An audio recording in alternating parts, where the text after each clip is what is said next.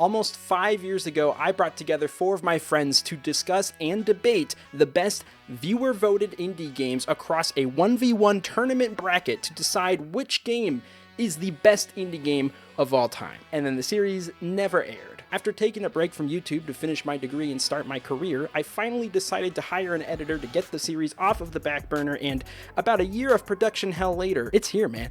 It's finally here. Those poor panelists who worked so hard so long ago can finally see this unaired bracket breakdown season as one more than featured-length movie released right here. Now keep in mind, because this was recorded way back in 2021, several games that have come out since are not included in the conversation, such as maybe Animal Wells, Silksong, Hades 2, anything that's come out since then. And also because it's been almost 5 years, a lot of our opinions have evolved and changed over time. So I'm pretty sure I can speak for the rest of the panelists when I say our opinions back then don't necessarily match exactly how we feel today. But if you take this as a period piece, I think there is some very interesting conversations that are had. Just done so in a quality standard that's maybe not up to today's par, but hey, it's definitely watchable.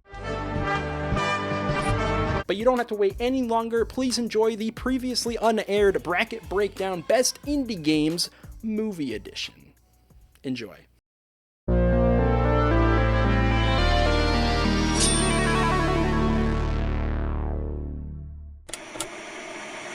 Welcome everyone to Bracket Breakdown, the discussion-based showdown where gamers decide which titles outclass the rest. This season, we're putting some of the most iconic, independently developed video games of all time against one another to find out which underdog could become the top dog. And today, we will be discussing Celeste versus Stardew Valley. And here we have to discuss these two titles. First up, the Xbox Platinum hit, Pat. I'm the Xbox Platinum hit. Wow, I must have ranked up recently. Up next, the Nintendo Player's Choice, Josh. Hello, everybody. Moving on to the Sega Classic, Maxim. Apparently I play Sega games now. I have barely played it, but you know what? I'll take it. And last but not least, the PlayStation hit, Panda, everybody. Hello. How's it going? And I'm your host, Tom. If you're new to the show, here's how our discussion will go down. The 4 panelists have 6 minutes of uninterrupted discussion time to make their cases for today's games. Once time is up, they will have 1 final minute each to make their closing argument. I will tally all the votes, and then make a final vote of my own to determine this round's winner. So, everyone, you have 6 minutes starting now. Let's hear what you have to say. Alright, first of all, I just want to say that if you think Celeste is not your favorite game, your opinion is wrong. You need to rethink your life. You need to go to Hawaii or something. I don't know. Just Already rethink done. your life. I think that these are 2 masterpieces of gameplay that we're not going to be able to really determine is better than the other. Also considering that they are both 2 entirely different game types, it's really hard to determine which one of these would be better. It's not really hard to determine. I mean, especially when you know, it's my favorite game of all time. I don't understand why there is even a debate. I was just gonna say, I saw the cast of the past episode on Celeste, and I'm understanding that Josh has probably this is probably Josh's horse, right? Celeste. I mean, it's up there. There's another contender too, depending on how this turns out. I think we can all agree that someone is going to get hurt this episode. Someone is going to get stabbed in the chest, because these are 2 massive games, and to start off the bracket with these 2 is just cruel. Like, whose idea was this? This is crazy. I think it was someone called Sat or something like that. No, that can't be right. But the also biggest problem is we're talking about genres that are 2 different sides. We're talking about frustrating game versus relaxing game. Yeah, well, to be fair, I mean, I think I get a level of frustration from playing Stardew. Not frustration, but I guess tensity. Just because of everything being on such a set schedule, you know? Like, there's a little bit of anxiety there with having to, like, get things done on a certain time. The same kind of level of anxiety that I feel when I play Celeste, right? But with Celeste teaches you how to tackle that anxiety. That is true. Right? Instead of giving it to you, it's showing you how to, deal with it at the end of the day. Yeah. Alright, well, I actually paused Stardew Valley in order to start this recording. I love this game, and I cannot believe this slander. I don't understand we haven't said anything how bad you could yet. even believe that Celeste would be the better game. Okay, so I will admit, kind of going into this, right, I'm definitely so much on the fence because these two games are great, but I feel like I'm leaning a little bit more with Panda at the start of this just because, I think Stardew Valley has a way of captivating you a little bit more than I was captivated with Celeste. Celeste kind of became one of those games that I had to put down and pick up later quite often, while with Stardew, I would be playing for long sessions at a time where I feel entirely addicted. Like, I have to get the presents to my girlfriend before the time is up, and just because there's like a day-night cycle where you think just one more day, while with Celeste, I found myself kind of putting it down quite frequently just because, the difficulty, like I could only put myself through so much. And hi, I'm Pat. I'm not a hardcore gamer. I am not great at really hard platforming games or other games, which automatically makes it tough to stick with Celeste for a long period of time. That said, Celeste also has a lot of really high moments. So, the thing is, I agree with when it comes to Stardew Valley. I'm gonna side with Celeste here because Celeste is a better game. I don't know what you guys are talking about, of course. But the thing is that, Celeste is very difficult. I get that. And it's very rewarding once you reach each stage. Like, oh God, we had to do it again. Oh God, we had to do it again. I finally did it. Oh God, there's another one. It's trials and errors and trials and error. Kind of like, I don't know. You're climbing a mountain with... Okay, truth be told, her climbing a mountain with no experience is kind of dumb, but that's a whole besides the point. She does have magical powers, so she got magical power when she went to the mountain. She got to the mountain. Most people who got to the top of Everest, they had Speaking magic. of that, the tutorial level is actually pretty amazing as well. It shows what it's doing and the intensity you're gonna be doing it. Everything has been presented perfectly when it comes to tutorial, and it's good. The problem with Stardew Valley is it's like, hi, you now have a farm. Hi, now talk with everyone. That's your side quest. And that becomes really frustrating because it's like, okay, I just want to concentrate in my farm, but now I have a side quest of talking everyone. And I might be antisocial when I say this, but I don't want a game where I just want to talk with people and farm at the same time. I just want to farm. And sometimes talking with people, it just takes the charm out of it.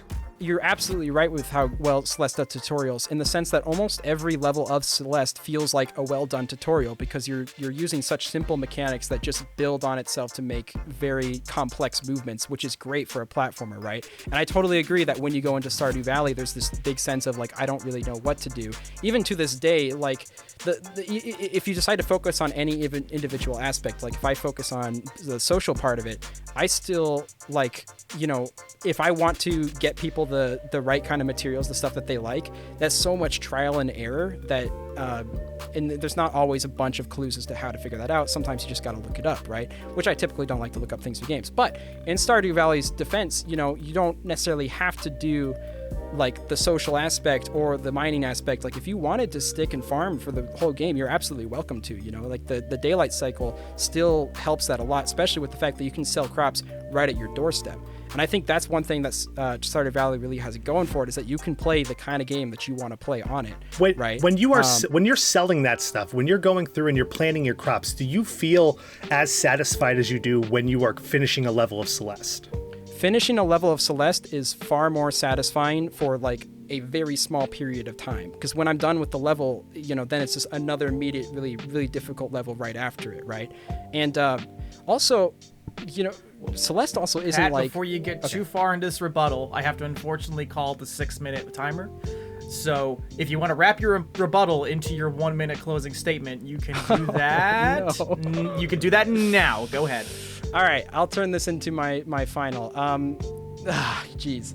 Celeste is stressful, and it's teaching you how to deal with stress, and that's great. But I think when it comes to meat and potatoes, there's just not enough in Celeste to keep me captivated nearly to the point of Stardew Valley, and Stardew Valley really lets you play the kind of game that it wants you to play. Also, Celeste has some difficult moments that just, it feels almost like too difficult. And I know that difficulty is a hard thing because it's so subjective to the individual people. But I find that overcoming challenges in Stardew Valley almost becomes easier for me than overcoming challenges in Celeste, because Celeste, it's so much trial and error, while Stardew Valley, it's just kind of the passing of time and slowly expanding your farm. I understand that's just the difference in genres. But ultimately, I think with just how much is jam-packed into Stardew Valley, that might be the tipping point for me that makes me want to play it over Celeste on most points of time during the day, as much as I love Celeste. So I'm going to have to go with Stardew Valley. All right. Josh, you are up next. We talk about difficulty in Celeste. Celeste has an assist mode where you can actually customize the game to your style of play. So you can go through, you can play the game with the unlimited jumps, you can do it with the unlimited dashes and everything. So you're pretty much focusing on the game to cater to you. We didn't even talk about the soundtrack. The soundtrack to Celeste is one of the greatest video game soundtracks of all time. It is just, chef's kiss, right? We talk about the summit, the last level of the game. No, every time you see that number getting smaller and smaller as you are climbing up the mountain, you are just like, you know that you're close to it. You're like getting goosebumps because you're like, I'm doing it. I'm going to do it, right? We start off at the beginning of the game. The game talks about, this is a monument to all of those who perished during the climb. Everyone who's lost their lives to mental health. Stardew Valley, you pass out when you're farming too much, right? This game's saying like, hey, listen, people have died because of this type of mental health. We are here to show you that this is like a celebration of all these people. Like, we are here to make you feel good. Talk about the DLC. The DLC talks about death and it talks about grief. I'm really sorry, Josh. I got to give you the same minute everyone else got, but you're really passionate there. I appreciate it. Maxim, would you like to begin your minute? The problem with Stardew Valley is time. You have to wait for the time to buy food, you have to wait for it to sell it, you have to wait for the crops, you have to wait for it. Quite frankly, the only thing I really enjoy in Stardew Valley is fishing. Because in fishing, you can do it anytime, you can do it, but then you have to wait, oh no, it's 12 a.m, I have to go, oh no, I did not sleep, I fainted. So you're always in constant time and everything like that. And yes, the game is easy and it's relaxing and there is no time, there isn't schedules or anything like that. But at the same time, the problem is you always have to remember that you are always on constant time. Whereas in Celeste, it's like you pick up, you fail, I'm getting a little bit tilted, I'll come back later. Come again. And like he said, there's assist mode. So you can do like, you can stop time in mid-till to go up or go left and everything like that. The thing is, Celeste is rewarding because you can do anytime you want. In Stardew Valley, you have to be in constant time when you're farming and anything else. Gotcha. All right. And last but not least, Panda. All right, so I have a rebuttal for pretty much every single point, but I can't do that because I have 1 minute. I just want to say that these two types of games have entirely different kinds of storytelling. I would say that the story in Celeste is very important. It's very heavy and it tells a very meaningful story. I would say that the story in Stardew Valley is no less important, and the story plays out throughout the time of developing your farm. And you play Celeste, you get through it and you're done. I kind of find that after the main story's timeline is not necessarily as interesting. Whereas Stardew Valley, you can keep playing it even after you've done every piece of content so far, because you can continue like leveling up your skills, continue farming, and build relationships with the villagers. I find that overall gives it way more playtime, way more interest to me personally. Well, that'll round out Panda's minute. All right, so we are sitting at a 2v2 tie. Starting off with title the tie. here. What in the world? Which means within the first episode, I now have to lay down the gavel and make a choice here. Now, I am a fan of both of these titles. I think they are lovely and some of the most charming independent games of the last decade. Josh gave credit to the Celeste soundtrack, but let's not sleep on the Stardew Valley soundtrack. Both of them slap. I absolutely adore both of them. My take on this comes down to a personal, I'll call it a pacing thing that I have with video games, where I personally appreciate a game that is willing to present something more concise in a complete package than something that's a little more variable and, just quite frankly, in Stardew's case, never ending. Stardew's fantastic, but Celeste has an objective, and I think it tackles it beautifully. Whereas Stardew, being a never-ending game, I think it's a little less impactful in my book. You know, you finish Celeste and it leaves an impression on you and you move on. In Stardew, you can come back and forth, whatever. You know, it's not a bad thing, but I think it makes Celeste the easier game for me to vote for this round. Dang. Wow. I can't even be too mad. Celeste is a great game, you know? Like, it definitely is. Yeah, that's the thing. Like, I know going before this, I know Panda loves Celeste too. This must be tough for him because. Yeah. But yeah, no, I think everybody made great points all around. I can't even be too upset. Like I said, this is a very difficult one because we are literally talking about frustrating game versus relaxing game. Mm-hmm. And some people really like relaxing game and some people like frustrating games. Yeah. Spoiler alert, I am the latter, and I'm pretty sure Josh is probably the latter as well, whereas you, Pat, and Panda probably is the former. So this was a very difficult. Just Celeste is good for me just because of the execution for me, but either way, both of them are amazing games. They're both like perfectly good at executing what they want to do. Can we get the camera on Josh for a second, just so that? Well, listen. I want to jump in. Like both these games are just beautifully done, right? You know, you have pixel perfect platforming versus, you know, farming. So it's great. It's great. Yeah. So I mean, we're happy here. Yeah. Oh yeah, you're happy. You're pretty happy.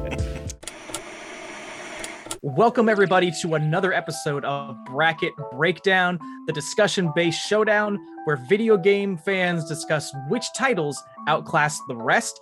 This season, we are discussing some of the greatest independent video games of all time, and joining us are panelists. First up, we have the Big Kahuna Burger, Pat. That's very accurate, thank you. The Krabby Patty, Josh. Ew. Hello, everybody. The Perfect Egg Sandwich, Maxim. Personally, I prefer nachos. And the Hors d'oeuvre Sandwich, Panda.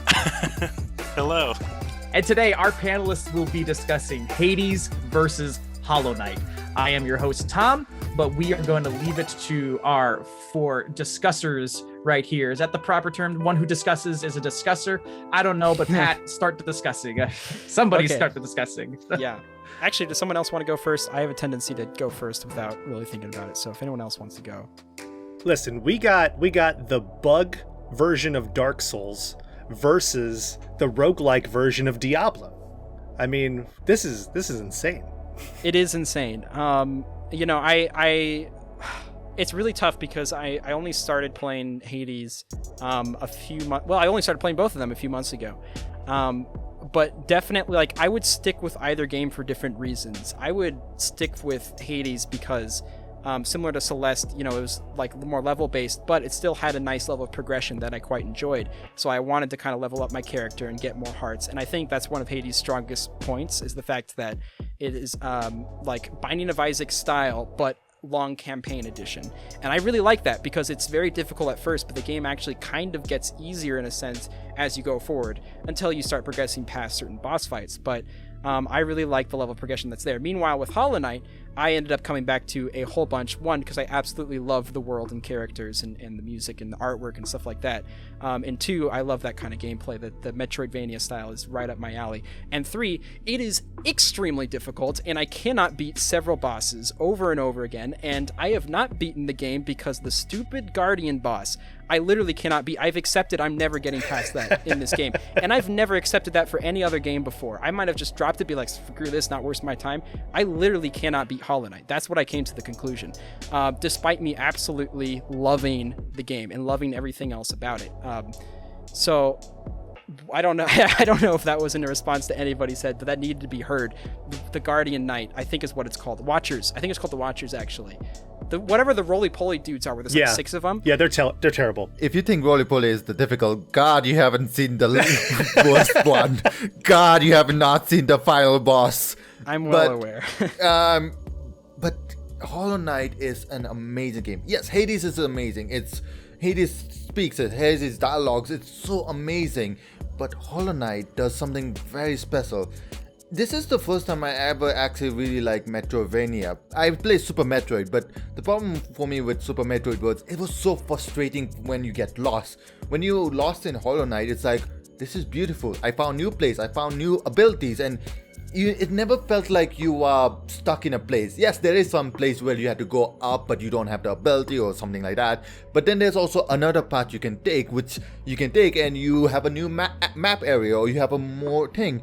In Hades, it's also fun, and it's a very fun game, but I have to go for Hollow Knight because it gives me new experience, new things, new beauty, and new ideas how to fight against things, how to do chips, and how you try to do something and you think it's not gonna work, but it is. Like a good example is when the badge. So one time I was like, I had 3 badges and I needed like, say each badge has like a different time slot. So like you have 2 power slot, 1 power slot. So there's one that I needed 1, but I needed 2. I was like, come on, and then you accidentally break the power slot, which is like, what is it, overhead or something like that, which is like you can have more, but then you take double the damage. It's like, whoa. The badge system is really well done in Hollow Knight.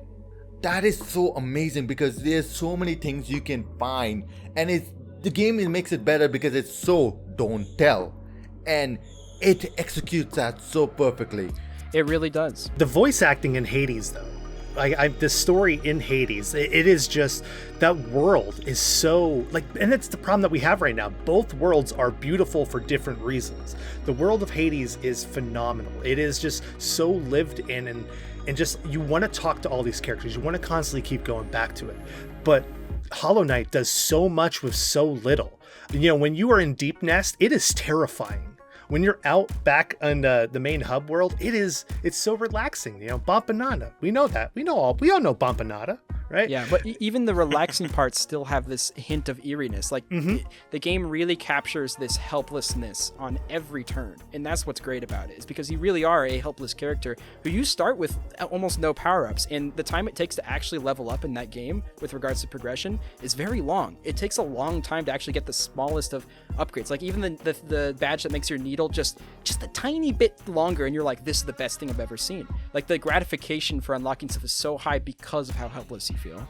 Heck, even at the end, you still are powerless because everything else just can kill you instantly. Yeah, everything, it grows with you, so you're always helpless through the entire game.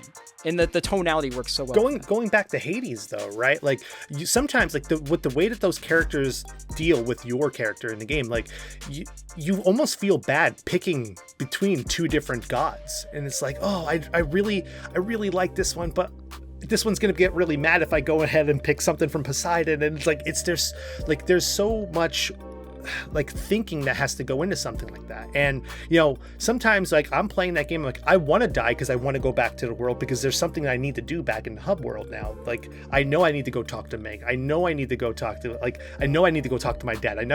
You get to pet the dog. You get to pet the dog in Hades, okay? Well, I think that's the difference between you and I, Josh. It's that I die constantly, so I never feel the need to go back, because I know it's just one more level before I go back anyway. I'm going to be entirely honest. I never got past the first boss, the Megara? Yeah, Megara, I think it was the woman, right? Yeah. Sword. Yeah, and screw that. I never got past And the thing is, though, like, both of these games, if you die, it's because of it's your own fault. It's not that the game's unfair to you. It's I got too cocky at a particular point, and I got my ass kicked. My only complaint with Hades is the god's ability. Once you know what you want, you're just gonna stick with it. For example, during my runs, I like to use the shield a lot, mainly because it helps me to block projectiles and everything. But when you have what is it? What's his name again? The one who gives you bolt abilities and everything. Zeus, thank you. When you have Zeus as ability, it's like every time you slash, it just changes damage to enemies. It's like, this is the best one. You just use this.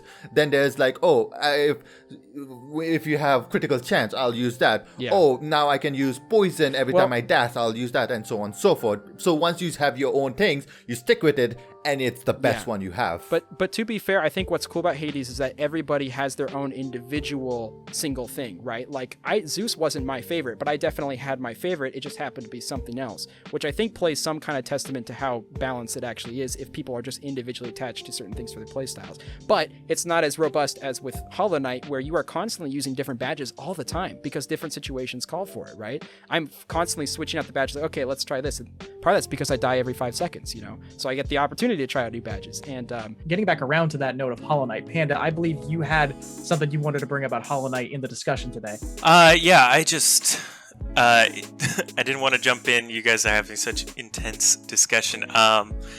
Only thing I really have to say about Hollow Knight is I fell in love with the Dark Souls series and that style of gameplay where you progress, you change your gear, you continue, and Hollow Knight brought that back, kind of. And everybody says, like, it's the Dark Souls of XYZ. But Hollow Knight really is very similar to Dark Souls in the way that the gameplay plays out, and like you don't know how to progress until you bump into something. And it really is honestly very good. What was it called? The like landscape storytelling, something like that. Just the tonality, the world building. It's yeah. The world building in Hollow Knight is fantastic, and I love the aesthetic. It's like Maxim touched on this a little bit earlier, but the idea of like where it kind of wins over even Super Metroid, one of the best games of all time, I'm gonna say. Like one thing it does great is just that you never do feel stuck because the world is so vast and it's so consistent. It's so consistent with that tonality of just feeling helpless, and the fact that everything was like hand drawn and they add the gallery that you can then look at the artwork and see the final notes on them, and it increases depending on how many of you kill. Like I absolutely love exploring the world of Hollow Knight. The only hindrance that gets in my exploration is the difficult bosses, which constantly gets in my way, right? But that said, I, as much attachment as I feel for the Hades worlds, like if we're talking about world design, I'd have to give it to Hollow Knight any day, because I'm so invested in every inch of that world. I want to understand what the difference is between the biomes, why certain areas are so much more distraught than others, and just how many surprises it has. When the bank goes missing, what? Hang on, where'd the bank go? That's my money. Like I absolutely love the world of Hollow Knight, so it's tough. Hades went up against a very tough one in terms of world design, and I think that's, I think I'm ultimately leaning more towards Hollow Knight as of right now. But I mean, if someone is a tough one, different. But when we're talking about it though, we say about the world building of Hollow Knight and stuff, but there's like, what's the story of Hollow Knight? You have to dig so deep into the lore there, where Hades, it's all surface level for you. You don't need to worry about exhausting all of your options. You don't need to worry about going to YouTube to try to figure out this stuff. You don't need to worry about playing the DLC, which is even more ridiculously difficult. With great voice acting to explain it all. Correct. It is tough, as we've noted, and I appreciated all the arguments, but now we've got to have the thesis statements from everybody. So I'll throw it to Josh just because he was speaking last. What would your final statement on these games be? This is hard because I love Metroidvanias. It's my favorite genre of video games. However, I just got a new love for roguelikes because of Hades, because of games like Returnal. Like it's like I feel rejuvenated now when like, oh, there's all these games out there, and it makes me want to constantly go back to Hades. I'm excited for Hades to come to Game Pass here in the upcoming months because I'm going back into that world. Hollow Knight, I played through it so many times, and like I can put it down when I want to. However, Hades, just like, I want to go back to that world. I want to go talk to the super undead guy that's in the area who gives you all the really bad updates, or the power-ups, or I want to go talk to the girl who's singing, who's in a hidden area. It's like there's so much world that's hidden in there, very similar to Hollow Knight. However, Hollow Knight does have one of the greatest boss fights of all time, which is the 3 Mantis brothers. The Mantis Knights is one of the greatest boss fights of any video game, and I will stick with that. However, I think world building and story, I have to give it to Hades. All right, Maxim. Enter the Gungeon, exit the Gungeon, Hades, Binding of Isaac, and there's so many more of roguelike games. I'm basically opposite of Josh, because fun fact, I have played other Super Metroidvanias, but Super Metroid was my first actual Metroidvania, and Hollow Knight just makes me really like it, because like I said, Super Metroid was an amazing game. It's just whenever I got lost, it was so frustrating for me. Whereas in Hollow Knight, it's like, oh, I just connected a new map. Oh, I got a new ability. Oh, anything. And yes, it's a very difficult. It's like, I don't know who to pick. But Hollow Knight just beats it. For me, Hollow Knight beats it by just like a 5% or 6. It's not much, but it's enough for me to say Hollow Knight is better than Hades. But honestly, I wouldn't mind if any of them gets the winning title here. Hollow Knight is fun. Hollow Knight is difficult, and if you can't do it, you can come back again. It's just exploring. For me, exploring was the main reason why I like it. Can I go next? Excellent. Do I have permission? I'll allow it. Oh, okay, because mine kind of connects to what Maxim was saying. But yeah, okay. Just getting lost in the world of Hollow Knight. Like, I haven't gotten that lost in a world. Well, I should mention I only played this game at the end of last year, but I haven't gotten lost in that sense when I first started playing Breath of the Wild, which, came out in like 2017. The idea of exploring this world where I care about every single inch of, and partially due to all the hand-drawn artwork, like to me, I just value that so much. And even though there are so many frustrating moments, like infuriating moments about Hollow Knight, and in Hades, when I die, I don't feel frustrated. I'm ready to get back in because it has that level of gameplay, that style of gameplay. Ultimately, I just have too much care and appreciation, I think, and investment. That's the big thing. It's just investment for everything happening in the world of Hollow Knight. While Hades, I see it more as just a pastime. It's something that's really fun and more arcadey, and I love it, and it's great that that's there. But I just ultimately I have to give it to Hollow Knight. It's not. It's a contest, but it's not tough for me to say. Panda, you get to close us out. All right. Well, I think that Pat said it best with arcadey. Roguelikes in general, for me personally, have never seemed to be master classes of gameplay, but the world building and the artwork, they're both very, very close. But overall, I think that the progression and ultimate finish of Hollow Knight, and you guys have said every single one of my points about Hollow Knight. It's just a fantastic game, and I also on the same page as Pat, I fell in love with that game. I got lost in the trying to figure out what was going on, and I love being able to go on YouTube and look up what's the story here, what happened to these people and whatnot.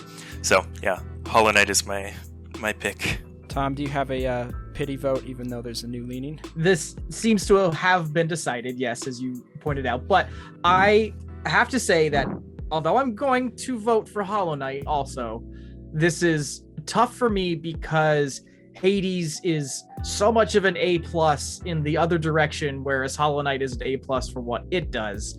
Hades was my first roguelike, and a lot of people say it is a great first roguelike, and I had a wonderful experience with it. Everything that's been said in this episode is accurate. Characters, lore, progression, it's all phenomenal. It's a delight to play. I think it was the best video game of its year.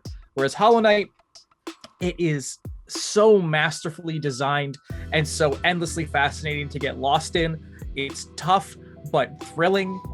So good, so many great moments and memories in a way that I'm kind of with Maxim, where it wins by inches. You know what I mean? I have to give it to Hollow Knight just because that game, man, I will often have like just emotional kind of just like flashbacks to experiencing Hollow Knight for the first time, be like, damn, what a good game. So I have to give it to Hollow Knight. I just want to say that this episode felt like it didn't feel like we were fighting each other. It felt like we were just fighting ourselves.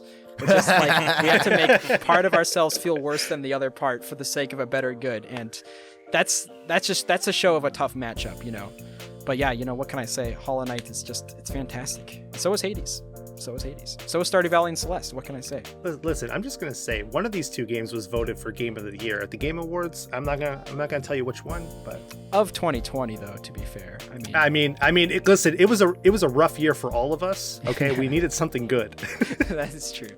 But it was going up against like Animal Crossing, and Fall Guys, Can you imagine if Among Us won Game of the Year? Yeah. No, voting is completely accurate. I was gonna like kind of jokingly stand for it, but also Among Us is next bracket. Don't worry, we're talking about that one soon. what I think is actually interesting about Hollow Knight, what Josh just brought up, because you reminded me what year it came out, 2017. Hollow Knight came out in a stacked year for video gaming as a genre, and yet it still stands out as something super memorable. You know what I mean? So I think that's also a testament to its quality, is that it hasn't fallen through the cracks. I can't wait for Silk Song. Whenever It's they never release coming this, out. I know. It's never coming out. No. It'll come out the day after Prime 4 comes out. That's what I bet.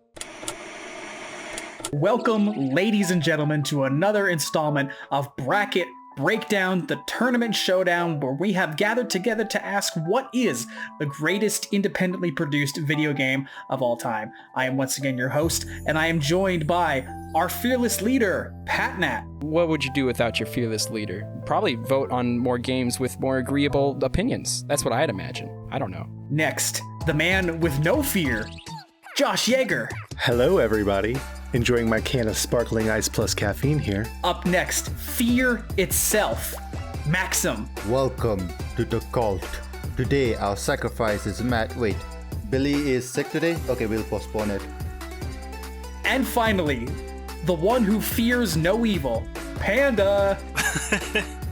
I guess that's me. Hello. The two independent titans going head to head today are Spelunky and A Hat in Time.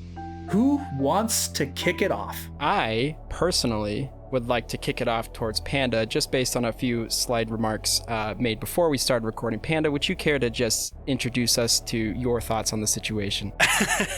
All right. Well, I did make it known that these two games are definitely not the kinds of games that I would be choosing for a greatest of all time kind of list. These are not the kind of games that I choose to play on my own time, and I said it in the last episode, roguelikes are not really up my alley in terms of gameplay, and 3D collectathons have never been better than Mario. I think the top 5 of all time are Mario, so I don't think I have too much to say about these two in terms of comparison. One thing I kind of agree with you, Panda, is that I'm also not into roguelikes. So naturally, not into Hat in Time, too much roguelike, No, I actually, that was a joke. Sorry, it was just not a very good joke. I do kind of agree that when I played Spelunky, I was like, this is a well-crafted game that is just not something I would naturally pick up on my own. I don't think that's necessarily a detriment towards it, but I also think that there's some aspects of Spelunky that keep me a little bit disengaged. Part of that being just kind of the level-based structure and how much randomization that's put into what you get and stuff. So I found myself just kind of playing for small portions and then putting it down, but not in the way that Hades, where I would play for a long time and constantly try to get a better score. I never really felt much need to get much deeper quite physically in Spelunky, but you're open to change my mind about things too. I mean, I know we probably have at least one Spelunky fan in here, right? Spelunky is the grandfather of roguelikes when it comes out. And, it grew up on the Xbox Live Arcade so long ago. And it's the early years of indie games coming to the 360 generation of console of games. I think that game still holds up to the day. The art style to it is fantastic. It's one of those, just one more run. Let me see what I can do. One more run. And then you got Hat in Time.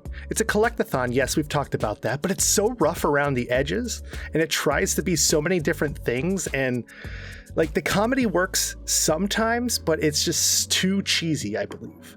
And where I enjoy the humor that's in Spelunky, because you're oh, you son of a bitch. It's no matter what you go into, even if it's a trap, you're oh, I messed up myself. Where in Hat in Time, you're fighting against the game controls. It's funny because it's everyone is Spelunky, or Hats in Time. That whole thing is you go to a friend Johnny's house and you're oh, they are watching sports. Yeah, I know sports. I love sports. This is just me with Spelunky and Hat in Time. Now, I have played these two games, don't get me wrong, but for me, and I know I'm gonna get a lot of hate comments, sorry Pat, I think these two games are pretty meh in general for me, because Spelunky, it's fun, but it's like, oh, I'm doing something and I died. Okay, let's do it again. Oh, okay, I did. I'm gonna go and I spiked. Okay, whatever. Okay, I'm gonna go and I blew up. It's like, okay, I'm trying to learn, but the problem with Spelunky for me is it's too random that sometimes you're not learning. I feel the exact same way. Yeah, it's like because when I feel like when you have games that are like kind of constant run based where you're supposed to respawn and then immediately go, which I don't know, I guess Spelunky might not be as fast paced as some other games like that. I usually like to learn the patterns so I can adjust to them better. But at the same time, had it been a pet, I don't know if it would be as interesting every run. But I do think it's interesting. I feel like we have almost 3 swing votes this time because Tom's the moderator. Maxim and Panda don't like either. I'm a big Hat in Time fan. Josh is clearly not a huge Hat in Time fan. But to comment just a little bit on Hat in Time, I do think it's interesting that you felt you were battling with the controls, because of all the things I was battling in that game, controls really weren't one of them. I had no problem navigating the world with moving the camera freeform, and even just mobility felt so like fleshed out to me. For me, the rough cuts come more when it came to like things clipping through each other's or sometimes glitching through the map. Extreme frame rate dropping. Rate dropping, yeah, that is another thing, you know. But mobility wise, I think this is one of the closest steps to good 3D platforming, aside from things like Mario Odyssey, which obviously is going to have a little bit of a leg up given its history and just how much money goes behind that.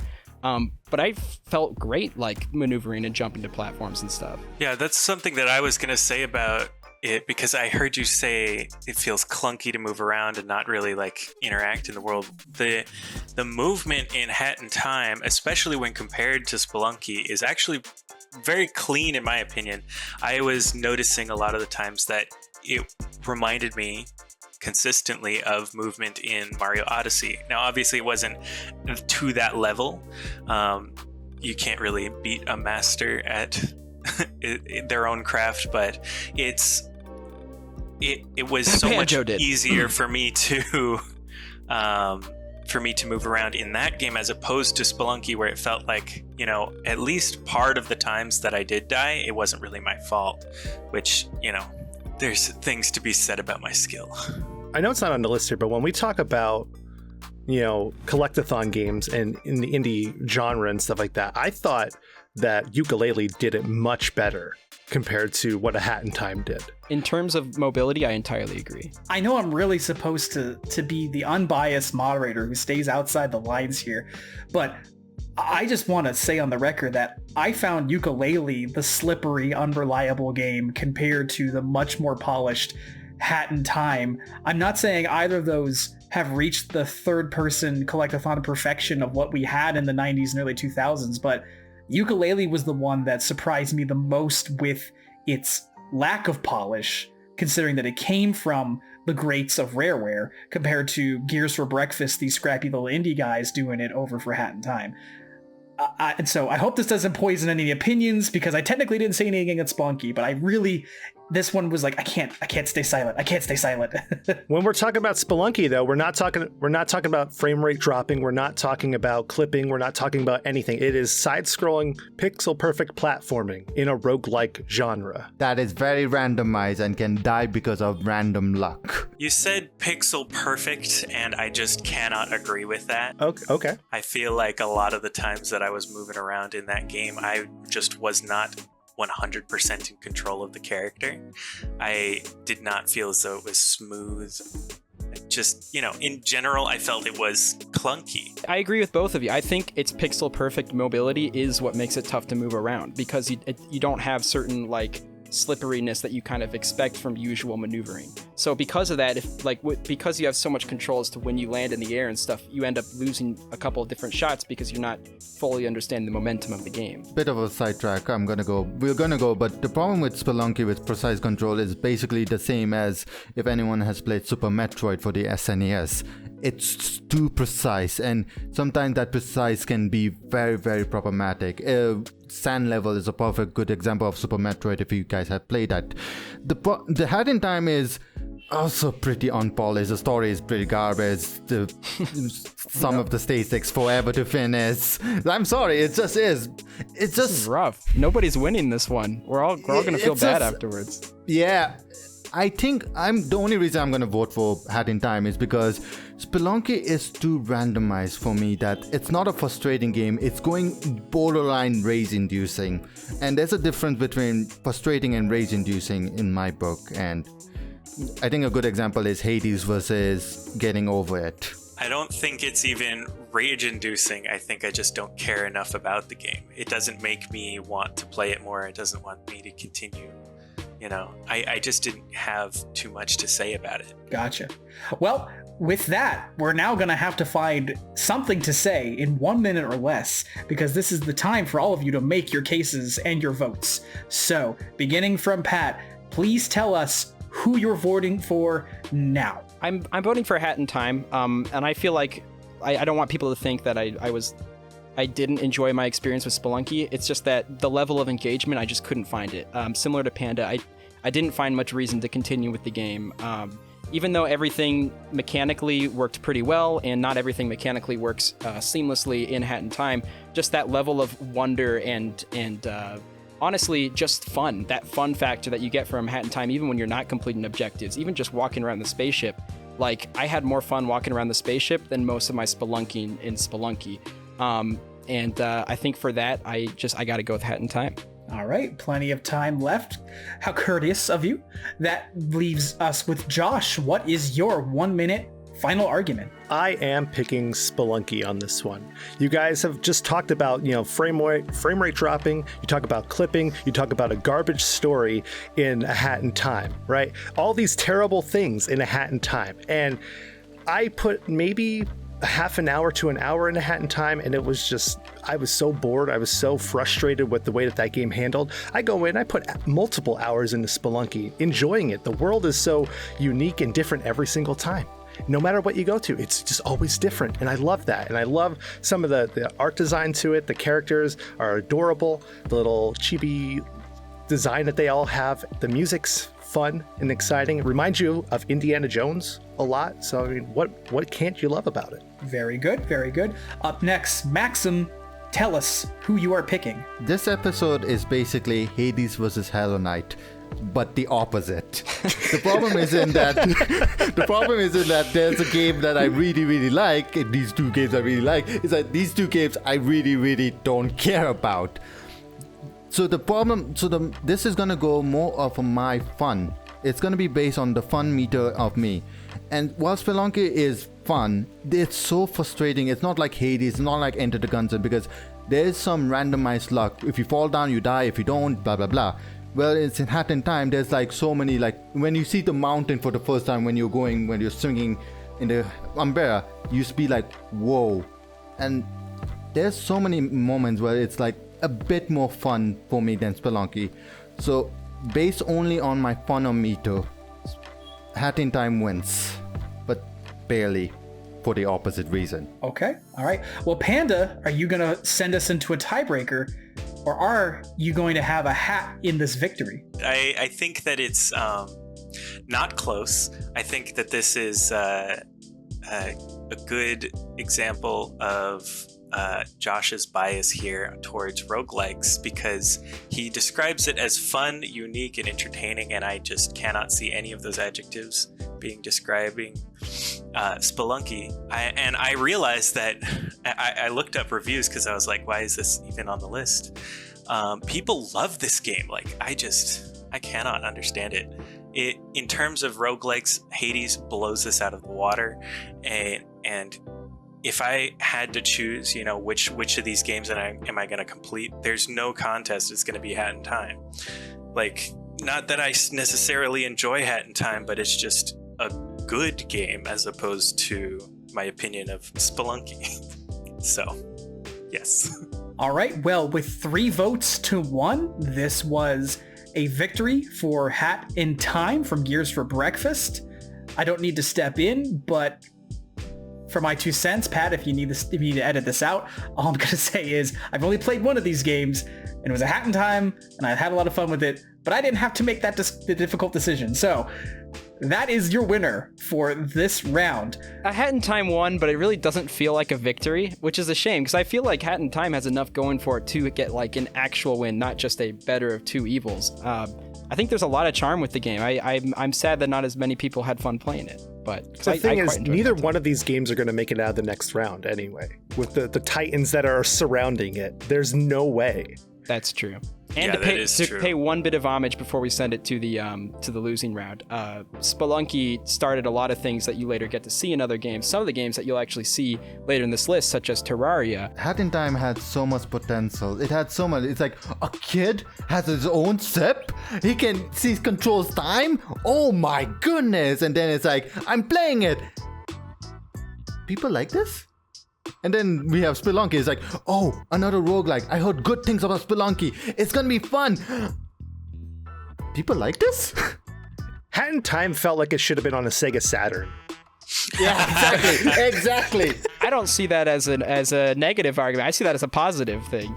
Saturn's got some cool games. The thing I'm just gonna say about A Hat in Time, because again, to be fair, I don't have any experience with Spelunky, but it is quite possibly the best attempt at a 3D platformer collectathon we've gotten since the heyday of that genre, and yet it is very just kind of rough around the edges in what it's trying to do, because it wants to do so many things at once that I feel like it falls a little short, but I admire the hell out of it for its personality and its like go for it, do whatever kind of style.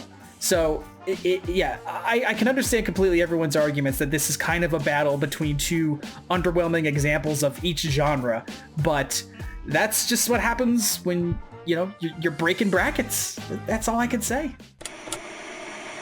Welcome, ladies and gentlemen, to another exciting installment of Bracket Breakdown, the tournament-style show where we debate which is the greatest independently produced video game of all time. I'm your host, Tom, and I'm joined today by the top of the ladder, Patnat. Would you all like me to drop down the drop ladder for you guys? Looking down from the balcony, it's Josh. Oh, hello, everyone. Looking down on all of you. Looking out on the landscape from his mighty tower, it's Maxim. I love you so much. It's just you, me. Oh, hi.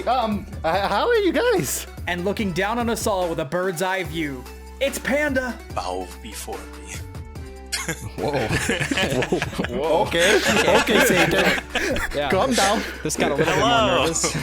How's it going? And right now, we've got a handful of an episode. It's the game full of friendship, Undertale, versus the game full of punishment, Cuphead. And I'm sure there's going to be some strong opinions out there today. Folks, take it away. To be fair, you could say the opposite. Undertale is full of deadly and Cuphead is full of friendship, but that's besides the point. Yeah, they both kind of work both ways. You could consider both absolutely deadly or absolutely friendly, but mostly just visually in the case of Cuphead. Do either of you guys have a strong case for Cuphead? Sorry, let me rephrase that. Do either of you have a strong connection to Cuphead? Oh, 100%. I don't know if you guys have ever heard our podcast. I talk about, I beat Cuphead. I beat Cuphead several times. He did. He has actually beaten it. Love Cuphead. The art style, the music. Oh my God, there's so much to it. We're getting a Netflix show coming out very shortly with Wayne Brady as the voice. But no, just the characters, the design, the animation inside this game. It looks, yes, we all talk about it looks like old Looney Tunes or old Mickey Mouse cartoons and stuff. But there's something so beautiful and cute about it, but so menacing at the same time and so disturbing, and that's what's awesome. Also kind of applies to Cuphead, to Undertale, at least the really kind of cutesy, but then also slightly underlying terrifying. Like that's again what Undertale's got, but I would say it is absolutely no contest as to which one of these games I personally think looks better. Undertale looks awfully gross, partially purposefully, I believe, but also I think a big part of it is just, having one person working on it and recreating NES graphics. But even when things expand beyond NES graphics, like when they they set up the barriers, like this is how the game's gonna look, this resolution, these amount of pixels, and then they break it by doing something crazy just to exceed your expectations. That stuff is cool, but even at its best, Undertale does not look great, while Cuphead looks phenomenal at every frame. I do appreciate your opinion about art, but you're forgetting about something that Undertale has done that a lot of indie games pretty much fail to do pretty soon, and that is music. Yes, yeah, I 100% agree. Cuphead's music is amazing. It's all jazzy, it's like da da da da. It's fun. And I really do like Cuphead. It's a bullet hell game, and you have to constantly, and I like bullet hell games. Like, I mean, Joss can also testify because he also likes roguelike, Enter the Gungeon, Hades. It's basically our game. But Undertale has a music that's beautiful. It's the perfect example is, for example, Tori's Heartache music, and then Toby's what was its music again? But there's some Easter eggs, for example, like in Tori's, there's no indication that the king has it, but the king has some melodies of Tori. It's those kind of things that's fine, and there's so many little things that they subtly put in Undertale that is really, really appreciated. So graphically, sure, it's not the greatest, but if you're gonna just look at that point of view and not look at other things, I think you're missing out the bigger picture. Yeah, so basically aesthetically it still has stuff going for it because of the music. Like the music almost makes up for this very bland, sometimes visual vomit. I'll say it sometimes looks really, really bad, but the music, it's structured like a musical. Like you have reoccurring melodies that appear later, all to strengthen certain moments and make you remember certain feelings at different points in time in the game, and it absolutely aids the gameplay well. While Cuphead, the music, don't get me wrong, is great. It's just like, I feel like when arguing about music from games that all have really good music, this is one of the few case scenarios where I think it is an actual valid point to say that Undertale's got some kick-in music, basically. Many other games on this list, it's probably going to be a moot point because every game on this list has a good score, typically. So, Undertale, though, it kicks. I mean, Undertale does have Megalomania, which is one of the most, that just slaps. Absolutely. Yeah, I remember when I visited Panda, one of the common songs, like there was very frequently Undertale songs or Deltarune songs being played just in his car on his usual rotation. It's because it's so iconic beyond the game itself, and yet still works so well within the game, basically. And that's the crazy part about it. I mainly listen to a mix of like electronic music, and Undertale lends itself to being remixed very, very easily.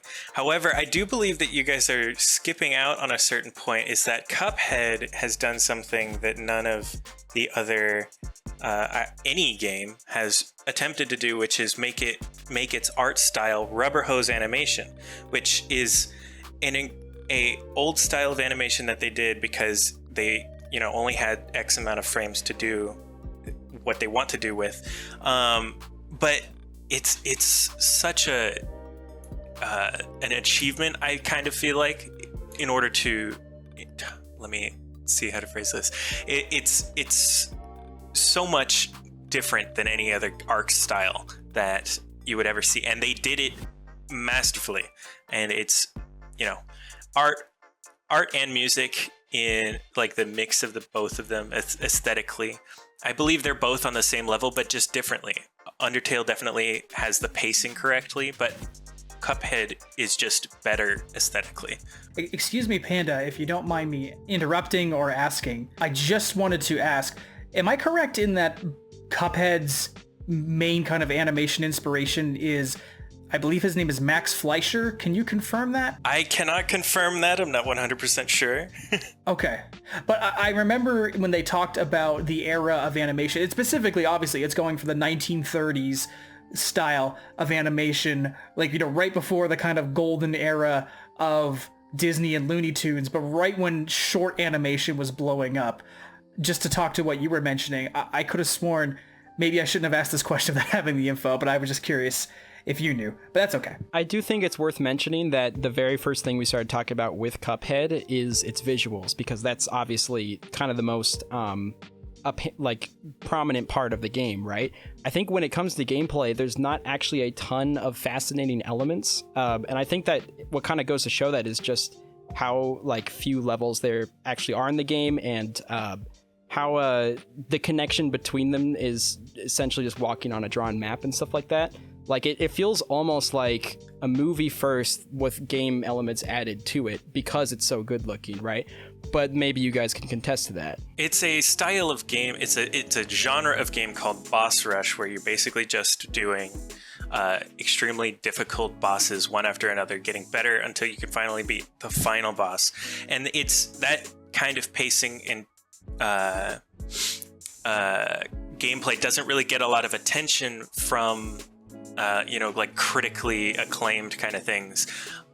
What Cuphead got its attention from was its aesthetics, and this, I feel, this genre is one of my favorites. So yeah, but even then, it certainly is different, Now, see, the thing is, though, both games make you feel something completely different, Absolutely. Right? Undertale makes you feel happy if you're going through an optimist run or whatever they call that, and then it makes you feel terrible if you're going through what is it, the one where you just kill everybody? Genocide. But yeah, genocide run. Kill everybody's better, though. Yeah, exactly. But it makes you can be happy when you're playing the game. You can feel terrible when you're playing the game.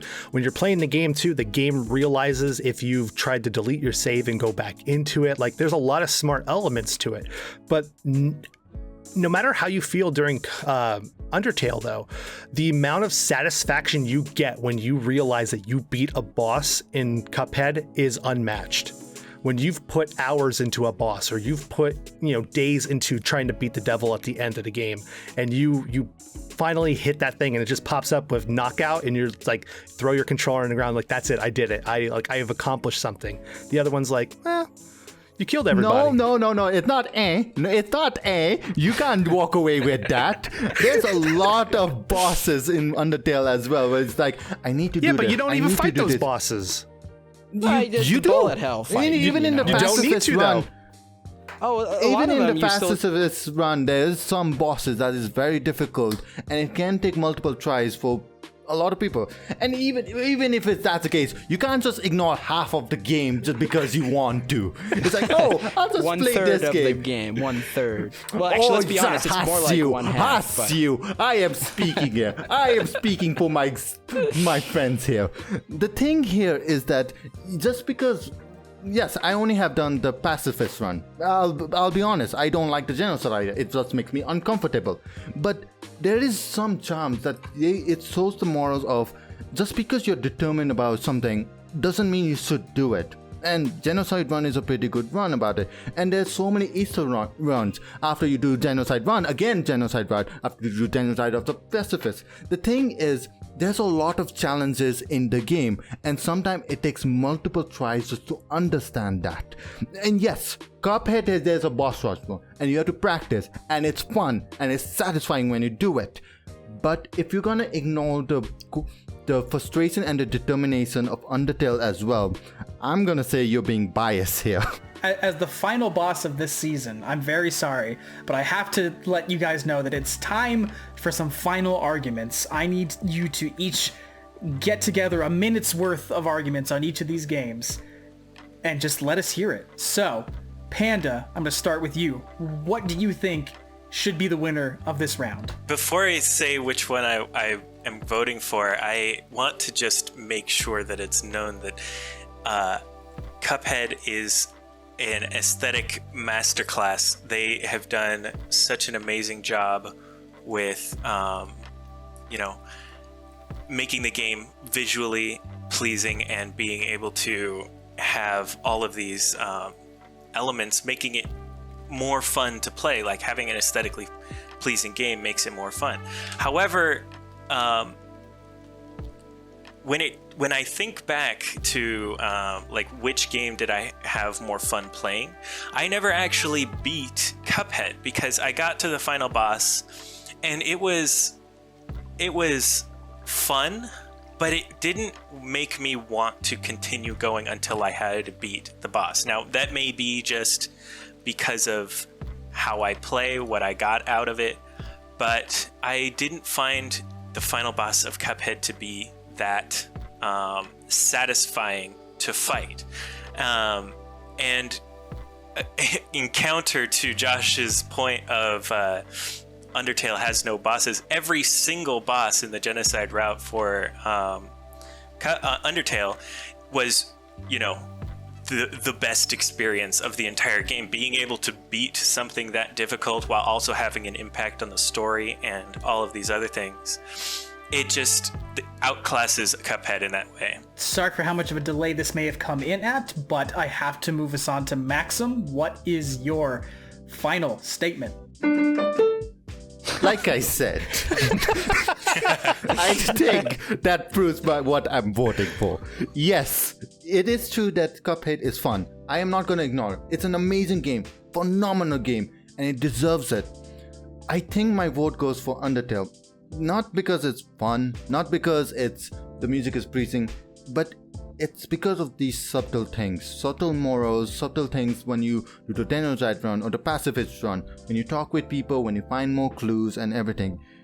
Toby Fox, the creator of the game, said that he worked on 4 years by himself, breaking and testing and everything, and it shows. It shows how much dedication he put and all the Easter eggs. And he still does it with different ports. Like Nintendo Switch has different Easter eggs and the Steam version and so on and so forth. It's a good game. And because of these subtleties, while Cuphead is good game, an amazing game, and I say it's an equal footing to Undertale, Undertale is my vote because of these subtle things. All right. Well, Josh, what would you say between these two big contenders? This was one of the hardest matchups in the bracket so far. And I love both these games. Don't get me wrong. I know I talk a lot of crap on Undertale. Don't get me wrong. I absolutely love both of these. But Undertale has something that Cuphead doesn't. And that is one of the most toxic communities in all of gaming. And that's something that we didn't even get to, guys. We didn't get to the point where people are going to just rip you apart because you didn't collect the one special item that has a 1 in 0.0016 chance of dropping, because you're not a true gamer if you didn't get it, right? Go on. This video is going to post up online, and because I'm going to bash Undertale right now, you're going to we're going to get downvoted here because people are like, oh, whoa, he's talking bad about our Lord and Savior, Undertale. Undertale is like the Kojima of indie games right now. The way that people just praise him up and down, right? That's why Cuphead is the true victor in this match. It is wonderful. It is charming. The music's great. The music fits the world. It is just beautiful. It is a beautiful game. It is difficult beyond belief, but that's what we need sometimes. Sometimes we need to be pushed. Bold words, but it all comes down to Pat. What say you? Bold words indeed. Okay, so I'm going Undertale. I love Undertale. It's the first video game that has made me. It's the game that I have felt the most emotion towards when playing. I did not think it was capable to feel that way when playing a video game until I played Undertale back in 2015. So I have a huge attachment to it, mad respect to how they're able to handle characters and world building and stuff like that. And while Cuphead doesn't do anything inherently wrong per se, I think where Josh and I differ is that I like the satisfaction of playing in the moment, while Josh very much gratifies the satisfaction of the victory. I don't usually feel much satisfaction from victory. Victory is kind of a secondhand thing for me. So it's naturally already more towards my tastes. But also I do want to mention just about the community. If you do play Undertale, if you decide to pick it up, just don't tell anybody you played it. Don't go online. Don't mention anyone asks you play it, just say no. Because you don't need to hear their BS. Because that's the thing. Undertale, your relationship with Undertale should be a personal one. It shouldn't be something that's built of a collective of different things you hear. What we're saying right now shouldn't affect how you already feel with the game, basically. Every other game, you could take it into consideration, just not Undertale. That's a personal thing. Don't tell people you play. I never played it, so there you go. I have to go with Undertale. Moral of the story, fandoms are idiots. Never listen to them. It's 3-1 Undertale. How do we feel about this? How do we feel about Toby Fox how do we, like, I don't mean to phrase it like this, I'm saying this is a negative thing, but how do we feel about the fact that one person's entirely produced game managed to kind of beat out the work of many? You know what I mean? Like, does that speak to the quality of Undertale? How do we feel about that? It really sucks because Cuphead didn't really do anything wrong. It's just you're right. The fact that one person was able to do all that with one game is just absolutely crazy, and it really does pay respect towards Undertale. It's not even also as one person. It's just a game that's better, that's as good as Cuphead. In a way, it doesn't even matter that's one person. Because if you want to say like, oh, there's one developer who made the game, Yandere Simulator. We don't talk about Yandere Simulator for a reason. I'm in no way trying to take away from either game. I just thought it's kind of an interesting note that out of the entire Tom, bracket... my real question... I was just wondering what your pity vote would go towards, if it did matter. I was a complete sucker for everything that Cuphead was doing aesthetically. I'm a big fan of like classic animation, and when I saw this game, I was like, oh. Now, its difficulty is a bit of a barrier for me, but I admire everything it's doing. I appreciate everything it's doing.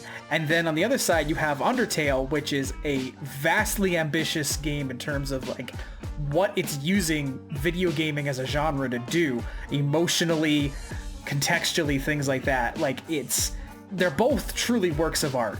If I had to give one the edge, I'm gonna say I would pity vote Undertale because of the amount of options you can take within playing it. Like, Cuphead, playing it and beating it is an achievement, but Cuphead is a game that basically says, like, you have to beat me the way I say you beat me. Like, if you want to play on a lower difficulty, I'm not letting you touch the final boss until you do it right. Whereas Undertale is like, take the route you want and see what you get. And I'm more interested in something with that more of a possibility for multiple gamers.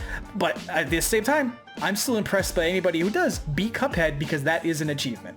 You know who I'm sad for? It's not Cave Story, it's not Seven Night, it's not any game, it's Joss now. He's just losing. Listen. He's just losing. Hades versus Hollow Knight, Spelunky versus Hat in Time, Undertale versus Cuphead. Like, it has been 4-on-1. Josh is going to tear up the losers bracket. He's going to lead the charge and be like... He's just not gonna let us talk. He's just gonna shut up. It's my turn. Hello, folks, and welcome to another edition of Bracket Breakdown, the discussion-based video game eliminator show. This season, we are continuing our dive to find out what is at the top of the mountain amongst some of the most iconic independently produced video games of all time. Let's meet our panelists. First up, the Papa Bear, Pat Nat. I'd prefer to be called Blue, but Papa Bear works too. What can I say? Up next, the Honey Bear, Josh. Oh, honey. Hi. We move on to the Baby Bear, Maxim. Wanna be pissed off in 1 second?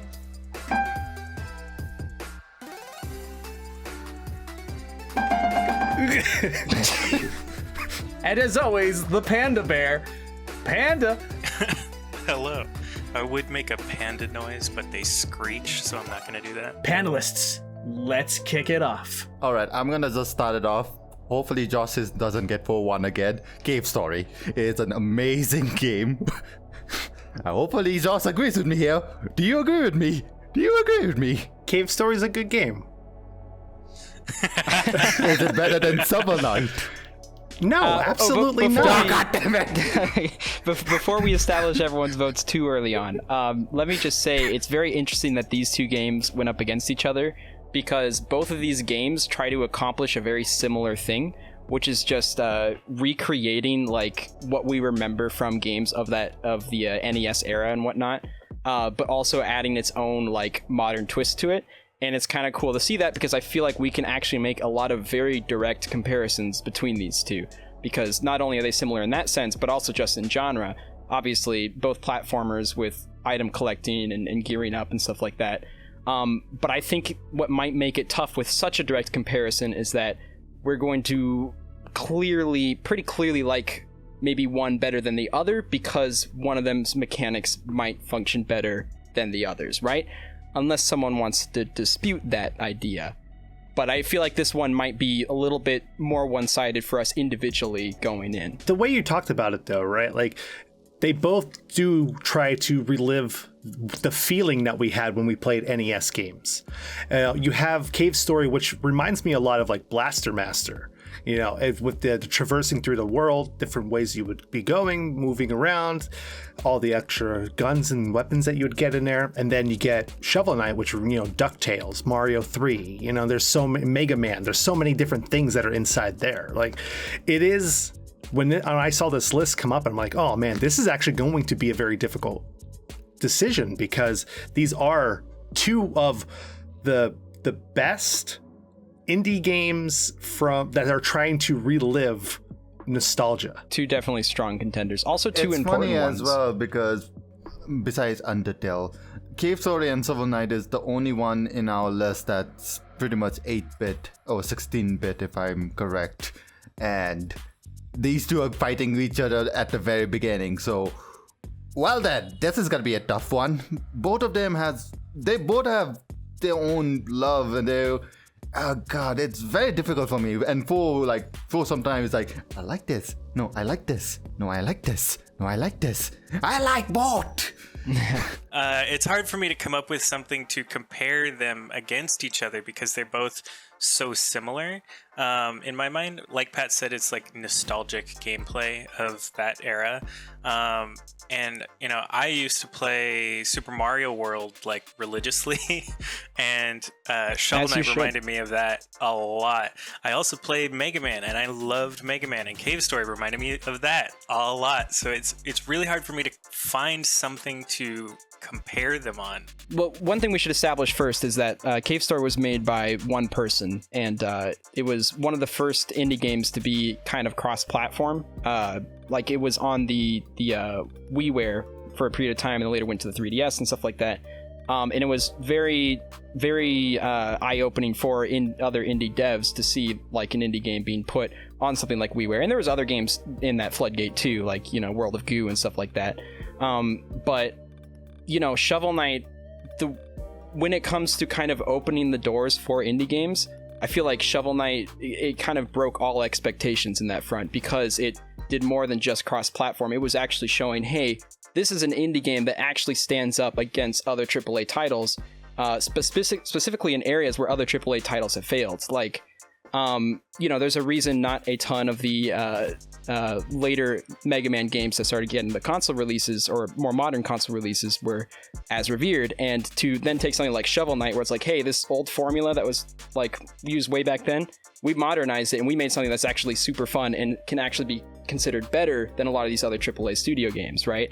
I can't fully say the same thing about Cave Story, I think. Playing back Cave Story, it wasn't the most seamless experience, while when I replayed Shovel Knight earlier today, and I played both of them earlier today just to fully refresh, it's still just every movement and function works exactly as I would expect it to. And I just feel like that's something that Cave Story is really missing, is just this level of fluidity when trying to progress through levels. But maybe you guys can contest that. The thing is, we have to also consider time as well. Well, not time, but more of effort. And I don't know how to say this, but when it comes to Cave Story, there's something more built into it. Like you are exploring everywhere. It's like a Metrovania game, and you are exploring everywhere. I know it's not fair to compare Metrovania to a side-scrolling game, Shovel Knight, but at the same time, there was a lot of contestants to do it. I will admit, some of the Cave Story's contestants were stupid, to say the least, but for me, it was fun because it's like, okay, I'm building up, trying not to get hurt. I'm understanding the enemy's movement, trying not to get hurt. Oh god, the boss is tough. And the final boss, god, the final boss was annoying. But once you beat him, it was pretty exciting to know that you did it. And then there's also some hidden Easter eggs, and there's a lot of things. And yes, Shovel Knight is amazing, but Shovel Knight was put a lot of. It's so hard to say because I really like Shovel Knight as well. Yeah, and I can't really put it in words why I like Cave Story better than Shovel Knight. I think I know what you're getting at though, Maxim. Like, because there is this level of heart that goes into Cave Story with the fact that it is like it feels more like a journey than Shovel Knight. I mean, Shovel Knight definitely is a journey and a narrative and characters that you. Oh, you're right. It is really hard to talk down about either or, but I think a big thing for me is just that, like you mentioned, Cave Story is a Metroidvania, but it's a Metroidvania that I didn't particularly enjoy exploring the nook and crannies of the world. And I think that's partially just because of something simple like level design. I think a lot of times the way the terrain interacted with you made it feel like it didn't want you to explore it in a way, with some jumps that felt unrealistic or bizarre theming choices with just the way terrain just kind of floats in certain places while I guess with Shovel Knight, you know, the way the terrain interacts with the player, it's all stuff that you almost expect to happen when it comes to even just breaking random walls. Somehow you know like every wall to break in Shovel Knight when it looks almost exactly the same. You say that, but Cave Story does have a gun. Well, if you just point it down, it just literally just launches you upwards. I think that is the strongest part of Cave Story, is the way it handles its weapons too, to be fair. Like the fact that they level up and can level down and stuff like that, it's such a cool mechanic that I haven't seen in any other game before.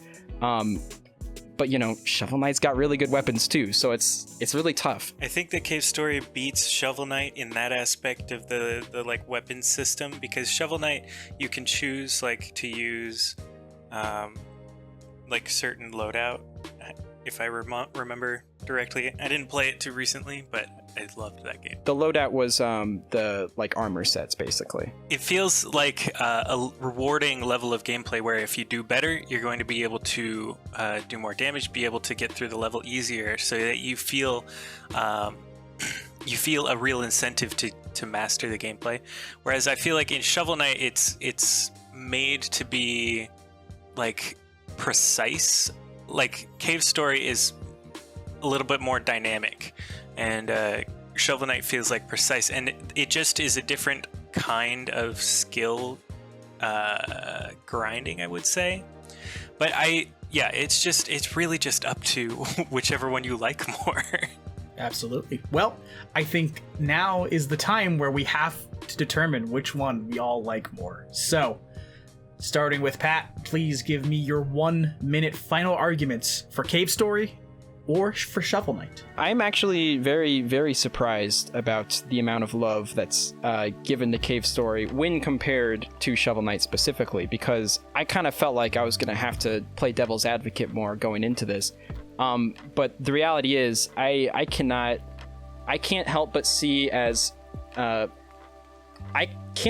that Cave Story maybe crawled while Shovel Knight could run, kind of thing, because the mechanical halts that I run into at almost every step when playing Cave Story, it's not absolutely unbearable, and I can still play through the game and enjoy it. But the fact that I don't run through any of that when I play Shovel Knight, when it's designed to a T, to where I never feel like the game is trying to fight back against me. It's only myself who's making mistakes. At so many points in time in Cave Story, it just felt like the game didn't want me to play through, because it enemies coming off screen, random one-hit kills that I don't understand, and also just a world that didn't seem as interesting to me, even though the characters absolutely were.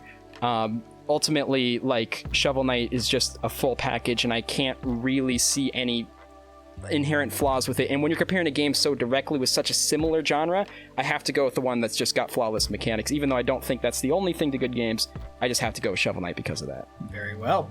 Josh, what are your thoughts? Ladies and gentlemen, strike the earth. Yes, Shovel Knight is the best game of these two here. Not only is it one of the best 16-bit platformers that you have out there, but it's also one of the best soundtracks in any indie game. Jake Kaufman coming in with soundtrack that totally slaps, right? But what does Cave Story have? Well, what does Shovel Knight have that Cave Story doesn't? Oh, 1, 2, 3 DLCs that are full-fledged stories that are prequels and post-story opportunities for your game? What else you got? Multiplayer? Yes, you can play side by side. What else does it have? A fighting game inside of it too? There's so much into this game. It has amiibo support. Shovel Knight has been in how many countless games since this, right? He was in Yooka-Laylee. He's in Smash Brothers. He's in all these other wonderful indie games that are out there as well. Shovel Knight is here to stay. Shovel Knight is going to go all the way because Shovel Knight is better than Cave Story. We have to leave it to Maxim next to see if Shovel Knight will go all the way. It's sad that I can't vote for both of them. Yeah. That's kind of the name of the show. I absolutely love both of the games, but for me, Cave Story is... I can't tell you why. I can't tell you how, and I can't tell you whatever reasons I have, but I like Cave Story a bit more than Shovel Knight. It's probably because of nostalgia. It's probably because that was the first indie game I played in such a long time on Steam. It's just fun. Yeah, I probably will have played it back and be like, oh god, this is not aged well or something like that. But for me, it's just fun. It was fun to play. And I remember one time where it was like 10 p.m. and I was like 16, 14 or something like that and I was like, okay, I have a laptop, I have a controller, I'm gonna just play for say 1-2 hours. I hear a knock in the door and it was my father and he's like, why are you still awake? And it's like, what are you talking about? It's only, oh god, it's 3 a.m. And for me, that never happened in any other game for a long time. Shovel Knight definitely not. For me, it's like only 1 and 2 minutes and then 2 hours, sorry, and then I just stop. But Cave Story I played endlessly and I just did not feel bored. So I think that's the reason why I vote for Cave Story. The heart wants what the heart wants. Sometimes that's all you need. All right. Well, Panda, it's time to choose with your heart. All right. Well, I feel like I would have to take a college class or semester in order to be able to specifically define the differences in mechanics between the two, the differences between like the tightness of the gameplay, because they both felt so good but different. Now, to me, the choice is going to have to come to like aesthetics and nostalgia, because I just like the way that Shovel Knight looks way more than Cave Story. And Cave Story hits on a kind of nostalgia for the Mega Man franchise, and I believe that someone mentioned like Metroidvania kind of gameplay. Those are not the games that I played when I was younger. I played Super Mario World and Shovel Knight. The first time that I played Shovel Knight, I remember so specifically feeling like this is the exact kind of gameplay style that I was missing from that kind of platforming, that tight of gameplay. And the aesthetics are beautiful. Josh touched on that with the soundtrack. It's such a good game. Like, and it's not to say that Cave Story is bad, but Shovel Knight has my vote. All right. Well, with a 3-1 decision, I don't have to break the tie. Shovel Knight will advance through this round. Josh, finally a game that you survived. How do you feel about that? Oh my god, I'm speechless. I'm also very excited that a game that features not only Kratos but the Battletoads has also made it into the next round as well. Oh my god. Oh, that's not indie. That's not indie at all. We have to disqualify Shovel Knight, thrown out of the bracket. Cave Story is your winner. Cave Story wins by default. Is that what you wanted, Maxim? Yeah, no, too much money. Yeah, there's so much to even touch on with Shovel Knight that I felt like I wanted to save for later winning rounds, because I was like, I feel like Shovel Knight's going to make it through. I feel like even just the stuff that we tapped on here, it's like you can't ignore how good even just that small stuff we tapped on is. And we'll get into like some more specifics later on. It's just that Shovel Knight is outstanding. It's crazy. It's absolutely. I only ever played the Mega Man Legacy Collection, so I never played it when it was like big. It's worth mentioning that Shovel Knight also takes a lot of inspiration from Mega Man, but yeah. What are the odds that both of these games, though, that we're talking about, grew up on the Wii U and transitioned over to the 3DS? Yeah, no, it's crazy how similar these two games are. Like, the fact that they went up against each other is what are the chances?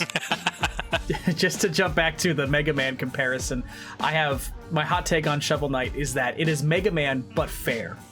The gameplay does everything that classic Mega Man embodies, but without the, I don't know what you would call the translation of I don't know what you would call the translation of hitboxes to platforming, but man, like Mega Man's insistence on his whole foot needs to be on that ledge and everything. It's just like, okay, come on, this is ridiculous. So.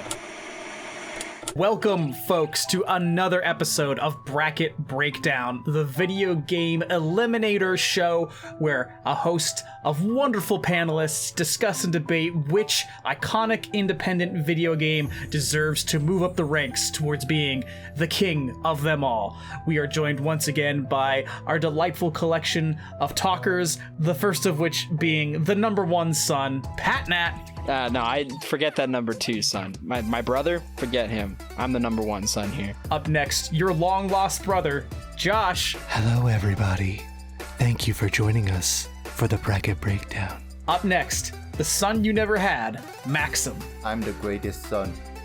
It's actually empty, there's no breaks. And finally, your friend and mine, Panda. That's bold of you to assume. Oh. Wow. I mean, to be fair, you did make us all family, and you singled him out as a friend, so maybe you deserved it. It was a callback to Spoilers. It was a callback to season 1. I was trying to make the Bracket Breakdown cinematic universe happen. Of course. Yes. Sorry, Thomas, I would like to file for divorce. A private call. Come on, Maxim. But for now, we've got to get down to business. This is the final matchup of round 1. This is Terraria versus Hotline Miami. You guys need to get to breaking this down. Josh. Yes. I understand that you are a self-proclaimed hot taker, right? Yes. With your humble permission, I would like to have a hot take of my own, if that's okay with you. As Be careful what will. you say, Pat. I may have warned Panda about a hot take incoming. I've replaying all of these games on the bracket has been an absolute delight. I've learned so much about games and grew an entire new level of appreciation for indie games, and it really just opened up my mind to game design in general and just how much heart can actually be put into a game from so many amazing indie devs, right? And I had fun playing every single one of them except for one game, and that is Hotline Miami. I kid you not when I say I had zero fun playing Hotline Miami. That's my hot take. That's my hot take for the whole season. You could take it or leave it, but for some reason, replaying it, not for some reason, for many reasons I can actually list, Hotline Miami was just not fun to the touch. It felt like the game was working against my controls when my controls were just talking very nicely to the game, and it still said, hey, no, you're not going to work the way you want it to. And even things like, honestly, I think the best thing Hotline Miami's got going for it is the aesthetic, as it definitely nails that Miami drugged out feeling. But even that feels like it hurts my eyes after a while. So honestly, I'm voting Terraria by default. I was saying it early, but like, holy crap.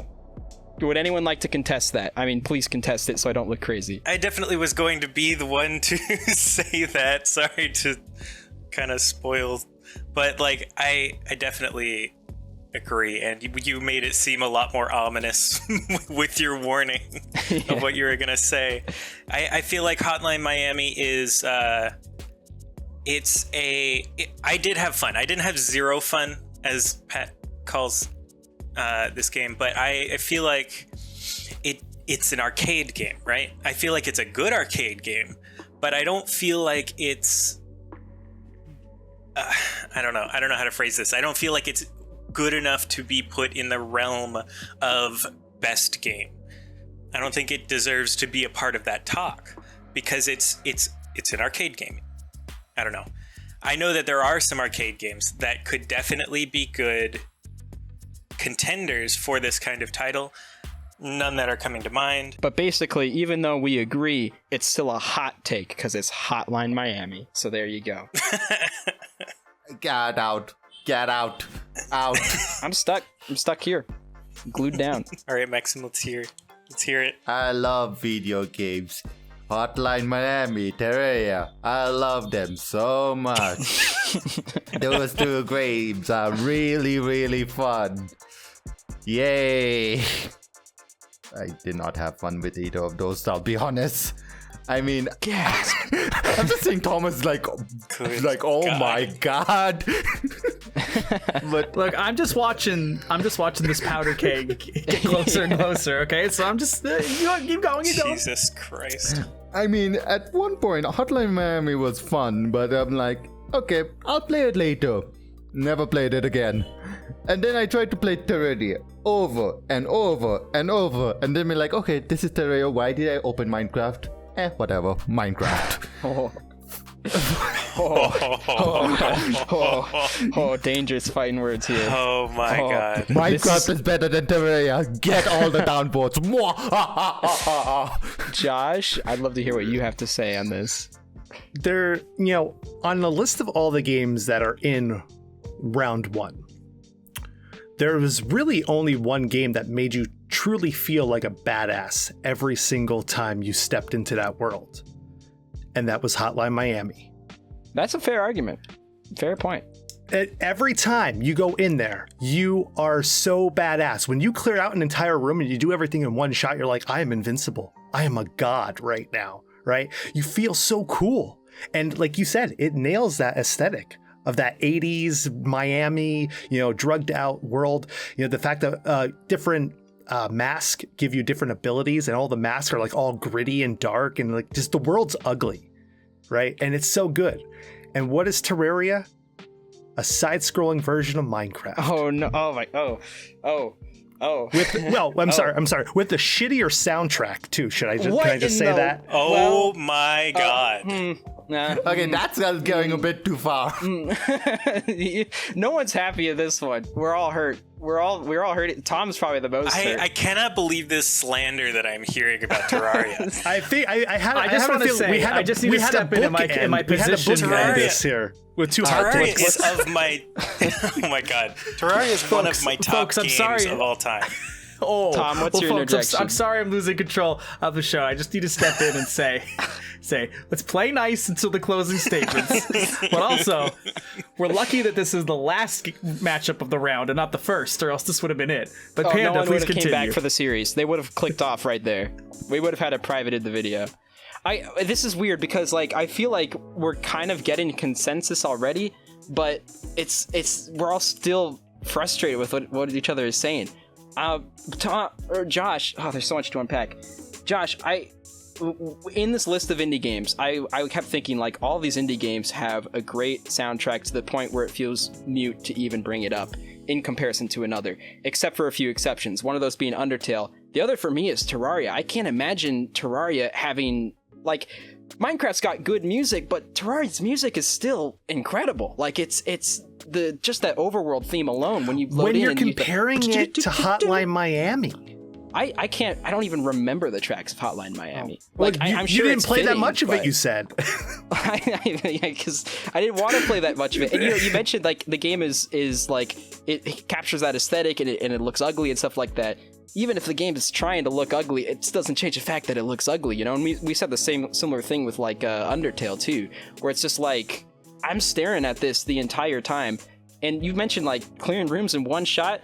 Not all of us are god gamers. Like I just got so pissed off of constantly dying, and then as soon as I would find a way to approach the level, they would randomize it, and so like the mechanics would start changing. The guns would go to different people and stuff like that, and I would lose my entire flow. And just the way like enemies would sometimes hear you and not hear you, like a dog would come from off screen out randomly and kill me sometimes and not other times. It didn't even have that like feeling of Cuphead where because it's the same thing every time you get to master it through repetition.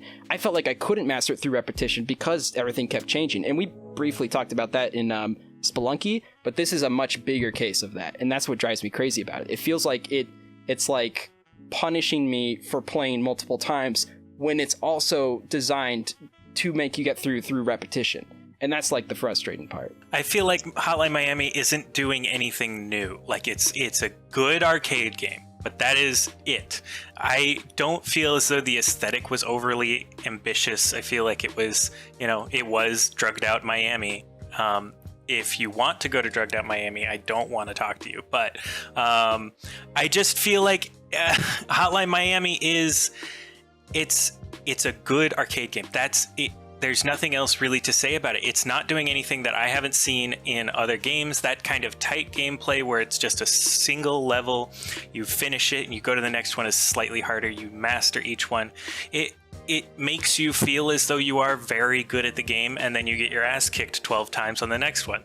So yes, it's good. It's a good arcade game. It is nowhere near the same realm as Terraria. You go in to talk about, this is an arcade style game, right? And there are several games after this that have come out. This is the first game like this that I can envision. You had Katana Zero come out a little bit later. You had My Friend Pedro come out, right? I think they all stemmed from Hotline Miami. When did Hotline Miami come out? Hotline Miami was one of the first. Hotline Miami is one of the oldest games on the list. I don't know the exact year, but it definitely, there are a lot of games that later drew inspiration from it. But because of that, there's also a lot of other games we can kind of choose from now, as opposed to when Hotline Miami first came out. Yeah, if another game is doing the same thing but better, can you really say that there's like something to be said about being the originator of that idea? I think there's something to be said, but it's just not usually the defining factor for me. But also, I want to mention that there's a lot of top-down shooters that even back on like the SNES that I'd rather play any day than Hotline Miami. Okay, first and foremost, I forgot to mention this at all. I hate top-down. I hate top-down shooters. Top-down brawlers are better. Like I hate it. Also, where's Binding of Isaac? What in the world? How's Hotline Miami here, not Binding of Isaac? But anyway. Oh, don't worry. We put Terraria on this list, okay? Listen. Oh my god. Maxim, what do you got to say? Yep. Maxim, I'll let you go, but we're getting a little spicy again. What do you got? This is a very opinionated thing. I have very strong opinions about these two games. Yes, they are very angry. Well, we got to put this passion and anger into our final arguments. Panda, I'm gonna let you kick it off this time. Which game gets your vote? Just first and foremost, Terraria is so freaking good. I cannot believe that you even think that it doesn't deserve to be here. The level of progression, it's almost seamless. It feels so good to get through that game, and you don't need to be a god at video games in order to complete it. You just have to keep playing, keep growing, keep getting more gear, more loot, and then you just progress forward. So a lot of people don't even like doing that. They just like building. Like in Minecraft, yes, it does deserve to be compared to Minecraft, but it is completely different. There's almost a story in Terraria, and oh my god. Hotline Miami is a good arcade game. It is not a masterpiece. Terraria has my vote. All right, moving to Maxim. Yes. That's the thing. I don't have any strong opinions about either of these things. Unlike Spelunky versus Helynt Time, where I have a lot of things to talk about it, this one I just be like, yeah, it's a game. It's fun. It's everything. And I just find there are some better games than. In the end, I think I'm gonna vote for Hotline Miami, mainly because I'm pretty sure Pat is gonna vote for Terraria. What makes you think that? But two, Terraria is. I try to get over in Terraria over and over and over, but I just couldn't get into it. And no matter how much I tried. And Hotline Miami, I wanted to try it again, but I found better games. So, for the sake of I want to try it again, Hotline Miami. Josh, you're up. You guys talked about, Hotline Miami came out, and if there's better games out there that are similar to it, why wouldn't I just play those? Exactly. Why wouldn't you guys just play Minecraft instead of playing Terraria? And anyway, at the end of this, right? But I never said that you need to be a god at games. I said this game makes you feel like a god when you go ahead and you perfectly execute an entire attack on a room or on a level. Hotline Miami gets my vote because of the aesthetic, of the world, of the music, and of the really fun gameplay compared to a 2D Minecraft ripoff. Oh my god. That brings us around to Pat. I'm voting Terraria because of the aesthetic, the gameplay, the adventure, the feeling, the exact reasons Josh brought up for Hotline Miami. But also, it's worth mentioning, I actually do prefer Minecraft over Terraria.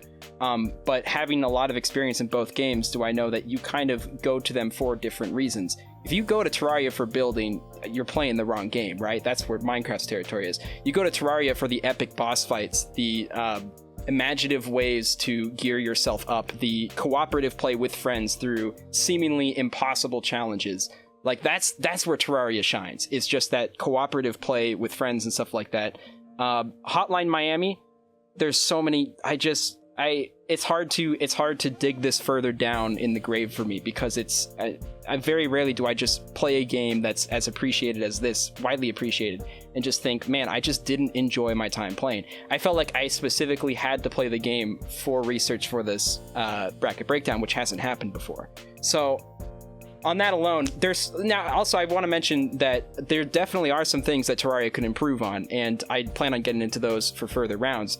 But right off the bat, it's so clear to me, it's got to be Terraria over... also, sheer content alone. Terraria's crazy amount of stuff to do. You can do whatever you want. So Terraria. It's Terraria. Well, look what you kids have done. Now I have to step in and lay down judgment. This is not at all how I thought this would go. I want us all to stay friends, but I have some things to say. Oh, man. I do not have much experience with Hotline Miami, but I like its 80s vibes. It's a great decade. I'm a sucker for anything 80s related. Here's the thing with Terraria. I was sold on Terraria when it came to the Switch by a dear friend with how it's just epic and immersive it is. And as soon as I jumped into it, I felt immediately overwhelmed and frustrated to a degree where I really couldn't play very much of it. I feel like it is a concept that I don't personally think works in 2 dimensions. It's just something, I guess it's a perception thing where, like, I think not just of Minecraft, I think of that game Trine, Trine, I believe. And there's a couple other, like, these just, like, you know, creation-based team-up games where I have to see it happen in a 3D world where, like, I just couldn't gel with what Terraria was doing on a 2D scale. So, just based on, like, preferences I have from fleeting experiences, I gotta give it to Hotline Miami. It is not done with any prejudice. It is not done with any prejudice. Objection, Your Honor. Maxim. Oh my God. Can we get a high five, Maxim? Maxim, I was rooting for you, buddy. I was trying real hard. I wanted to win you. I wanted you on our side. This is Mario v. Steve all over again. That's what this is. No, don't you dare compare it that way. If Terraria's going to lose to something, it's not going to lose to Hotline Miami. What's up with that? What's up with that? Yes. Have it lose to Hollow Knight. See, the thing is, we just get this shit out of the way, and we don't need to worry about it for later down the road. Oh my goodness. Okay. Oh my language. goodness. We need to swear jar this season. I'm gonna say this episode. It's really coming out. Get the poop out of the way. I just love how you four are fighting. Like, this is bad. This is bad. This is bad. I'm like, yes. Opinions. Look, in reality, I just did this as revenge for Hat in Time getting eliminated. But I voted for Hat in Time. Congratulations to Hotline Miami and all of the winners of round 1.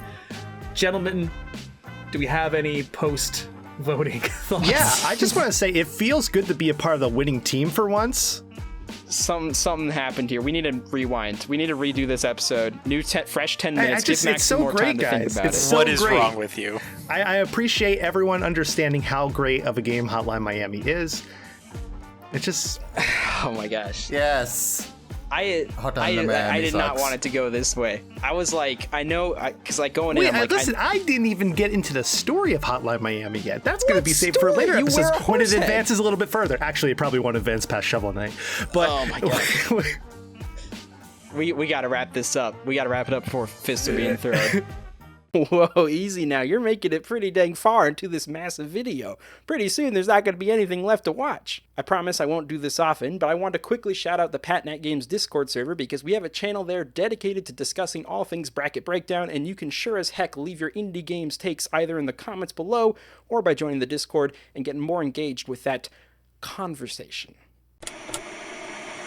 All right, folks, welcome to another installment of Bracket Breakdown, the discussion-based elimination show where this season we are trying to determine what is the greatest independently produced video game of all time. This is going to be the first round of our losers bracket. Not that these games are in any way bad, quote unquote, but they didn't make the cut in our initial round of voting, and now they are competing to see if any of them can get a shot at redemption. Let's meet our panelists. Up next, he is a Nintendo 64 exclusive, PatNat. I'm so glad to be an exclusive with a three-handed controller.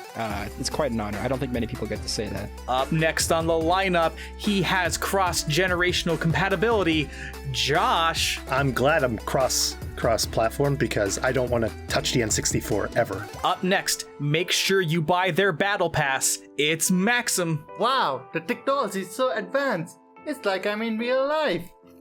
Oh. And finally, a timed console exclusive, it's Panda. Ah, yes, console exclusive, just like every PlayStation game. That's good. You're the cream of the crop, Panda. So how this will work, these loser bracket rounds are a three-for-all because we have 3 titles in each round. And this first one, some heavy hitters. We are going to see Stardew Valley compete against Hades and Spelunky 1v1v1. All right, everybody, kick it off whenever you're ready. Can I just say this is the losers bracket we're talking about? We got Stardew Valley and Hades in the losers bracket. How did this happen? Trash. They're games for losers. Oh my god. Both of these games I could honestly see being in the grand finals. Like, it's kind of strange. I will say, I definitely don't think Spelunky is a loser by any means, but I think maybe we could all agree that probably the weakest entry out of these 3 is probably Spelunky, right? Spelunky does get the participation trophy. Pretty much, yeah. I feel like it might just be the case of, like, you still get a ribbon, but you're up against Stardew Valley and Hades, so, like, you didn't have a shot to begin with. You know what I mean? Oh, everyone is my favorite child. You're my favorite child. But I do feel like it'd still be appropriate to give some maybe final resting words for Spelunky because it's still got some merits for it, you know? But Let me do it. Dear Spelunky, you sucked. Goodbye. Okay, right, maybe we want to give We're Josh a chance just putting to... Spelunky right in the ground, man. I mean, does Good, no anyone have pun any intended. objection to that? I feel like we could save ourselves some time here and just give it the honor it deserves with its participation trophy, its ribbon. Spelunky, you showed up. That's really did about show it. up. Wait, Well, you were here. Josh, you gotta give it something good though, because you were the one fighting for it. You know, we gotta know why. I was fighting for it, but I also fought for Hades, and look where Hades ended up. That's true. Yeah.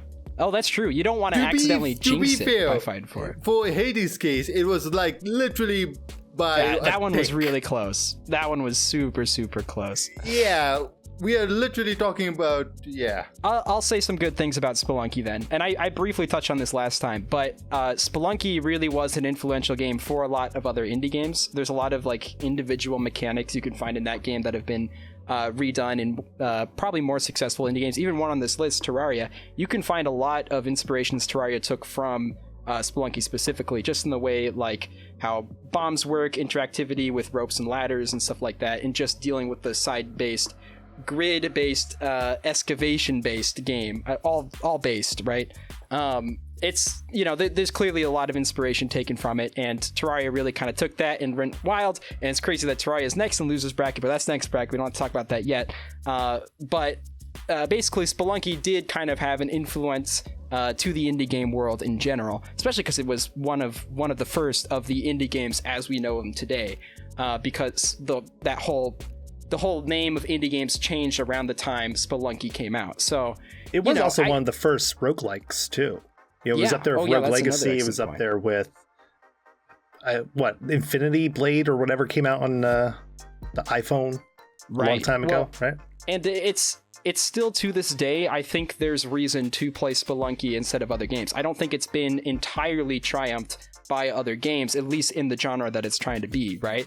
You could argue it might not be as fun as games that it later inspired, but if you have if you're in the mood to play a Spelunky game, you're still going to go back and play Spelunky. Except maybe Spelunky 2. I've never played Spelunky 2, but there is a second one. Maybe it's a people 10 go out back of 10 to that game one. apparently. It's it got voted for a lot for this, but ultimately Spelunky got voted for more, so I just decided to include that one. But yeah, it might sound like we were a little harsh on Spelunky in the last episode, but there really is some merit there. I just, the randomization aspect, the more short term, I just cannot get into it no matter how many times I pick it up, which is unfortunate. Does anyone else have any other parting words before we say goodbye and talk about the real discussion here? Spelunky, you tried. Might as well just move on. You tried, yeah. We tried. All right, so we'll let Spelunky bleed out in the corner for a second. Let's talk about these two powerhouses against each other. I'll be entirely honest, I've got no idea which way I'm leaning. These are both two incredibly good games. I would love for someone else to start this discussion because I'm a little bit lost. We have one game which is a very indie, which is like, let's farm, which, bring some crops we can do. Let's talk with other people. We are interacting. Hey, that's fun. Everything is nice. We have fairies and everything. In the other hand, we are literally fighting from hell to go up to the heaven, or in this case to Greek, and then find out what's going on and everything. The matter of it is we are fighting against what is supposed to be relaxing and what is supposed to be exciting and mystery. Yeah, and epic. And to be fair, I'm gonna be honest, Stardew Valley is such an amazing game. It's a very fun game, but it's been done before. That's my biggest problem. Like, yes, Hades has been done before as well, but for Stardew Valley, everything has been already done. It's a farming simulator, you have some objectives, and you can talk with people that you can probably get married. My biggest problem is every other games have already done it. So, now they have multiplayer, so now they have that, but it's not anything new on the table. Well, hold on, Maxim, don't forget. You get to pass out if you farm too hard. Oh, yes. How could I forget? Maybe this brings an interesting question, though. Like, if Stardew Valley isn't... I feel like Stardew Valley is the best farming simulator I've played. Like, I feel like it's the almost perfect execution of that style of game.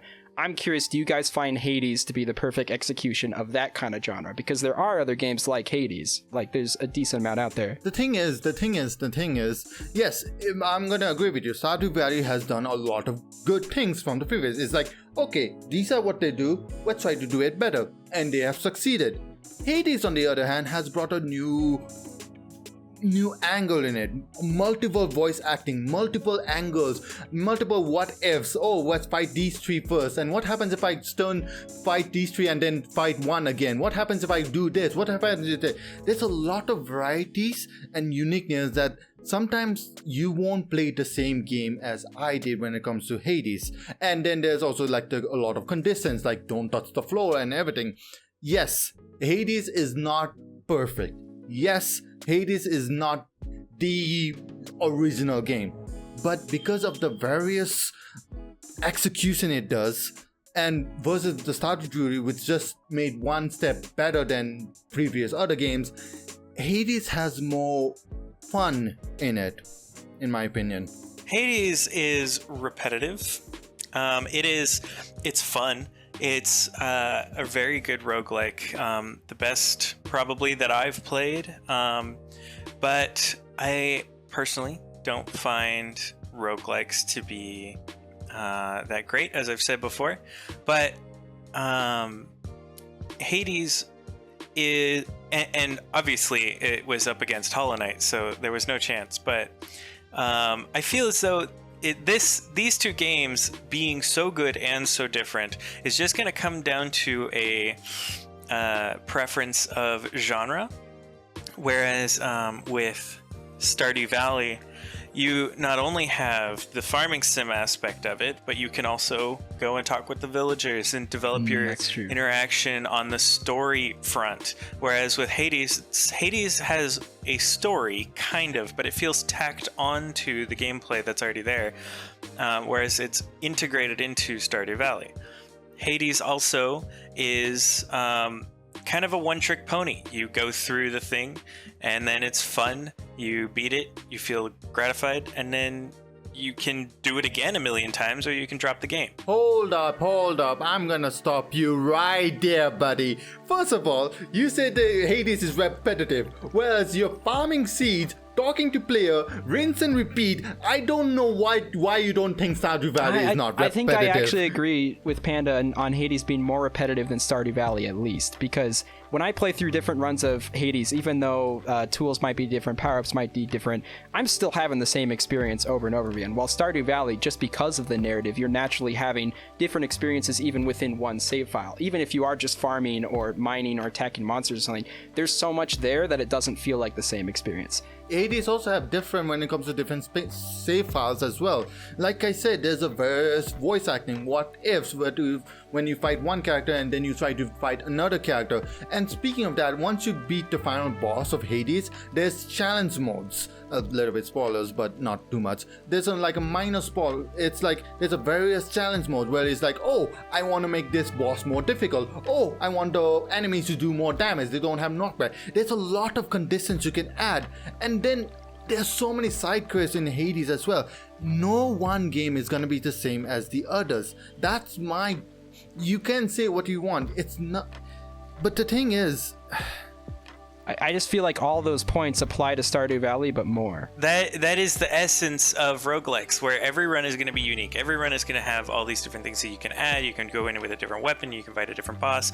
But it's always going to be the same thing over and over. The only thing you're really changing is like a slight bit of flavor. Whereas with Stardew Valley, not only can you not farm, like you don't have to farm.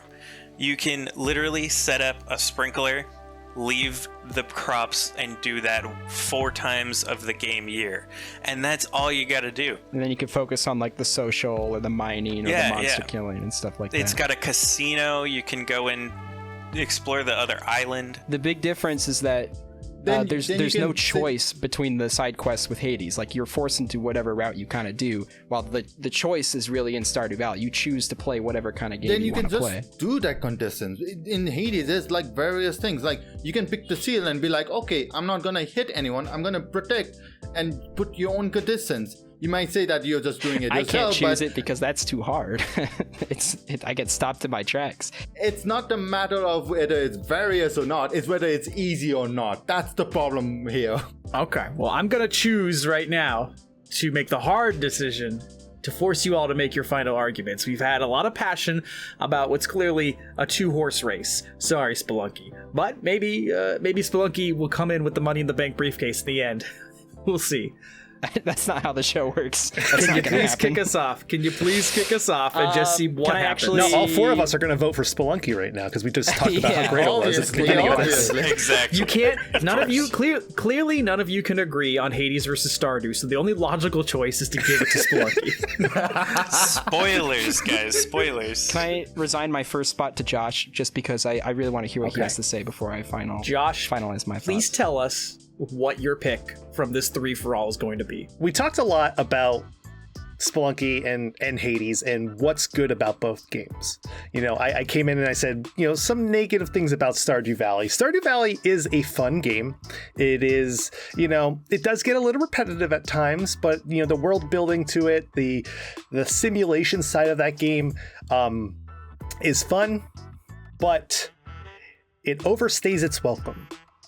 Hades, you can get in, run through, play it. If you can beat the game in a couple hours, great. You can sit down. We talked about this. You could play the game in an hour or two once you start getting beefier and buffier, and you want run You want to run through the game, I have a couple minutes here. I'm going to play through and try to do a run, see how far I can go. The excitement behind each run. The fact that you go and boss fights are different every time that you go into it. You might be fighting a different boss at one point.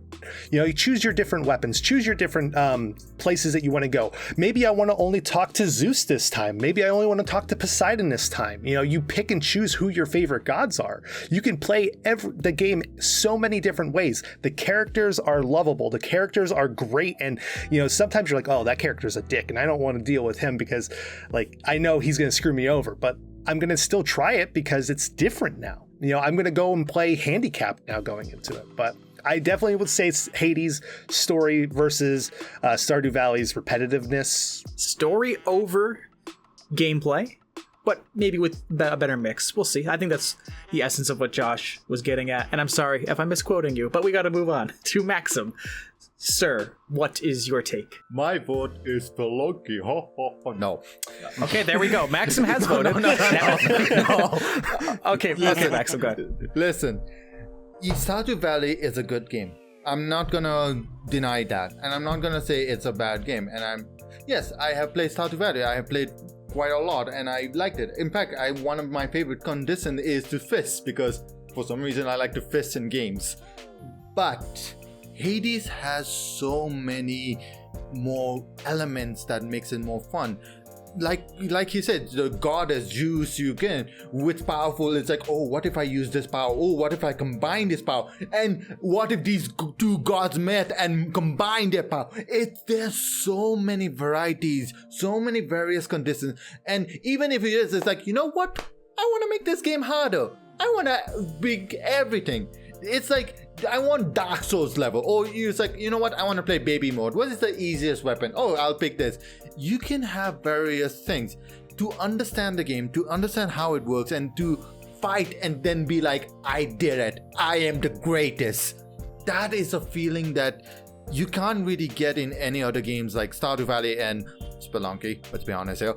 So, Hades is my vote because of various reasoning, various voice lines, various side quests, and you don't even have to do it. Sometimes you can just talk in the hubs and everything. But Hades. Thank you for that, Maxim. Panda, it is your turn for the final word. Okay, I have a million and a half things to say, but last thing I'll say about Hades is that it suffers from something that I call pseudo story. It's not actual story. It's tacked onto the gameplay because they created this gameplay structure. They tacked in all the voice lines and everything, and going through something and finding a separate voice line is not a feature. It's an Easter egg, and Easter eggs are, just that. They're just neat. They don't add something to the game unless you personally are invested in it on that level. Lore, to me, is never going to be a selling point in a game. That being said, Stardew Valley has my vote because it has so much more gameplay available, and it's not just grind. Totally understandable. Pat, it is now time for you to have Pat's final word. So I'm pretty sure I know which one I'm picking. What the hard part is just articulating specifically why. Because this was a really tough one. I think it's the classic argument of short-term fun versus long-term fun. And that does ultimately, like Panda said, come down to personal preference a lot of times. Some people really like that fun for the now, and some people like the fun for the later. But I think, one of the biggest arguments for Hades throughout this entire discussion was how much is there in the abundance of content and characters and stuff like that. And the entire time I'm thinking that's just stronger in Stardew Valley. There's a lot more to the characters in Stardew Valley. There's a lot more choice in the characters that you choose in Stardew Valley. In Hades, you guys keep talking about this choosing God stuff. I don't understand at all, because that's like all random. Like you get like an option between 2 or 3 at the end of the door of the level and stuff like that. And it doesn't feel like I can do any long-term planning to building any relationships and picking favorite gods, because it's all resets every it doesn't fully reset, but resets after every death, which in my case happens very often. And I don't think Stardew Valley is a perfect game. I absolutely run into burnout with Stardew Valley. When I hit burnout with Stardew Valley, it's a long burnout. I mean, I do chores for hours on end. it's really hard to convince myself to go back to doing chores, right? But the level of engagement that's there with Stardew Valley is so much higher than any time I've played Hades. Even though Hades fulfills the purpose of just short-term fun, I can't ignore the fact that I'm super engaged with the world of Stardew Valley and just how much there is to do there. If I get bored of a certain aspect of Stardew Valley, I could choose something else. And Stardew Valley is also the first game to make me like chores in a game. Like, usually that's a type of thing that I'm not a fan of. And yet somehow Stardew Valley just made it fun with the turn timers and the social aspects and all that kind of stuff. Suddenly I'm just into it. So with a very heavy heart, but also pretty clear mind, I will say I'm voting Stardew Valley over Hades. And Spelunky. Believe it or not, Spelunky didn't quite pull the closing win on this, but there's still a pity vote from Tom, maybe. It's not just a pity vote, it's a tiebreaker, because we have 2 for Hades, 2 for Stardew. My question is, if I vote for Spelunky, does it count as a 3-point vote? If you genuinely believe Spelunky should win this, then we have to go to the coin. I'd like to think you don't genuinely believe that. Is it a 3-way coin? How does a 3-way coin work? Actually, I want to know. It would just be, you would be throwing away your vote, basically, and just giving it to the coin. Oh, like voting independent. Okay, got it. Yeah. So, let me just say that I listened...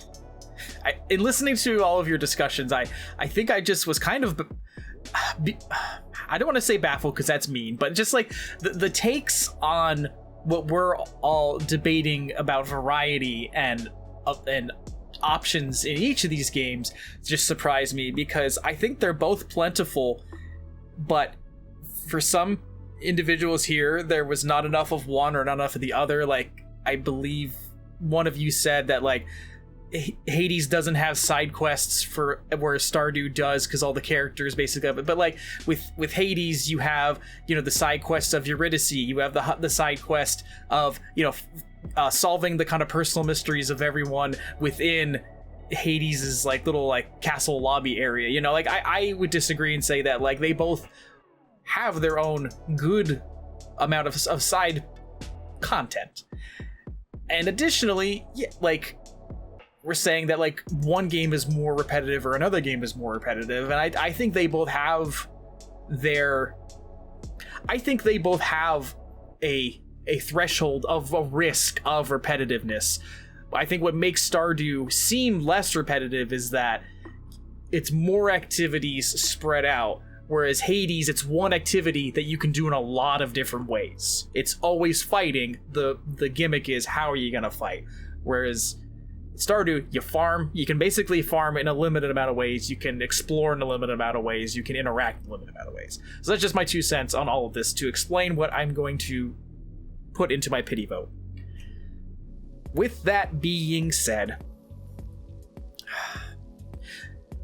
I think Hades is a stronger candidate and is going to get my vote, because Hades, I just want to say, has a stronger identity and intent, because because of how strong its narrative is. Stardew is one of those games that is like the definition of subjectivity, in the way that Animal Crossing can be, in the way that, I mean, kind of like in certain ways Breath of the Wild can be, because they're games that nobody can play the same way. And I'm not saying that is a bad thing, but we're talking about games that are the strongest, and I kind of admire Hades for having an intent, and I think knocking it completely out of the park with its intent, with its focus. Whereas Stardew is a little bit more experimental, it's a little bit more for anyone to try to crack in their own particular ways. This sounds really backhanded, because I'm not trying to put it like Pat said, it's the fear of not stating this eloquently enough. Right. But I'm gonna go with Hades just because, you know, writing good, gameplay good, options, variety. I think it's just much stronger in all of that. And yeah, that's my vote. Sorry, Spelunky. Sorry, Spelunky. Spelunky. It just sucks that both of these are on the losers bracket in general, and it's like, I'm sad that Stardew Valley lost twice in a row, but also I'd be sad if Hades lost twice in a row, you know? So I can't be too upset. I hope Hades does well in the next round.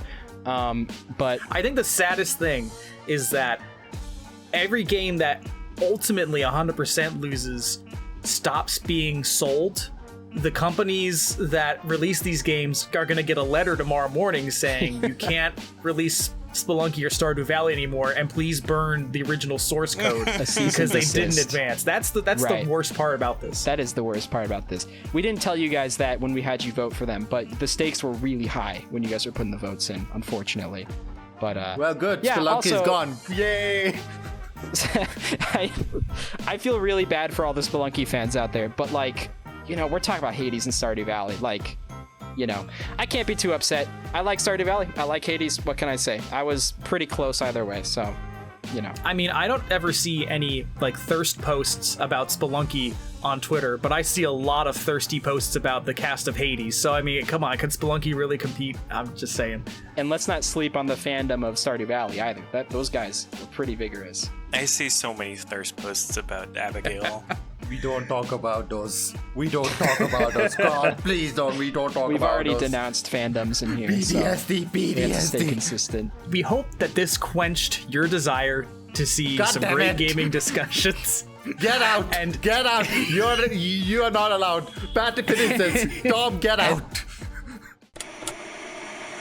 Welcome, folks, to another installment of Bracket Breakdown, the discussion-based elimination show where our panelists this season are trying to determine what is the greatest independently produced video game of all time. This is the second round of our losers bracket, and we are in no way saying that these games are bad, but they didn't make the cut, and now this is their last chance for survival. We are going to be seeing Cuphead go up against Cave Story and Terraria in a triple threat three-for-all where only one game can come out on top and go on to face Hades for the title of King of the Losers Bracket.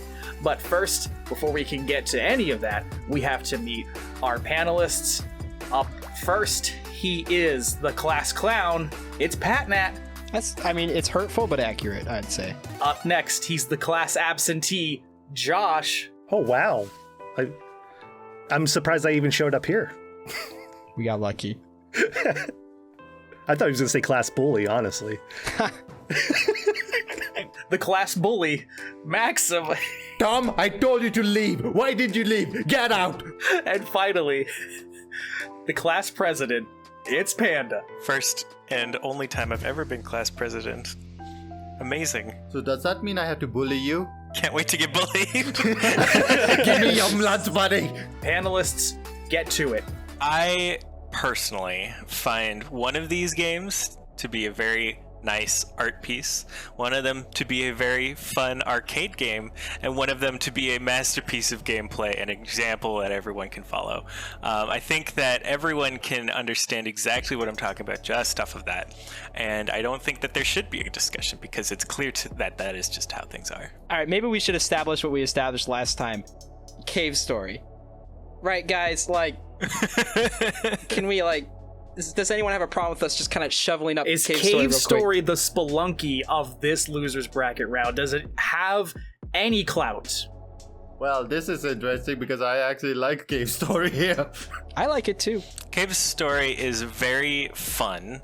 However, as a critical viewpoint on the game, I don't find it to be a worthwhile opponent. Josh looks very concerned. I would like to hear what's on your mind. I just want to throw my hat in here for Cave Story. Cave Story is a great number 2. That is very wrong. Unfortunately. Sorry, Josh. Listen. well, We're talking. no. Hold on. I need to. I agree with you, Josh. I agree with you. No. I need to ask a particular question here. What is so masterful about the gameplay of Terraria when all it is a side-scrolling Minecraft? All right. Okay. Oh my god. What is so masterful about it? What separates Terraria from everything else? All right, before we answer that question, I'm just going to come in. I think we have officially ruled that there is no overlooking any of these contenders right now. We got strong enough passions, so we got to take it seriously. Everyone's saying that Cave Story is at least 2 or 3. I think if we agree that Cave Story is 2 or 3, then we don't need to talk about Cave Story anymore, I feel. Honestly, yeah. We can use it in comparison towards things that we're talking about. There's no Spelunky this round. There's no Spelunky this round. We're just going to keep that in mind. All right, go ahead. Sure. the one behind Spelunky. But I think like, okay, what I will say about Cave Story real quick, I don't know if I mentioned it last time. I think the coolest part about Cave Story is how it handles its weapon system. I really like that, and I haven't seen that done in another game. I love how it like gets lower or higher depending on how much health you have, and you can choose which weapons to level up, and they become drastically different depending on what stage they're on. That's so cool, and I wish more games would do that. That's the only thing about Cave Story that really stuck out to me. Anyway, with regards to Terraria, I do want to say I've had an interesting experience since the last time we talked about Terraria, and that's that I had the opportunity to play it with someone for their first time. And it was kind of interesting because one of the most common complaints about Terraria last episode was the idea that just simply you three couldn't get into it. It's just no matter how hard you played it, it was just like, there's so much going on here, I just can't get myself into this game. And the person I was playing with was going through the exact same thing. It was like, there's so much thrown at you at once when you first get in. And if you're just mining for a while and you don't know the exploits and you don't look up anything on the internet, you're going to be clueless for quite a while, right? And that's just kind of sandbox syndrome, right? It happens for a lot of games. What I will say, though, to maybe hopefully ease your guys' mind with Terraria a little bit, if you do get past that barrier, the game opens up quite a bit more and it does become a lot more enjoyable.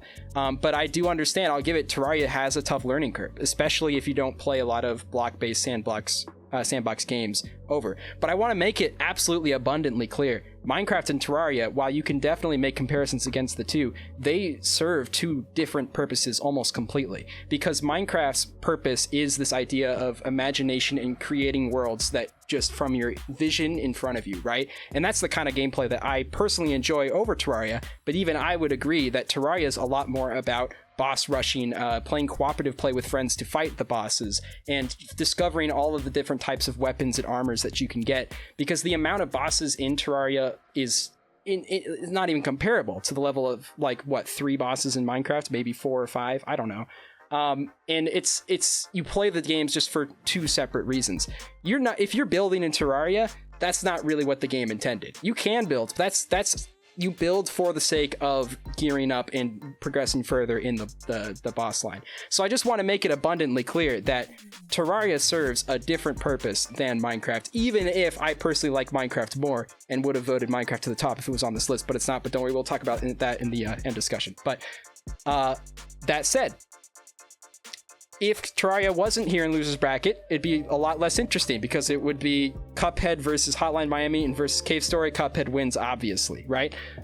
So what I want to hear is what's so great about Cuphead that makes it better than Terraria, because we haven't really talked about Cuphead yet. I'm just going to intervene right here, and I'm going to say, because I know this is going to, because last time you and Panda wanted to convince me for Terraria and everything, you guys have to convince me to vote for something, because right now I don't know what to vote. Cuphead, Cave Story, and I always said Terraria is, I tried to get into it, I just couldn't. Cave Story is for me is number 2, but Cuphead is also for me on number 2 right now. So if you want to convince me, good luck. Cuphead is a game that is about skill. Is a game that it does get repetitive when you get frustrated when you lose to a boss fight in a certain amount of times, but you notice that you're getting better. You understand the patterns, you understand how the game wants you to play. The game is difficult, but it's so rewarding at the same time to know that you're getting better. You're constantly getting better as you're playing the game. Where, like you just said with Terraria, like, once you get through a certain part of the game, then it opens up a little bit more and it's more enjoyable. Okay, so like, how many hours do I need to put into a game before I can start enjoying it? Where I can play 2 hours. Okay, yeah, I know. So, but which is a lot. I agree, it's a lot. Right. For a lot of people nowadays, we talk about how busy our schedule is. Do you have 2 hours to sit down to play a shitty part of a game before you go into a good part of a game? Like, it's not going to make me want to constantly go back. But in that 2-hour time frame, I could beat a couple bosses. I could beat a couple levels in Cuphead and feel accomplished once I'm done with it. Okay, I think that this comes back to one of the most important things that I find about game design is length of gameplay. How much time that you will spend enjoying the game once you are into it. Now, the initial time that it takes you to get into it, I will agree, Terraria, it does take probably quite a bit more than maybe it should. However, with... My brain isn't working anymore. It's also worth mentioning that it's been a very, very hot minute since either Panda or I played Terraria for the first time, right? Because we've played it for many years now. But right, and so the perspective that I have on this game is very experienced. I've played throughout the entire game 3 times, and I've beaten Calamity. If anybody knows what that is, it's. I just find that you get so much more gameplay out of Terraria. I do agree that Cuphead has some very interesting, very how do I say this? Artistically talented game design, gameplay, and the music. The music in that game is incredible. But Terraria, it's really hard for me to articulate this. If someone can take this from me for now. I think it's similar to what the discussion we had last time with just short-term fun versus long-term fun.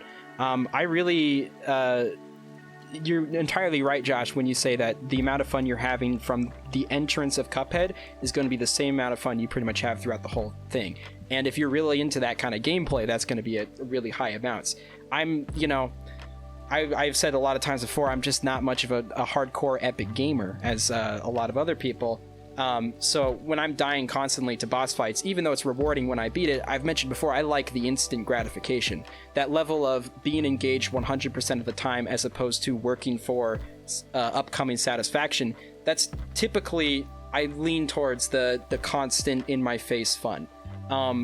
And I feel like with games similar to Cuphead or like Hades, for an example, when I went and played through Hades, it was engaging fun that was in my face this whole time. While Cuphead, it really is mostly just that satisfaction I get when I finally do beat the boss. But that comes in spurts, especially when you're bad at the game. The distance between those just expands and expands for me because I don't know what the heck I'm doing.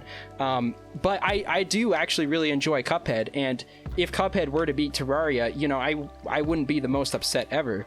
But if it's not apparent by now, level of just how much is in a game is very appealing to me. And with how much is in Terraria, it's just, the levels of engagement are just insane. Like, I could play for hours and hours with friends, and I could never do that with Cuphead. I could beat one level and be like, all right, I got my fill now. I'm going to set that down for now, and then come back later, die a bunch of times, maybe beat another, be like, okay, let's give that a break and stuff. So it's just tough because we're very much learning about each other's personal preferences. But what I will say, Josh, is if you did get through that initial barrier and that probably too steep of a learning curve, which most sandbox games have, I think you would start to enjoy the boss rush aspects of it. I think the more hardcore, trying to get that level of gratification, I think it's all there with Terraria if you can get to it to experience it, right? But how am I supposed to convince someone to vote for that experience they never had because they couldn't quite get to that point, right? So it's like, I can't blame any of you for not voting Terraria. I'm just trying to clearly explain what makes the game special. And if we're talking about like artistic value, obviously Cuphead, absolutely beautiful and sounds great, but we can't sleep on the fact that the pixel art in Terraria is amazing for some of those boss fights and stuff like that.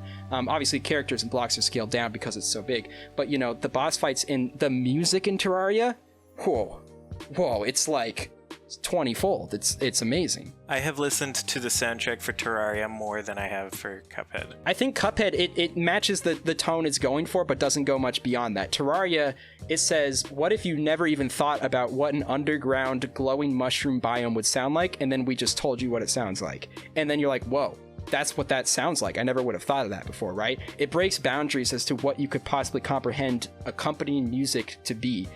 Similar to a lot of other great games like Metroid Prime and stuff like that, right? Or Metroid in general, I should say. So, if we're talking about artistic value, like Terraria is one of the few games on this list that I would actually say the music helps me judge it over the other game on pretty much any other game on this list, because the music is just so immersive and makes you think of these magical worlds that you wouldn't else think is possible to think of, basically. Yeah, I'm actually pretty surprised that that Josh, you're not as into Terraria as you seem not to be. I find that the gameplay that I have heard you look for in a game, Terraria has all of that.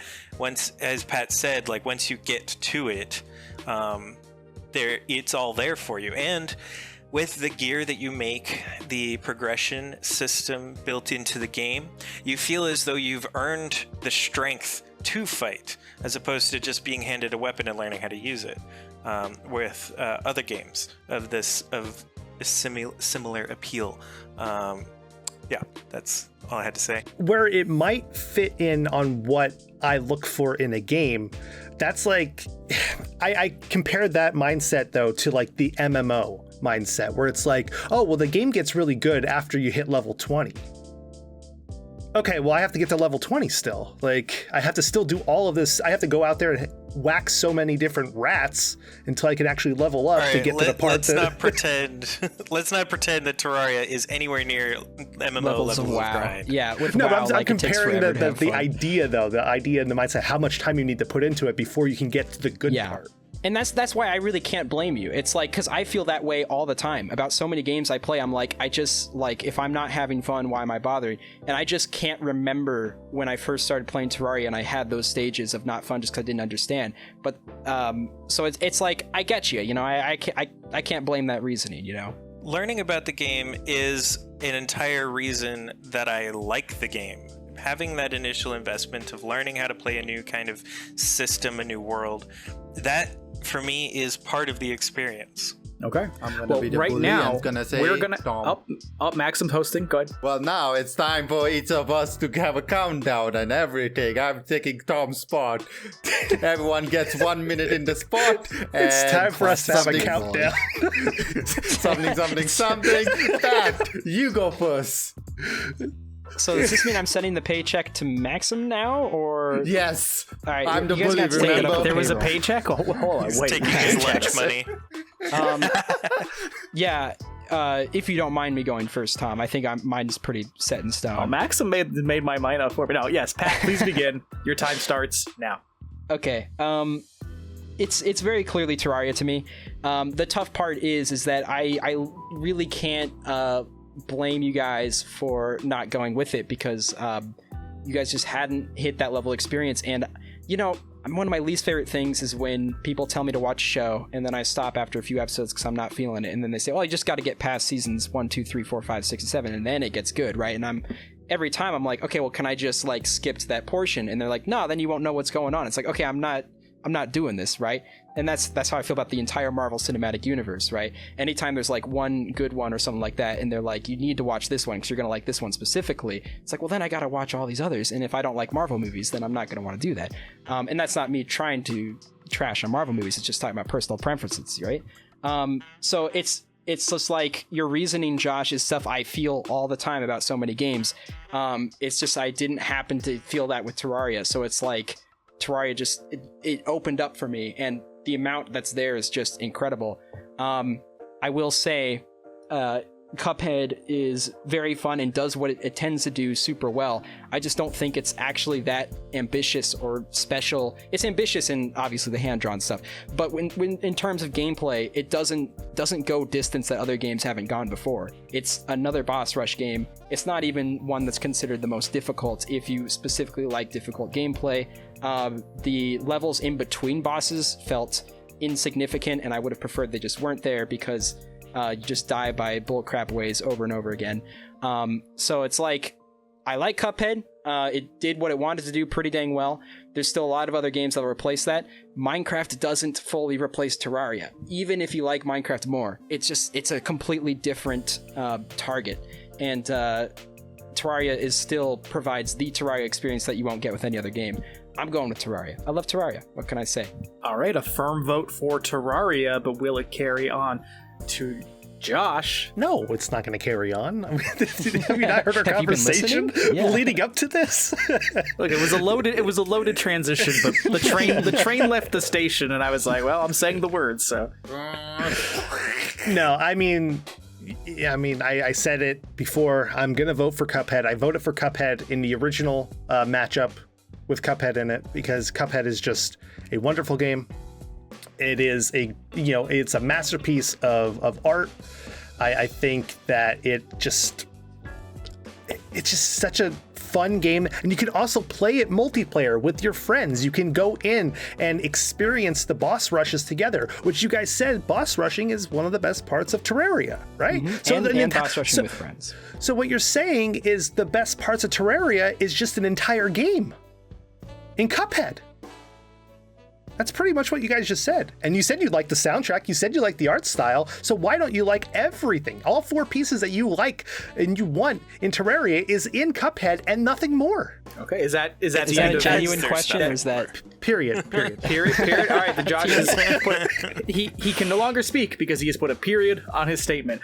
That's Maxim, if I paid you my lunch money for the week, I have no more cash left, but can you give me your vote? If it's fine if I go last, because I want to hear Panda's statement first. Yes, absolutely. So we are going to take it to Panda. I understand that Cuphead has many of the aspects of Terraria as well, and that is pretty much what we were saying, that it has the aspects of gameplay that you enjoy as well, Josh.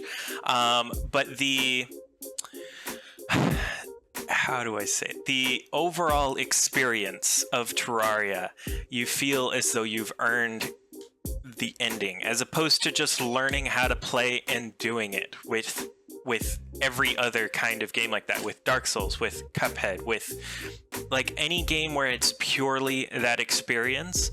Terraria adds in this whole aspect of you made your gear, you made this thing, you experienced all of it yourself, you found the dungeon, you mined these ores, and it's a whole experience.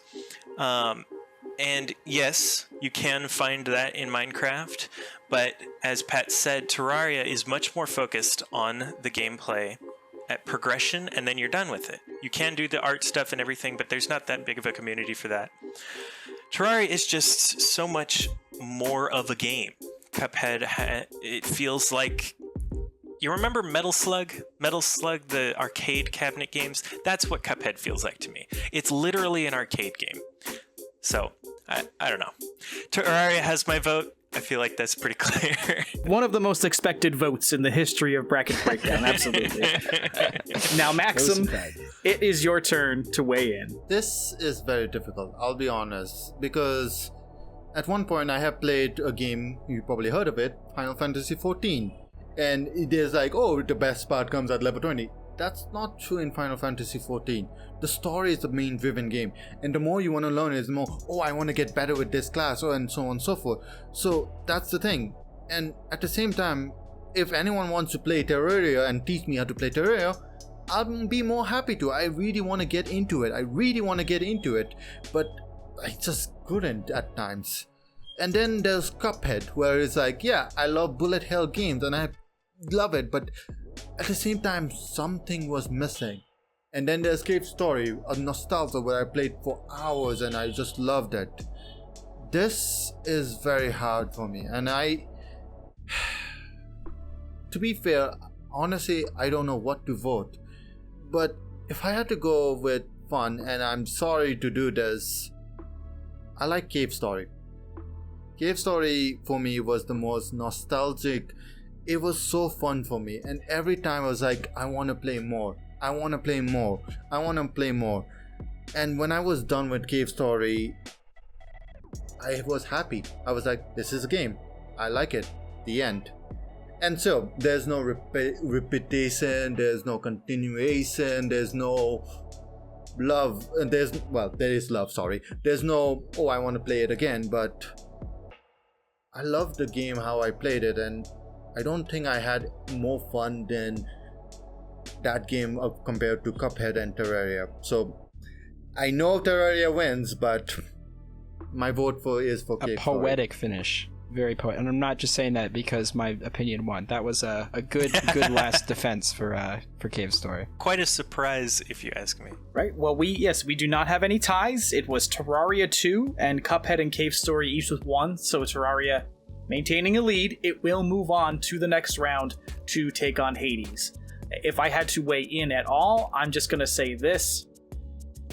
These are probably 3 games that I either have the least personal preference for or the least experience with.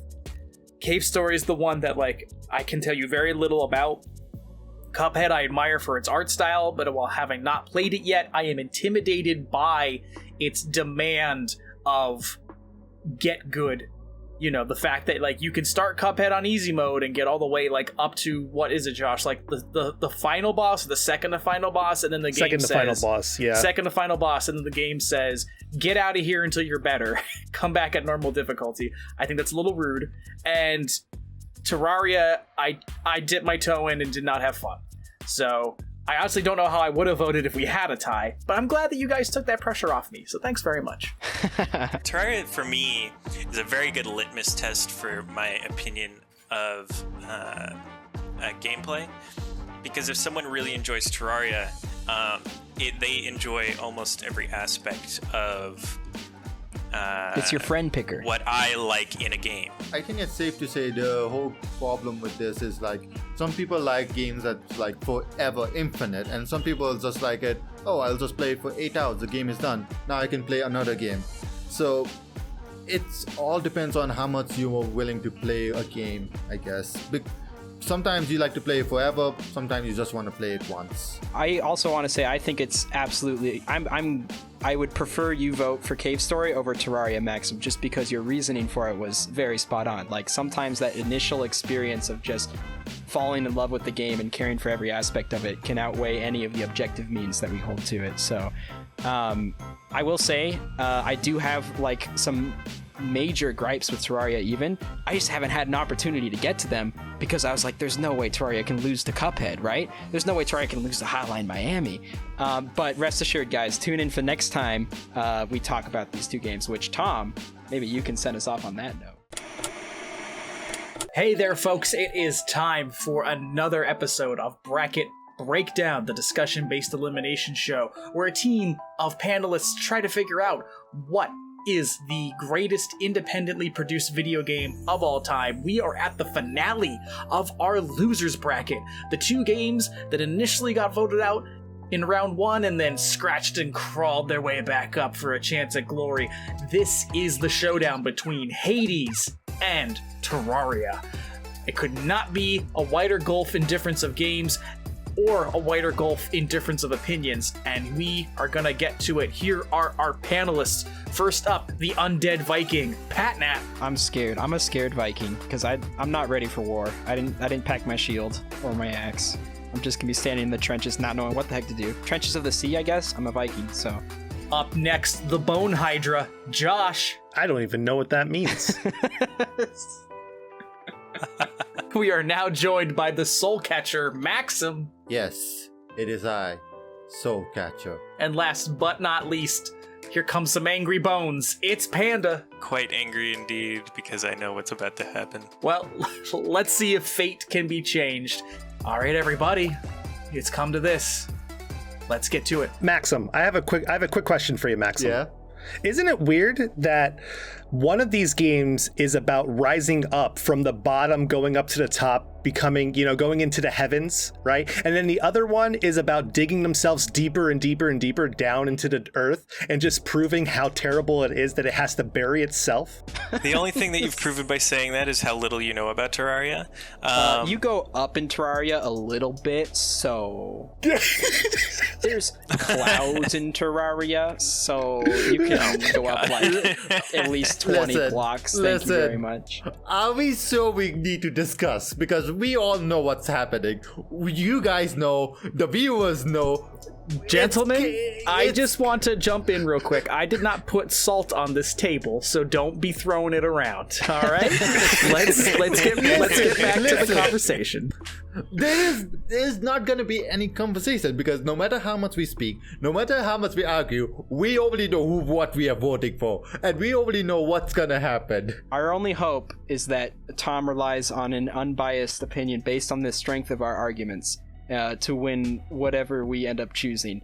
That said, Tom could also just go with a biased choice, which is fine too. To quote Sum 41, "Don't count on me." Anyway, resume. Oh my god. All right. I'm gonna just start off then. Okay, go for it. like I have said, I try to get into Terraria a lot. And I'm happy to get into the game again and again. Hades, I understood from the first instinct. You have to do this, they're gonna give you power, use that power to your advantage, and try to understand your character, everything. The fact is, for me, Hades became more understanding. It's easy to learn, hard to master.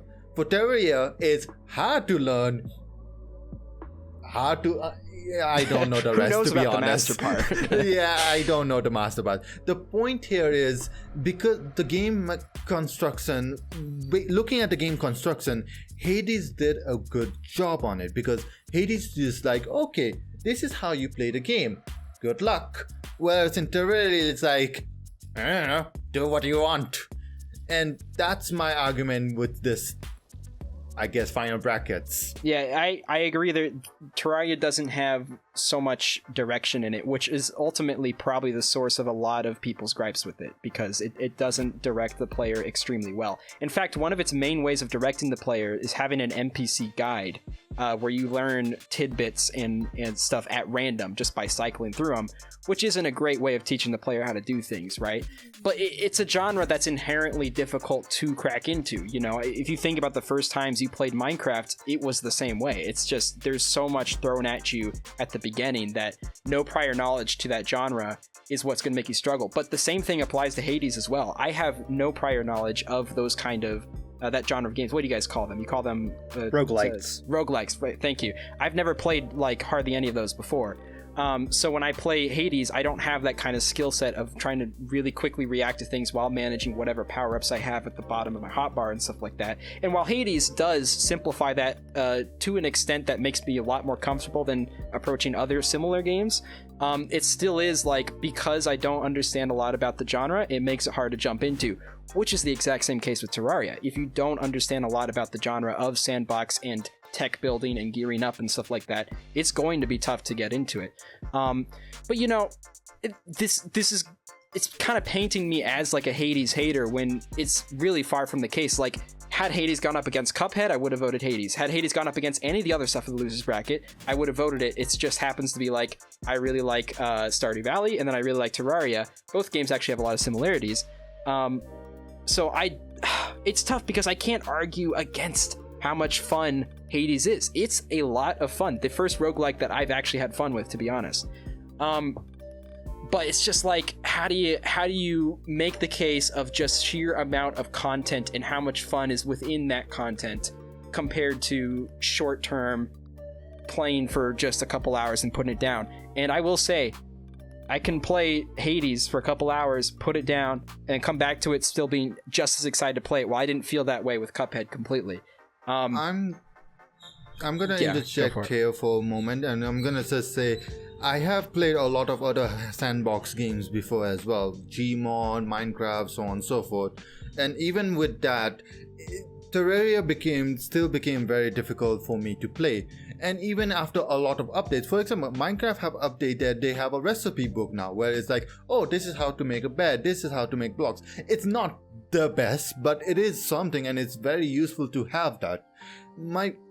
And you say that Hades had some like problem with a roguelike. It's, in my opinion, one of the easiest games to get into the roguelike. It is very difficult, don't get me wrong, but the only game I can think that is more easier than Hades is Binding of Isaac.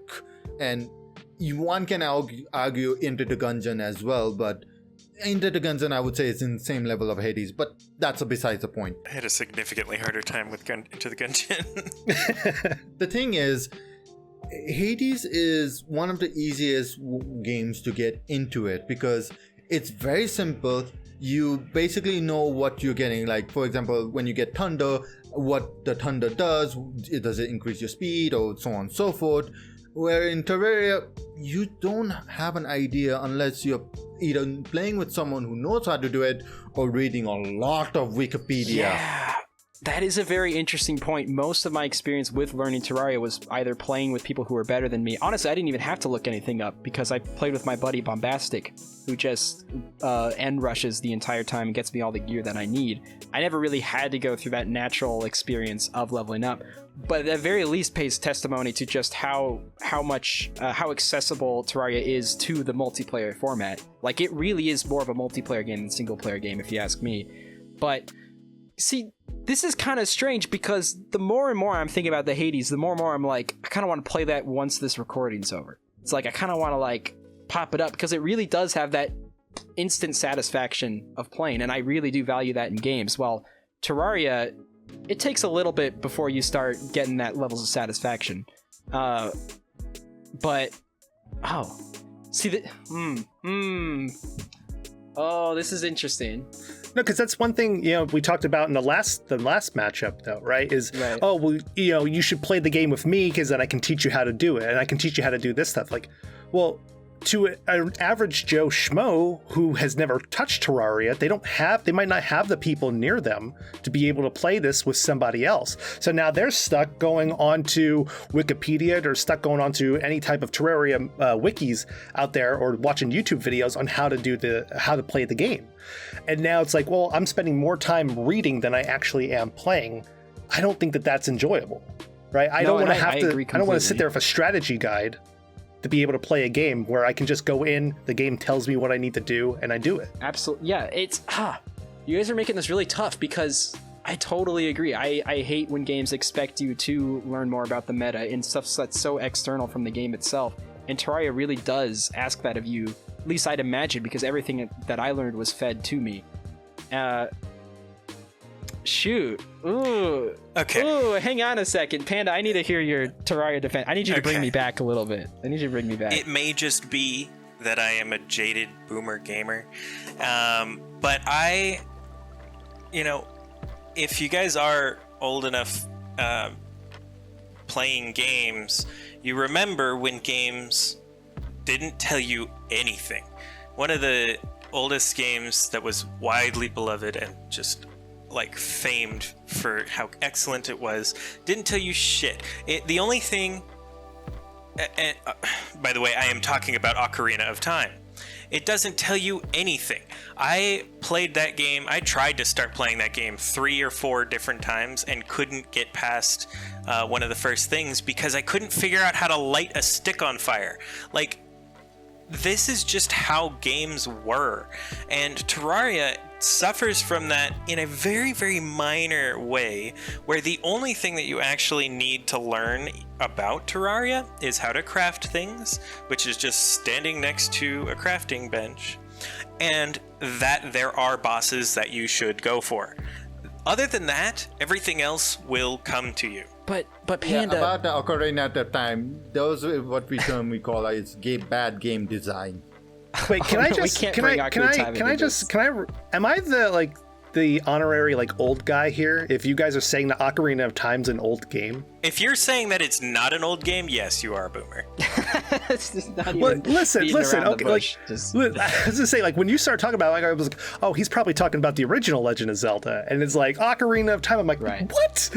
Well, the point still stands for older Zelda games. I certainly am also referring to the original. I think the main reason he brought up Ocarina is because that was his. It's because that was his personal experience too, was that he maybe couldn't find the sword in Ocarina. I know people who just legit couldn't find the sword and then they sold the game because they're like, well, this game's not telling me how to play. But Panda, I think Terraria struggles more with that than what you might realize, because even just getting shopkeepers in your home, how the heck would you discover that you got to make rooms with a specific table and chair and stuff like that unless you happen to get it when you're asking the guide specifically? And even things like mining ores and stuff like that, sure, you can get armor through mining ores and stuff like that, but it's not efficient. It's at no point should you be mining tungsten unless you just want to get a grapple, right? Maybe you get gold or something, but then the meteorite happens at some point and that just changes all of your gear completely. And how the heck are you supposed to know that the meteorite only lands after you break a couple eggs and fight this worm boss or something like that, or the Eye of Cthulhu or something? How do you even know how to spawn the Eye of Cthulhu? you got to get like all these lens from the random eye monsters that are flying outside. How much, like, there's actually a lot to this game that you kind of need to know to progress to get to the experience that you and I have had. And I don't know, the more I'm thinking about it, just entirely out of terms of accessibility, I feel like Terraria's just kind of screwed the pooch. It's just like, it just falls short on that front completely almost. While something like Hades, it brought me to play a genre that I normally am way too intimidated by, and got me doing difficult things that usually I'm like, that's too difficult for me to play. So I'm kind of on the fence now. So Minecraft is famed as one of the best games of all time. And getting into Minecraft, if you remember, I know it was a decade ago that it started, but you don't know anything. And at that time, nobody knew anything. So we were all learning together. And it's old enough that people have grown up with the game. They've learned everything about the updates as they came about. However, if you were to get into Minecraft now, the amount of knowledge that you need in order to just get to the end of the game is a ridiculous amount. I watch speedruns occasionally, and just every like 30 seconds there is a new super advanced technique that they're using. Now, that isn't necessarily always in the main gameplay, but that's just how sandbox adventure games are. You play. That's all you got to do. You just play. And then you will learn over time. But even if the genre enables that doesn't exclude it from those kind of troubles, you know? Like, I would still knock points against Minecraft. I'm not saying that it doesn't have those troubles. I am just saying that get good. I'm going to just interject here and say that, yes, Minecraft does have a lot of experience and everything and updates and people learn. But the thing is, even if you don't know about a lot of things, you're still gonna have fun. Like if you don't because know it has about that the creativity portal, side. Yeah, creativity, yeah. And even in survival mode, even if you don't know about the nether, even if you don't know the end, yeah, that is what they call the void. And creativity through survival, right? Like Terraria really doesn't have much. I'm gonna build a castle with woods, or I'm gonna build woods, or I'm gonna find diamonds. You will eventually just dig it because it's so simple. It's very simplified. Whereas in Terraria, you need to understand not every aspect. I don't know how much you need to know, but you need to know more than Minecraft, from what I'm going to tell. Plus, if one friend tell, oh, by the way, you can make a nether portal. You can? How? It's very simple. Just have this, and you can just simply make it. Or the end portal. Well, the end portal is actually a bit more complicated. So that's to be fair, even the nether portal is like tough to learn if you don't know anything about it going in. Like, what are the chances you're going to accidentally stumble on that, right? Even with the portal frames, they added stuff. But like, you know, we obviously shouldn't stay on Minecraft forever when it's not even on this bracket. You're very right. But, you know, we also have given each of these games a fairly large chunk of time. So I think I'm going to have to steer you into your final arguments. So it's Hades or it's Terraria. Who is willing to go first? I guess I will. Mainly because, well, I have explained everything. I have put everything on the table. I have talked about Terraria and I have talked about Hades a lot in this season. So all I'm gonna say is Hades is fun. Hades, and it might not be a game for everyone. That's understandable. You might like Terraria more. That's understandable. But I'm looking at this not in the aspect of fun this time, even though I really like it. Not in the aspect of varieties, but the aspect of what you can get into very easily. Because of that, only because of getting into it easily, just using that condition, I could use other conditions, but only looking at that condition, Hades is better. Yes, Terraria can be more fun. Maybe it can be more fun. I don't know. But if you want to get into the game quickly and you want to understand how to play it, Hades. That is all. Okay. Who would like to go next? I'll go next. Terraria is... it is slightly difficult to get into. However, the other aspect of what's going on here is 3 of the 5 of us have not played enough to get to the point where you actually are playing the game. You haven't invested the time. And honestly, if it took you longer than 2 hours to get to that point, then I don't think that you would enjoy the game at all. But I don't know. I don't find it to be such a ridiculous ask. When I think of a game and I join in and I have no idea what's happening, I instantly want to know more. I will look at every single thing that the game has to offer. I will look at the wiki. I will look at everything and try my best to understand what the objective is.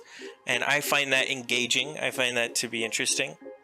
Yeah, I don't find that to be a detriment, especially not as little as it is in Terraria. Very well. Josh or Pat, you remain. Who would like to go next? Josh. I'll go next. Pat, I'll let you finish the four of us off.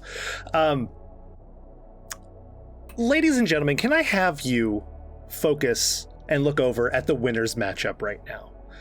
Right there, you see Undertale, Shovel Knight, Hollow Knight, Celeste. All of these games have something in common, and that's amazing stories. That is what you'll find in Hades as well. You're going to find a story that sticks with you, that makes you feel so pumped up when you defeat a boss, makes you feel so pumped up when you finally kick Hades' ass, spoiler alert, but you get to pet a dog. A 3-headed dog in Hades, right? Like, come on. Sold. No, I mean, the price of entry for Hades is very simple. Being able to get in there, you already know what you need to do. It's a beat 'em up mixed with the roguelikes, but the beat 'em up aspect is fun. It's exciting. It's different every time, depending on what weapons you want to use, depending on what power-ups you want to get, depending on what type of enemies you're going to be fighting in this particular area, depending on what boss you're going to going to go up against. Are you going up against Megra? Are you going up against one of her sisters? Who knows? Right? There's so much unpredictability in the game, but there's also such a great world in the hub world that you can change and talk to and manipulate and focus on with all the other side characters of the game that you actually feel for some of these characters. And you're like, oh man, but I'm in hell and I care about these characters who are in hell, right? These are technically terrible people, but I care about them. All right. Pat, what is it gonna be? Well, okay, first of all, mad appreciation towards Maxim and Josh in every Hades matchup, because after every discussion they've had, it makes me like the game a little bit more.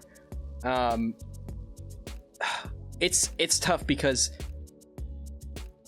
I really gotta re-hone into what I value about games, and Hades seems to hit a lot of those marks when I sit back and look at it, because Hades is one of those games that literally is fun 100% of the time. I can't say that about Terraria. Even if Terraria has this long-term enjoyment of building up towards something, and I love that and value that in a lot of games, Hades, from the second I pick it up to the second I put it down, I'm having fun. I only ever stop playing because I have other stuff to do, or I have other games that I need to play or something, or I need to do more research on other games for Bracket Breakdown and stuff.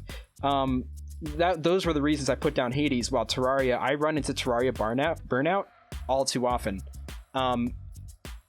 which makes it super tough. Terraria has incredible music, beyond incredible music. But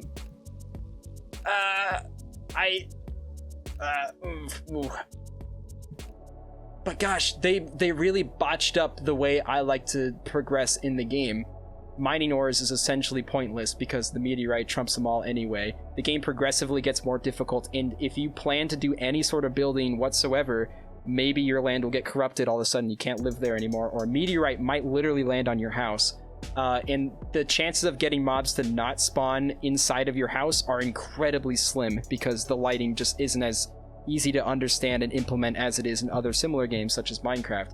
So a lot of the things I enjoy about sandbox games actually gets nullified when I play Terraria. And then we brought up the whole accessibility thing, and it's I value accessibility so much, especially because I get turned down by a lot of games all the time. And Hades was a genre that I normally turn down, and it said, hey, you can be here. And that was an incredible feat And it would have been incredible if Terraria could do that too, because sandboxes are also a game that turn people down a lot. As weird as it might say, I think I have to sit back and like take this mix this objective look with my subjective look and come up with some kind of bullcrap as to which one I vote. It really, really hurts because I've been really shilling for Terraria after it lost to Hotline Miami, which it never should have done. But ultimately, Hades is just a solid game that does almost everything it wants to do perfectly. So how can I vote that down? I gotta go with Hades. You guys won me over. You did it. You said I thought you were going to say Spelunky Spelunky there for a second. I told you it was going to come back. I'm sorry. I gotta do it. Gotta do Hades. Can't believe you. I don't mean this at all in a spiteful way or any kind of mean way, but I mean, if it had been put to the tiebreak vote, I would have also given it to Hades. We actually convinced someone. Wow. We actually convinced. I want to, and again, this is not in bad faith. I just want to address something that was brought up. If I can put my boomer glasses on. So, a statement was made specifically targeting The Legend of Zelda: Ocarina of Time, and it claimed that is a game that leaves you hanging with what you're supposed to do. And I want to refute that on multiple levels. First and foremost, just hear me out, because just hear me out. I'll keep this brief, but I just want to say something, because like the comparison made, Panda, and I'm gonna paraphrase as much as I can remember your own statements, was just, if a game leaves you bare bones with no clear objective, it intrigues you because then it pushes you to look to outside sources, to wikis, to communities, things like that. I, just personally being of the age that I am, find that a little baffling, because like when you bought Ocarina of Time day one in 1998, you pulled out the manual. The manual summarized what the story objective was gonna be. You turned the page, it showed you all the control functions, like what each button on the controller did. And, it's like, okay, good. And then the opening level, the Kokiri Forest, every single interactive NPC in that level, they tell you and they give you direction to try out all the core functions of the game. Like, you can't... See, that's what I'm talking about. But I'm saying, like, you made the argument that Ocarina of Time is a game that doesn't tell you what to do, but Ocarina of Time explicitly makes sure that you can't even get into the first dungeon without knowing how to play the game. And as for the Deku stick comment, believe it or not, I in a major bit of nerd obsession, I actually checked all the in-game item description transcripts of when you get the Deku script to make sure, does it tell you can use that as fire? And you are right, it does not tell you that the Deku sticks can be ignited, but for what it's worth, in the most important puzzle in the Deku tree that involves burning down spider webs, right, to get through, where I got stuck. but hear me out. There's a golden torch, and right next to it is a treasure chest that gives you Deku sticks. So for what it's worth, the game is relying on context clues to, nudge you in that direction. Context clues which you said form a lot of Terraria. Is that true? That like Terraria, if not through research, does come down to... That's what I'm referring to, though. I was making the comparison between the two because Ocarina of Time is a great game. I recognize that. But to get through, you need to understand what is happening. You need to talk to the NPCs. You need to take context clues. And Terraria has not as many, but it has everything available for you. I'd like to think that's fine. But sorry, after he heard Ocarina of Time, I was like, no. I just want to have this. I legit just want to have a good faith conversation here, real quick, because I think what caught me, and I don't know if this is an age thing, but it's just that you said that like a game being not encouraged. I don't know how to phrase this without sounding like a the drama wasn't about whether Terraria or Hades. No. It was saying if a game doesn't give me enough info, I'm fine going to look online about what I'm supposed to be doing in a game. And to me, if I was put in that situation, I would say the game makers failed me because they didn't give me enough breadcrumbs to want to make me explore this game on my own. And if they couldn't do that at the outset, what am I going to be in for? Just me personally, what am I going to be in for further in? If I had to look for help to kick the game off, I personally don't find that as a good thing. And maybe it's just because I'm used to a childhood of, you know, they gave you everything and then pushed you out the door instead of they pushed you out the door. You know what I mean? That's all I wanted to kind of bring up as my personal opinion on that statement. But wait, so you feel like Ocarina of Time did a good job at pushing you out the door? I feel like Ocarina of Time gave you everything and pushed you out the door. Terraria just pushes you out the door. In my experience with it, I don't know. That is something that appeals to me about gameplay. Okay, yeah. Let's move on. Yeah, this is clearly a conversation. This is clearly a longer way to get in the grand finales of every game discussion ever. It's never going to stop. I promise I will never bring it up again. But I will say this. This was a fascinating end to the losers bracket, and I legitimately loved all of the passion that was on display from all of you as you fought for one of these two games, but it is Hades. But do we have any final kind of conversations or thoughts we want to have about the losers bracket before we kick out of here? I'm sorry I came into this one so hot on you guys. It was all expected, you know. We're finally getting the hell out of here. It kind of works because hell is actually a big part of Terraria too. But, I'm sorry that to myself for fighting myself as much as I did. I had a straight-on internal war. For all I know, you guys were not even a part of it. I was way too... Pat, in self-discovery sometimes you just gotta call the baby ugly. Terraria is a bit of an ugly baby, but it's my baby, you know? Josh, what can I say? Josh, 3 seconds ago, you apologized for coming in hot, and now you're I'm not gonna say that I'm not gonna leave hot. But you won. Panda's the only one who has the right to be salty. I don't think now. Any of us won here. God. I think this all hurt. The whole thing hurt. I feel good. Okay, slow your horses. This is really far into the video now. Pardon my interruption. I just want to let you know that you can become a channel member to support the channel further, as well as getting access to member-exclusive videos, including 2 bonus videos from the previous bracket breakdown season on Wii games. So if that's something you're into, feel free to check it out. Thank you. Enjoy the show. Ladies and gentlemen, Bracket Breakdown is back. Welcome, one and all, to the discussion-based breakdown show where we pit some of the best video games of all time against each other to figure out who's the top dog. I'm your host, Tom, and we are continuing this season of the best independently produced video games of all time by getting to a little thing called the semifinal. Can you believe it? I can't. It feels like this season has been in production for years, but this fight is finally coming to a close with 2 triple threat matches. The first one is going to pit Celeste up against Hollow Knight, and finally a Hat in Time. But only one of these 3 games can become champion, and it comes down to our 4 panelists. Up the top here, we've got Hatnat. Hi, hello. Quick note, I could not find my snowman shirt. It's been so long, but I'm festive anyway. Anyways, back to you, Tom. The Christmas game is still on point. Up next, Josh in some Halloween-related garb. Yeah, I just grabbed the closest hoodie that was near me. Up next, a man for all seasons, Maxim. You better watch out. You better not cry. You better watch out. You better not cry.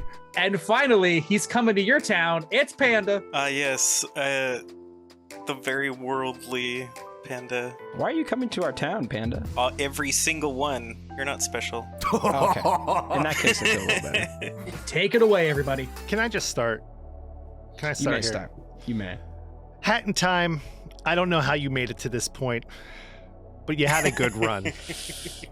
A Hat in Time made it this far. I'm not even on this panel, but I'm gonna jump in here because out of all of the attempts to bring back the incredibly fun and earnest 3D platform genre, it is the best, most inventive, and most charming. Okay, but look what it's going up against, okay? Well, I disagree on that note. Mario Galaxy. Well, let's talking about be clear, Mario indie, Galaxy by is the kind of way. a different genre, but I mean, okay, so there are Mario 3D platformers, and then there are every other 3D platformer. Like, if Mario would dominate otherwise. And let's talk about the collectathon aspect specifically too. That's something that Mario doesn't really do much anymore. They're more focused on the more short-term collecting, while A Hat in Time is very much a collectathon and is probably the best recreation of the specific like niche that is the rare style of 3D platforming collectathon. But even then, it arguably draws most inspiration from a little bit after Rare's time, like Super Mario Sunshine. But I will say, as someone who is probably the biggest advocate for a Hat in Time last bracket in terms of panelists, I do also find it a little bit jarring that it's up here against some of the other two. And I feel bad like immediately kind of dismissing it. But we're talking about Celeste, and what was the other one? I just remember it being good. What was the other one? Hollow Knight, come Hollow on. Knight. Oh, Hollow Knight. Yeah, sorry, Hat in Time. I don't see how a Hat in Time, because okay, what I'll say about a Hat in Time is I think the game actually genuinely gets so much more fun once you get to the summit level. I forget exactly what it's called. But the way they introduce collecting and platforming and how seamlessly together it's put, that's genuinely something that should have been the entire game, if you ask me, because I think they get so caught up in this, again, direct inspiration from Super Mario Sunshine, where it's so narrative driven, but also kind of accidentally linear in that form, that there's just several levels that feel kind of tedious with this such specific path that you have to follow, and oftentimes jank mechanics that control the whole level. While once I got into the summit area, being able to kind of traverse with any mechanics I wanted and stuff like that, it really felt like that's where the game shined, because the platforming itself feels really nicely. I just don't think it was utilized super well in the level design leading up to it. So what we have here, I feel like, is a not perfect 3D platforming collectathon, which, newsflash, no 3D platforming collectathon yet has been perfect.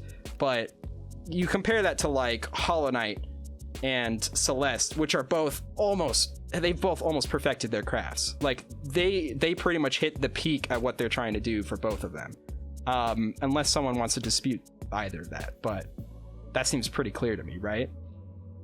Is there anyone not in favor of putting down a Hat in Time, being like, congratulations, you made it to semifinals, you can sit down now, you've done your run? Is anyone against that? No, because I feel You're like a judge. You be quiet. I mean, yeah, no, that's fair. if I could vote, I would participate in this, but I have to just sit here and watch. Listen, in order for a game to be good or great, it needs to be playable to the fullest extent on all consoles and all platforms that it has been released on. We talked about it earlier. The Switch version of this game is terrible, and it should be put down, and just like we're going to do with Hat in Time. Even playing on PC, I ran into some like just bizarre glitches and stuff. Like I got soft locked in the penguin level, where you're trying to like take a picture of all the crowds of penguins and stuff like that. And it was really annoying at the time because I didn't even like that level. It was like, I'm just stuck here to do this again. So there's a lot of kind of jank glitches or bizarre mechanics that feel like they don't clash well together, to the point where it doesn't feel like it's even optimized for any system. It just kind of feels like a concept that's not fully fleshed out yet. In terms of frame rate, I ran into frame rate problems, but that also could have just been my equipment at the time. I don't know. It's been a while. And frankly, the story in this game is quite bad. It's absolutely terrible. I think it takes itself the perfect amount of not seriously for it. The problem is that similar to Sunshine, because Sunshine also didn't take itself super seriously, they really lock you into the storyline. There's a lot of dialogue you have to sit through, even when it doesn't take itself seriously. So, and I don't think it's kind of got the same level of humor that something like Undertale has to really carry that. So I just felt like a lot of times I was kind of mashing the A button just to skip through and get back to the gameplay. And it is very narrative driven, despite it not taking the narrative seriously. So it's just kind of a bizarre combination, if you ask me. But I'm not trying to make it sound like I hate this game. I very much enjoy it. I do think it's one of the best 3D platforming collectathons out there. But I still think it's an example of us just not being there yet, not have totally figured out that genre. That very small, yeah. Referee jumping in just to say, I really wish I was on this panel, but I'm going to keep my mouth shut and just say, let's give Celeste and Hollow Knight the conversation they deserve. Let's keep it going. Yeah. To be fair, these two deserve a conversation. So, yeah. Celeste and Hollow Knight. I have a clear pick for my favorite of these two. Go for it. I just recently went through Hollow Knight to attempt to conquer it, and It took me 30 hours, but I am at 110% completion for Hollow Knight. So nice. How much more percent is there? Incredible. There's 2 more percent. Oh, is there actually? I was just making that up. Okay. Yeah. I also got all the achievements for Celeste. I love both of these games. For me, it's just that Hollow Knight has more in it. Really. That's it. Celeste tells the story of Celeste, but Hollow Knight tells the story of the whole Hollow Nest. Yeah. Hollow Nest really is its kind of own world, and being able to see all those characters and learn about them felt a little bit more, I guess, it just felt like there's a little bit more development there than the characters in Celeste. I couldn't help but get the feeling that all the characters in Celeste were pretty one note and served the purpose that they were trying to serve, which is conveying that overarching theme of like, you have to overcome this and stuff like that, because it's all direct, they're all supporting characters for the main one, right? But when you have a cast of all supporting characters, then there's just not a lot of lively development between them, usually, that you might find in other games, like, let's say, Red Dead Redemption. That's obviously an example of where characters are done super well. And I'm not trying to compare Celeste to Red Dead Redemption, but I am saying I definitely fell in love with the world and characters of Hollow Knight a lot more than I did with Celeste. All right. Here's the thing about Celeste, though. Celeste...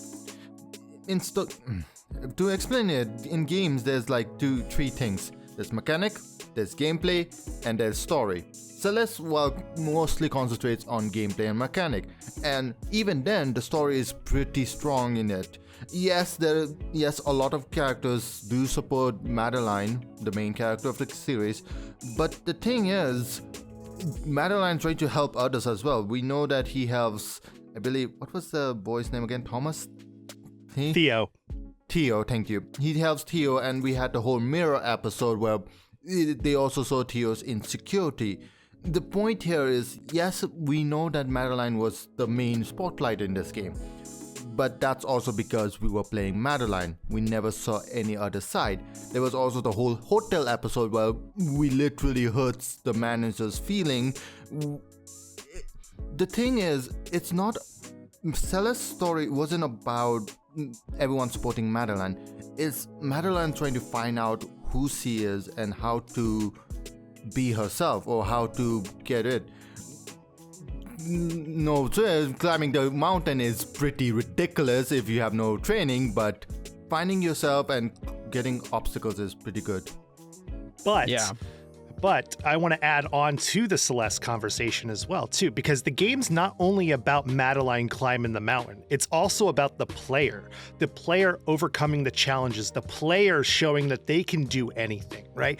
One thing we talk about, don't get me wrong, I love both of these games. I think Hollow Knight's amazing. I think Celeste is more amazing. But when it comes down to it, what one's easier to pick up? What one's easier and more accessible for a player to go through and play? Is it Celeste or is it Hollow Knight? Hollow Knight, which is taking a lot of its theming and a lot of its mechanics from the Souls-like games, and there's really no difficulty curve. There's no difficulty scale for you in Hollow Knight. So someone who wants to enjoy this game, who's not that great of a gamer, won't be able to enjoy the full effect of this game. However, with Celeste has assist mode. Assist mode allows you, even if this game is difficult for you, you have ways to manipulate the game to make it more enjoyable. So if you're not great at games, you can still play this game to the fullest extent, explore the story, understand everything, and still come away satisfied at the end of the day. I think they're kind of similar in a sense that they both kind of teach you how to play very well. I don't think Hollow Knight is necessarily inaccessible because of that. I think it's just because you're dealing with 2 different scales. Hollow Knight takes you a lot longer of a time to build you up because it's a much longer game, while Celeste, it's so condensed that it just teaches you pretty quickly. So I guess in that way it's kind of accessible, but honestly, I feel like both have very similar ways of overcoming difficulty, and I feel like that level of like frustration of trying to get through the game, I feel it in both. Like, I'm not sure if I could necessarily say, well, here's the deal though, I never beat Hollow Knight because it won. Celeste is all about trying to get you to overcome that mountain and overcome yourself, basically. Hollow Knight's the opposite. They're trying to get you to stop playing the game because they make you this little tiny guy with tiny little hitboxes, and they just keep beating you like a pulp over and over and over again. I feel like it's actually quite a duality to have these two against each other, because one is about overcoming everything, the other is about putting the controller down and stop playing the game at some point, like I did, because it's really, really difficult. I can tell you don't like the Dark Souls games very much. I'm gonna say Hollow Knight isn't about putting the controller down, because Hollow Knight is more of preparing for the next fight, if anything. Yeah. Because there's more like, for example, a bit of mini spoiler, I guess you could say. There's a one in the basement on the underground where there's a worm, and when you try to fight it normally, you're gonna die a lot. So you just go back, get new abilities. In this case, it would be like, throwing up or something like that. Use that and get more cells and get prepared and fight it again and win. Yeah. It's you have to except prepare for that win part. You're kind of getting lost of that win part. That doesn't really happen in Hollow Knight. But one thing you guys talked about with Hollow Knight was the story and how great the story is. What story is being told to you that you don't have to read yourself? The story of Hollow Knight's history. And that's just more lore. That's why I was trying to make a point that the world of Hollow Knight is a lot more interesting to me than the world of Celeste. Because I know when I got... Oh, go ahead. I was just going to say that Celeste, it just felt like a lot of external dialogue that's almost a little bit too on the nose with trying to explain what they're doing. While with Hollow Knight, it kind of takes the more Metroid approach of you have to find the lore for yourself, and it invites you to delve deeper. I can't really delve much deeper in Celeste because it's all right in front of me. I mean, you say that Celeste's story is on the nose, but like 99% of the game story is on the nose. Right. Yeah. And, Celeste, they gave us the free DLC. They gave us Farewell, which goes through all the stages of loss, right? And just being able to see, for somebody who lost people in their lives and being able to see the emotions be played out physically, like, that is, I think, more impressive than this world is super dark and depressing. And once you beat the main story of this game, I didn't know what happened at the end. I was like, all right, so it's just another evil version of me, and I sit inside of a chair. If you keep playing, you'll understand what happened. Yeah, I want to weigh in real quick as the referee. So if we're going to talk about the DLC of Celeste, then we also have to talk about any DLC related to Hollow Knight, which I know does expand upon stuff. Yeah. So let's. I haven't played either, but can we get a quick vote on, like, Pat just admitted he hasn't played either DLC. Max and Panda, where are you at with DLC? I've played both. I have played both. Well, I don't want to say majority wins over Pat's opinion. Well, I as long as we know why we're voting for certain things, like I'll be voting based on not DLC just because I haven't. I literally can't vote based on DLC. All that said, I still don't know which way I'm voting either. I don't really have a horse in this because I think both games are done really well. I think Celeste is less my kind of game, but I think I was able to play Celeste and beat it. Hollow Knight, it still continues to bother me and frustrate me. And it doesn't just go with how difficult the game is, it goes with all the bullcrap they put in between losing, which starts to drive me insane with the constantly respawning at the bench, and you get locked into doing the same fights over and over again because you don't want to lose all your cells or your scarabs. That's why you should always go to another fight for that, because if you go to another fight, you lose your money though. And then it's like, I already lost my money to the bank because the bank disappeared. I never got to figure out what happened to that because I can't get that far in the game. And so you needed to go to the hot spring, man. Okay, but if you don't get your soul back, you also don't have a full canister. So it's like every sign is pointing at you have to go back to that same spot over and over again. And that time just builds up. The distance between bench and boss, it can sometimes be a minute. Do you know about the rotten eggs? Yeah, the rotten eggs. You can get your soul back with rotten eggs in the graveyard. I have not played this game since. I don't. There's your problem. But Pat. Yeah. How great did it feel once you reached the summit in Celeste? I kind of felt like there should have been more to the game, and I understand that's like where like the end game content comes in, because I haven't delved too deep in that because I didn't get the completion bonus. But I was like, I don't want to go back to the same levels and like complete it. Like I felt both not satisfied and not wanting to go back to get more satisfied with endgame content. But at least Celeste didn't say, hey, you're literally not going to beat this game like the roly-poly boss did in Hollow Knight. See, because I actually love Hollow Knight. Like, I put my heart into it. I genuinely enjoy it. I'm not a hardcore gamer. I'm not like an intense player. I can beat Celeste, but Hollow Knight, I simply can't do it. And there's so much more to the world I want to explore. But I don't know. The problem is with both of these games is that for both of them, it doesn't feel like it's the game's fault for me losing. Like, it feels like every time I lose, it's because I'm genuinely not good enough, which is fine. That means it's not busted mechanics. It's like, you gotta get good, scrub. But still, man, when you just care so much about this game, Hollow Knight, and then you get spawned back at that bench and you're like, I gotta go all the way back up these stairs, fight the same enemies every single time. If I happen, God forbid, to die before I hit the boss fight, I lose all my money. And it's like, I don't even really need money, I don't think, but I want the money. I want it. And it's, yeah, I don't know. I don't know where I'm leaning. Pat, I want to play Elden Ring with you. Well, Pat may not know where he's leaning, but we now have to hear where all of our panelists are going to lead. So, Pat, I'll let you go last. Panda, are you comfortable giving your vote I think first? mine is clear and obvious. I love Hollow Knight. The DLC that has come out has added a ridiculous amount of content.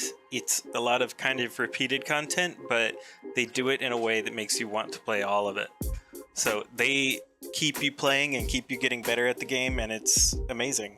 I just beat the Pantheon of the Master, and I'm still working on the rest. Alrighty. Maxim, would you like to voice your vote next? Sure. There's a lot of debates. It's a lot of tilting here and there for me because Celeste and Hollow Knight for me is a very beautiful game. I'm still waiting for Silk Song for Hollow Knight. I'm still waiting for a new game from the Celeste developers. That's a noise. They have special moments, and each of them have different genres. One of them is platforming and trying over and over. One of them is preparing for the fight. One of them is analyzing. One of them is understanding how to move. It's really hard because the DLC also brought so much to it. But if I had to put one thing down, it has to be the story. The gameplay mechanic is amazing. The mechanics is amazing. The gameplay is amazing. The music is amazing. But when it comes to story, it has to be Celeste for me because of DLC Chapter 9. Chapter 9 was so special for me because it showed that, yeah, Madeline climbed a mountain, but that doesn't fix her problems, and she still tries to struggle with it. Also, they do the whole meme thing, which was kind of funny, but that's besides the point. The thing is, they also brought new movements, like the movements without adding anything to the mechanics or anything. It's just, oh, by the way, you can do this kind of thing, and try to implement it. And Chapter 9 was the most frustrating moment in my entire life. But when I did it, God, it was beautiful. And because of, gameplay and mechanic wise, they both get amazing. But when it comes to story, Celeste barely beats it. My vote is Celeste. Josh, putting you down for Celeste. Pat, no, Josh, say, love to hear you say anything you have to say. Well, Tom, talking to the top 1,000 Celeste speedrun player right here on the podcast, that's what I do. No, honestly, I do a lot of speedrunning of Celeste, and I absolutely love this game. This game is, Celeste is my pick. End of story right there. But Maxim was talking about Chapter 9, Farewell. Like I said, there is no video game or no experience that I've ever dealt with that went through all of the stages of loss. And it is insane. All the way up to the very end, when you go through one of the hardest rooms in the entire game, and you get to the end, and Madeline grabs Madeline, and Madeline says, "Say goodbye for me." And that was like a moment in gaming that broke me, because it was like, you're going to actually say goodbye, and you're going to let go of a loved one that you've cared about for so long. It was so emotional and so impactful. But yeah, the gameplay, the mechanics, the music. Oh, the music to Celeste is just uncomparable, right? Now, Hollow Knight does have a soundtrack that builds the atmosphere of the world. And I think that that is great. And I still tip my hat to Hollow Knight itself, because I think that is a great game still. I'm a huge fan of the Souls games, so of course this is going to fall right into my lap of a game that I want to go to and play. But really, when it comes down to it, nothing can beat Celeste on all fronts of gaming. I'm sorry. All right, well, Pat, there's a lot of power in your vote right now. What choice will you make? Just to clarify, Chapter 9 is DLC, right? Yes. Correct. Chapter 9, The Farewell, is DLC. That's what's tough, is that both of your guys' arguments was around that, and that I have no weight because I don't know what Chapter 9 is. But I'm still kind of left with what was in front of me, and ultimately, I do think throughout, Celeste is a more consistently refined game that I enjoy quite a bit. But I don't know, like I said, the narrative, as much as I appreciate all of the Maxim said it best when it builds up the player and not necessarily the character Madeline. Still, when I see some of these characters and stuff in this world, because they're all filling such a specific purpose, it doesn't, I guess it doesn't pique my interest enough to want to learn more about them. And there's even a point in the game where they give you some dialogue options where you can talk to the camper. I found out that the dialogue options don't have any actual in-game effects, and I was like, well, then I might as well just say whatever to skip through it. And that was the only time they brought up dialogue. It was a very strange moment. But with Hollow Knight, I genuinely wanted to fight more bugs so that I could collect them in my Bugopedia or whatnot, so I could learn more about them then. It's just this weird case of Hollow Knight literally inviting me to learn more about it. And it does that not just through the story and the gameplay and the extensive map, but also just aesthetically having everything hand-drawn, which I don't think we've talked about much during this. Let's be honest, Hollow Knight's a way prettier game than Celeste. Not that Celeste is ugly by any means, but Hollow Knight's Hollow Knight. It looks fantastic, and because of that, I want to explore like every single corner of that world, and I did, until there was a boss at certain areas that I couldn't beat. There were 3 bosses I couldn't beat. 3 bosses I couldn't beat. I tried over and over. I couldn't beat those 3 bosses. They're unbeatable. But I digress.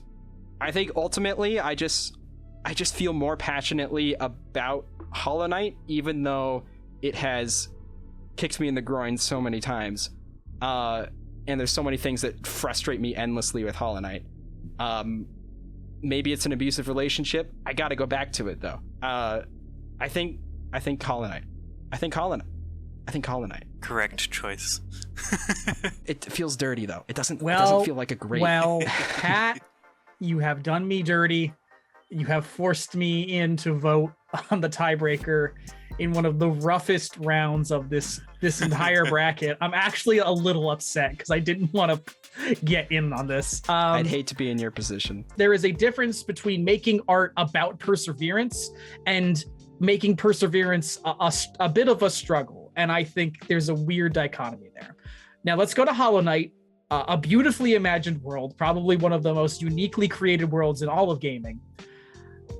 I also think that this game has incredible difficulty problems within it. You mentioned the roly-polies, the triple threat roly-polies. That's like 75% through the game. That's where I stopped the first time I played it, because it's infuriating. Up top. The Watcher Knights are such a good boss, though. The thing that I will forgive them for a little bit is that, like, up to a certain point, if you hit a wall in Hollow Knight, it's not really a wall. It's, well, this path is blocked, so go find something else and come back, and you might be able to progress through it better. Whereas by Celeste's very design, there's no path up the mountain but up. And if you hit a wall, it's kind of like, shit, I'm stuck here. That was very but well this said. But this is just a major problem for me, because Celeste is a very interesting human drama. Hollow Knight, it's a fantastic world to get lost in.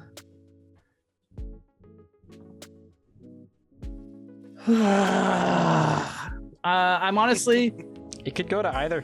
I mean, like, look, if Celeste wins, I can't be that upset. They're both just fantastic games. I can.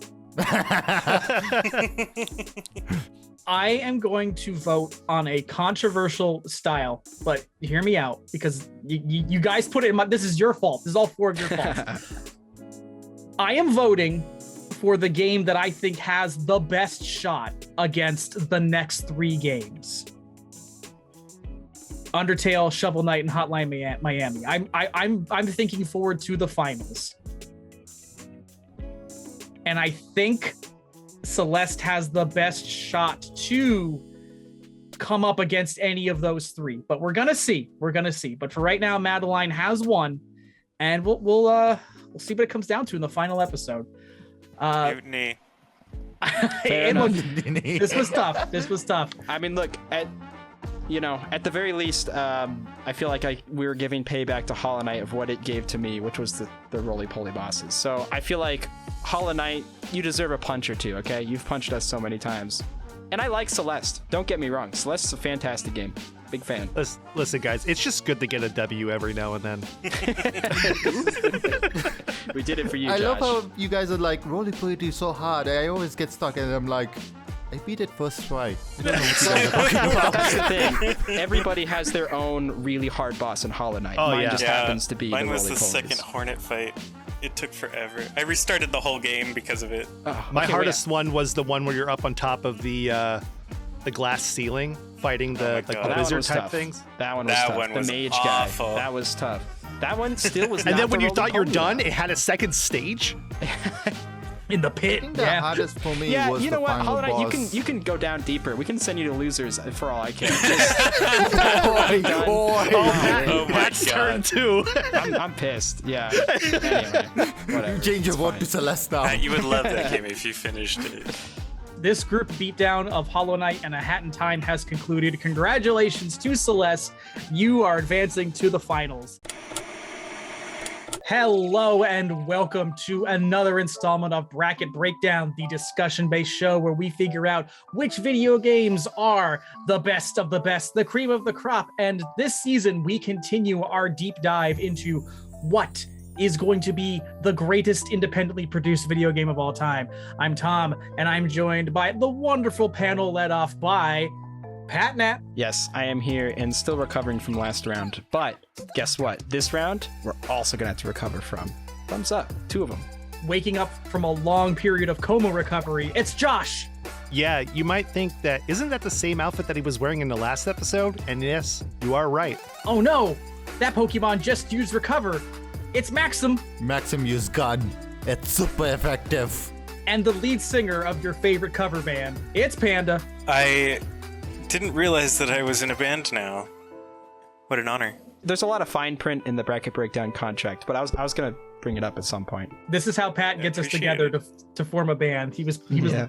leading with this all along. It was all so long. Bracket breakout. No, it's bracket showdown. Ooh.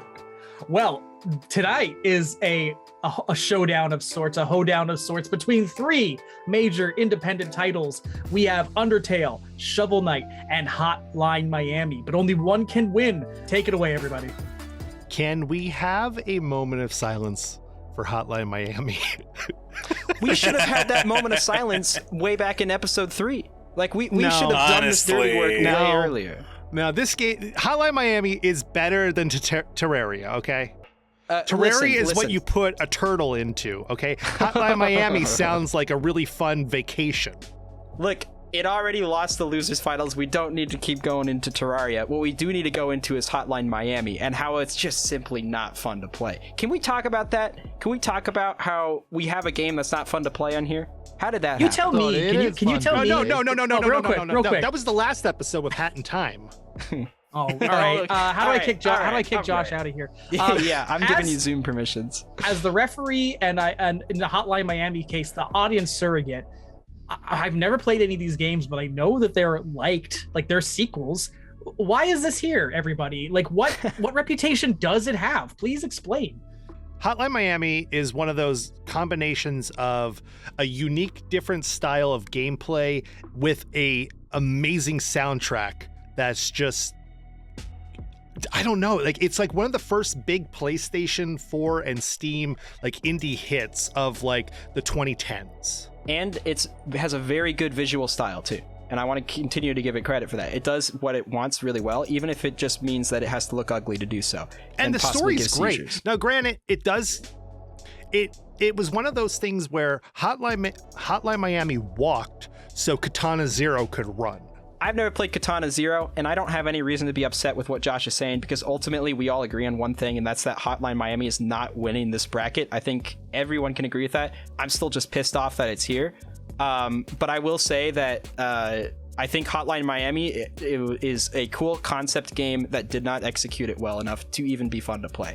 I mean, it feels like the game's working play. against you, like when you're trying to even just navigate the space. It's crazy. It's insane. I'm with you on that one, bonkers. Maxim. I think it is really fun to play too. It's fun to play because it's like a quick play and then quit. Play, quit. It makes play, you feel quit. like a badass. Quitting Pretty is much. 50% of the fun for that one, I think. But you do feel like a badass when things go your way. But the amount of times things aren't going your way and then you reset and it re-randomizes, so you can't even learn from your mistakes. And with weapons, you don't know what weapon you're gonna get. You might get a sword, you might get a bat, you might get a gun. Turns out most of them just do the same thing anyway. But hey, it looks cool when you have a bat, right? That's kind of neat. No offense, but that's like you're talking like most of the games you have talked about this season.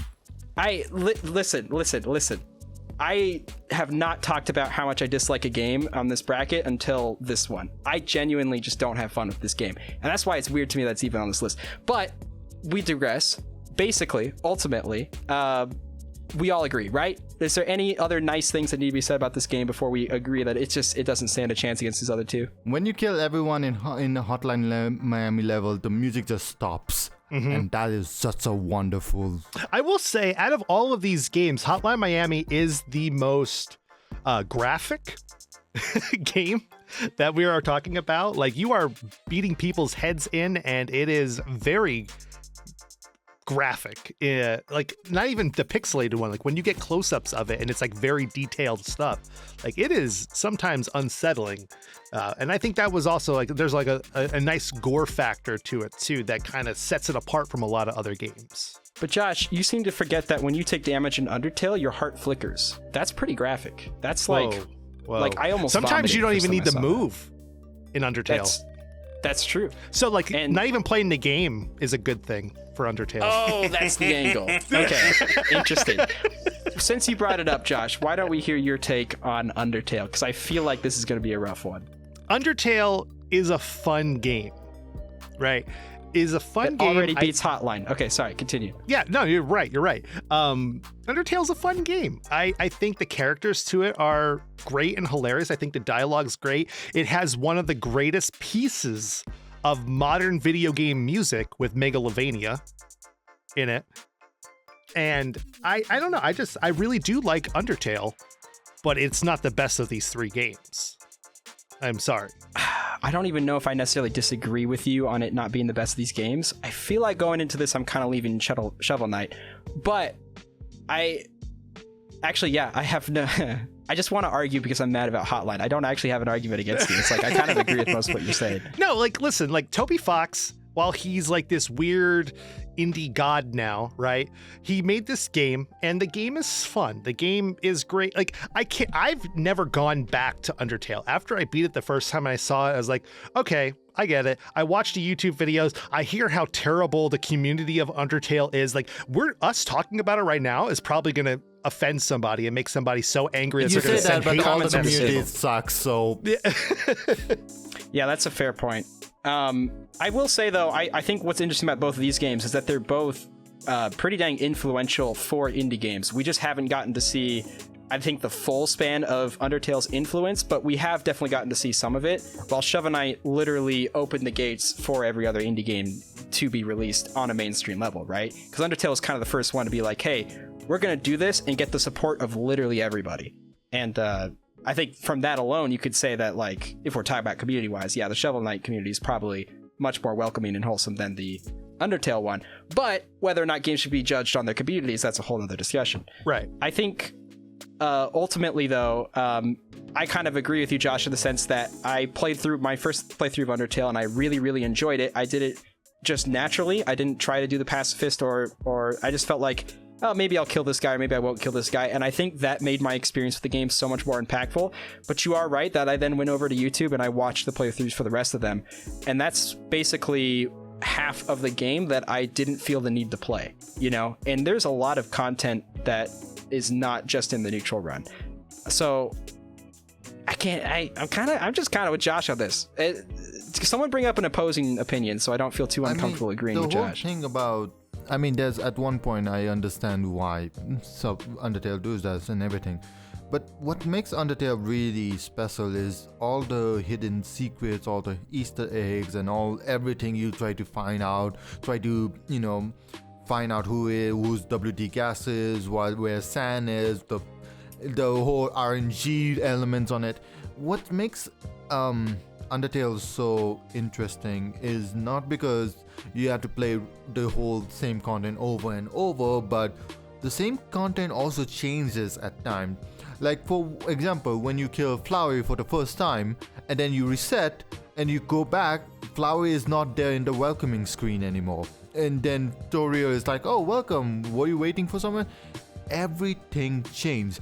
Like, for the first time you had to fight Toriel and everyone is like, oh, this is like Pokemon. We just had to lower the bar a bit and then we just had to spare her. Easy done.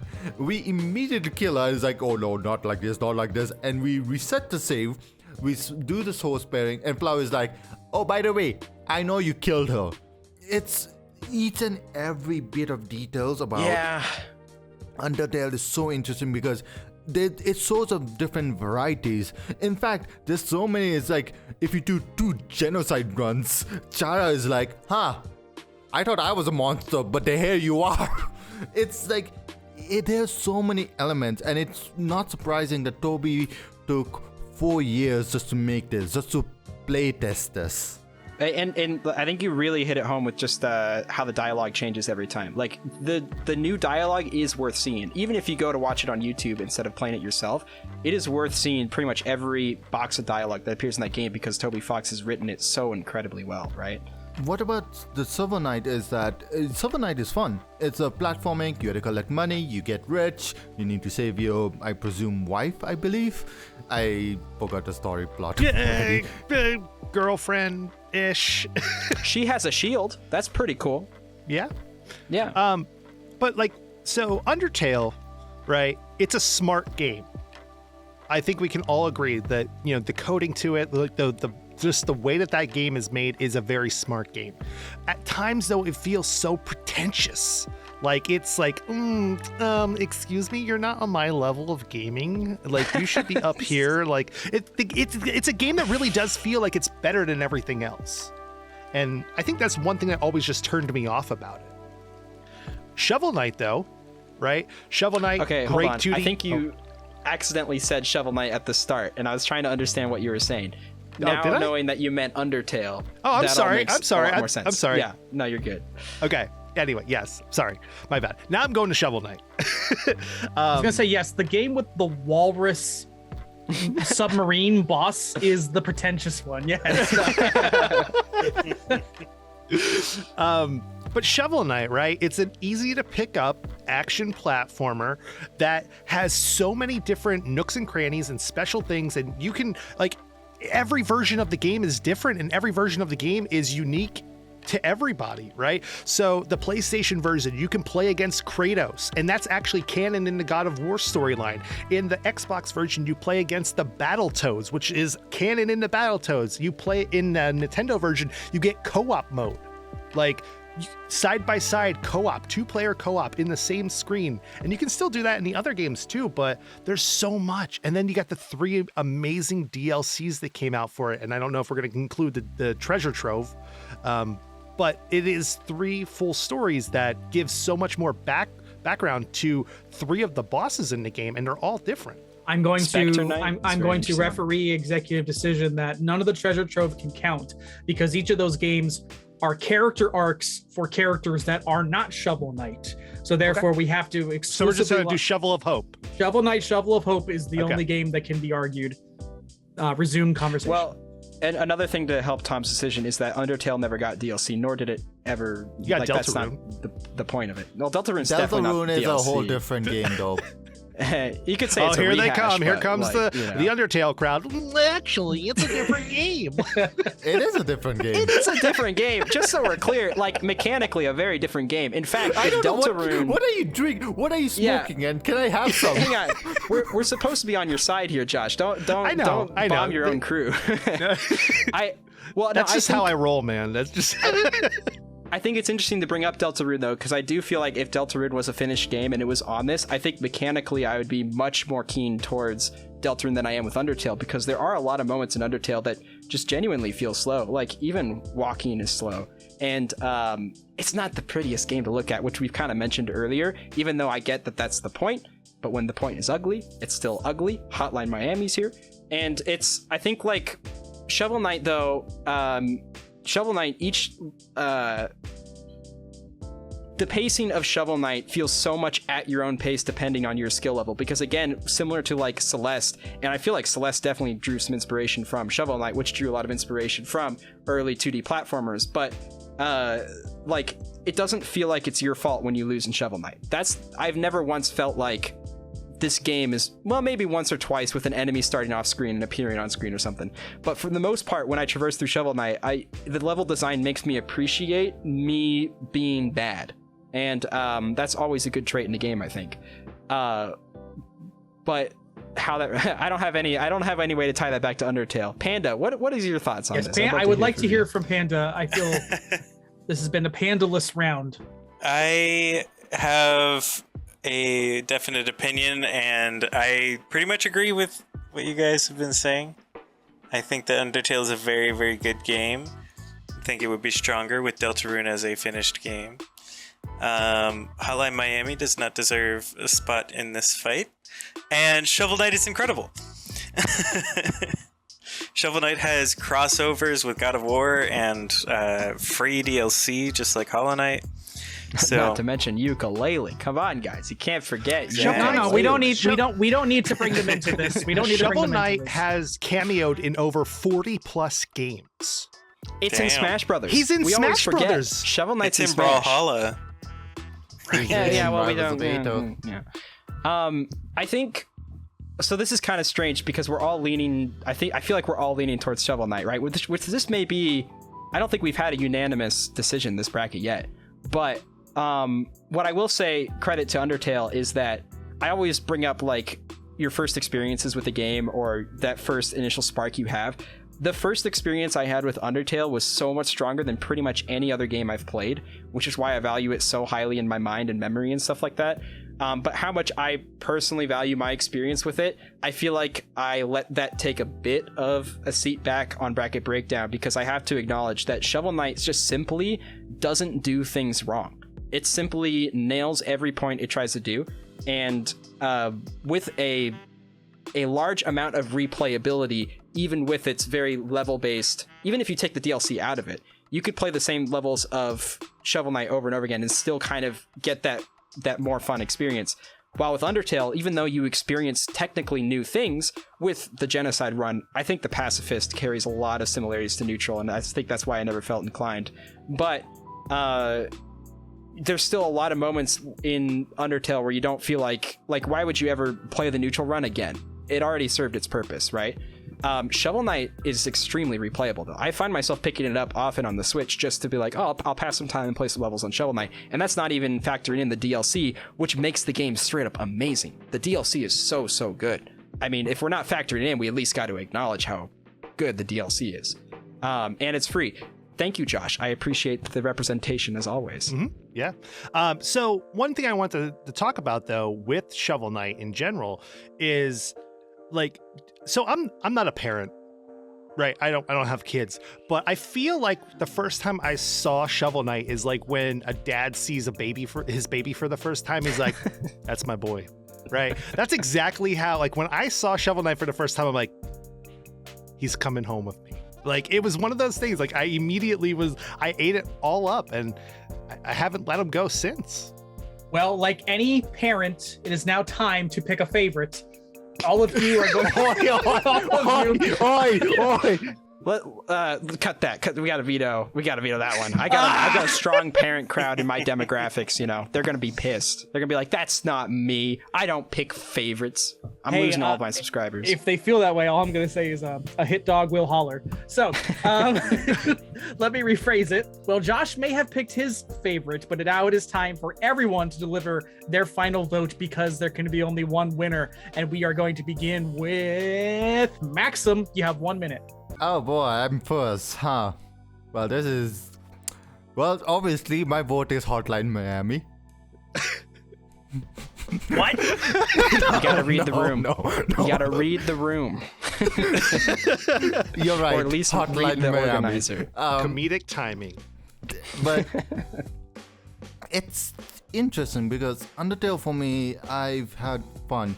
And Silver Knight, well, I have talked a lot about Silver Knight and everything like that, but truth be told, I haven't played much of it either. I have played like probably 2-3 hours of it.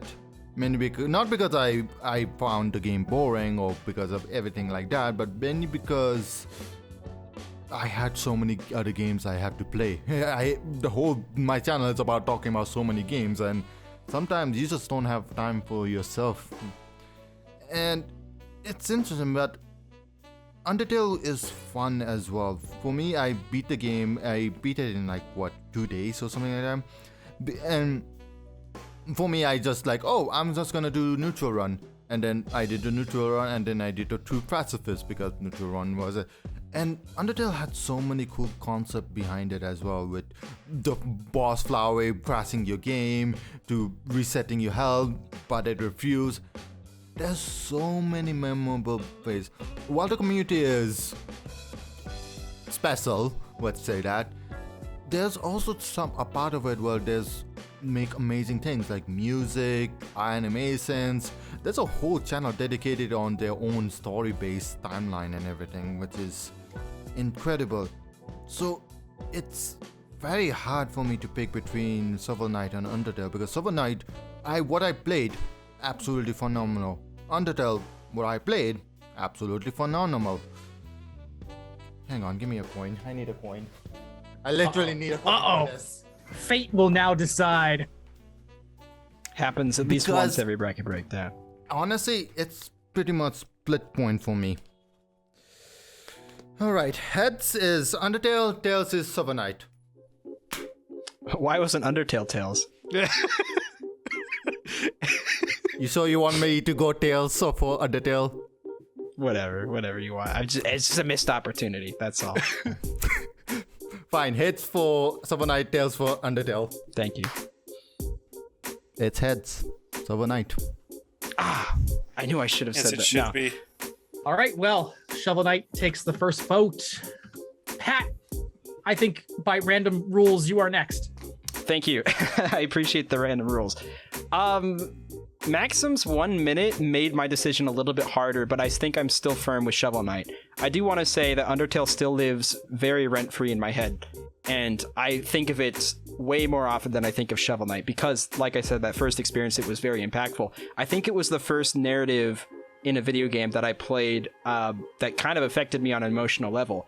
I wasn't super familiar with narratives before going into it, or for many games before then, and just through education or being interested in movies and stuff and narrative building, once I got to Undertale, I guess it hit just at the right time where I was like, shoot, video games really do have a powerful way of telling narratives and making you feel very much attached to the characters when they experience certain things. It was a proof of concept that was just then proven to me that you can make extremely emotional storytelling through video games, and because of that, if I were making my own personal rankings, Undertale, it skyrockets. It's one of my favorite games of all time.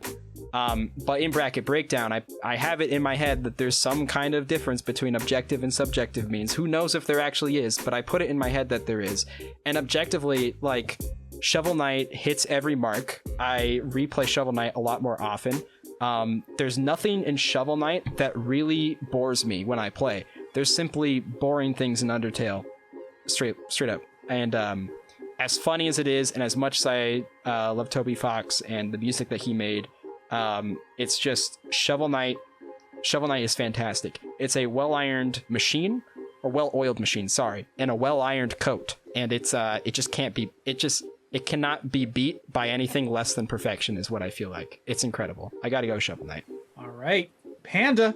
I think that Pat pretty much summed it up perfectly. I think that Thank you. While Undertale is an incredible game, Shovel Knight, for what I like out of a game, just has more. So my vote is Shovel Knight. And Josh, with your boy in your arms, do you dare vote against him? No.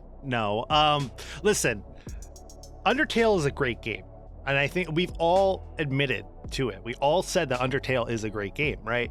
I think Undertale works better, though, as like a YouTube video, like a summary synopsis, or like tell me the story of Undertale. Let me tell me the story of Undertale. I don't want to have to experience, like Pat said, walking around the world at a blistering 1.5 miles per hour, right? Like, there's a lot of comedy to it. There's a lot of great things in that game, but I would rather someone tell me, hey, listen to what just happened in this game to me, right? And it's one of those, like, it's like a water cooler thing, you know, like, talk to me about this, right? But Shovel Knight is, one, it hits you in that nostalgic feel, but it feels new. It feels like what you remember video games back in the NES and Super Nintendo era to be, but in a way that you can enjoy it nowadays. And I think that's what sets Shovel Knight apart from a lot of these games. And Shovel Knight in general, you know, we talk about the music that Toby Fox made when it came to Undertale. However, Jake Kaufman's music in Shovel Knight slaps so hard. It is just such a good soundtrack. To the point where that soundtrack is incorporated into other games as well. If you ever played the game Just Shapes and Beats, like that, there's a Shovel Knight themed level in that game because of how much inspiration that game has, where other indie games want Shovel Knight in it, right? Shovel Knight has an everlasting staple, I think, in the indie game franchise, indie game world, and I don't think it's going to disappear anytime soon. All right, excellent. Well, I feel that its impact cannot be denied either, and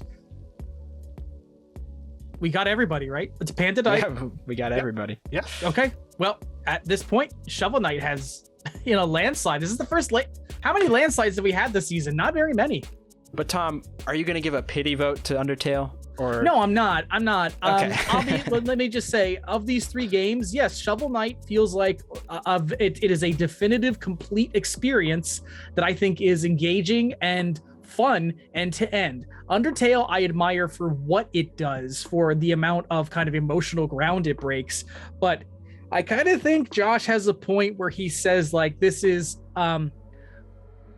when he calls, like, it's a conversation starter of a game, but conversations about it are kind of more interesting than actually, playing it.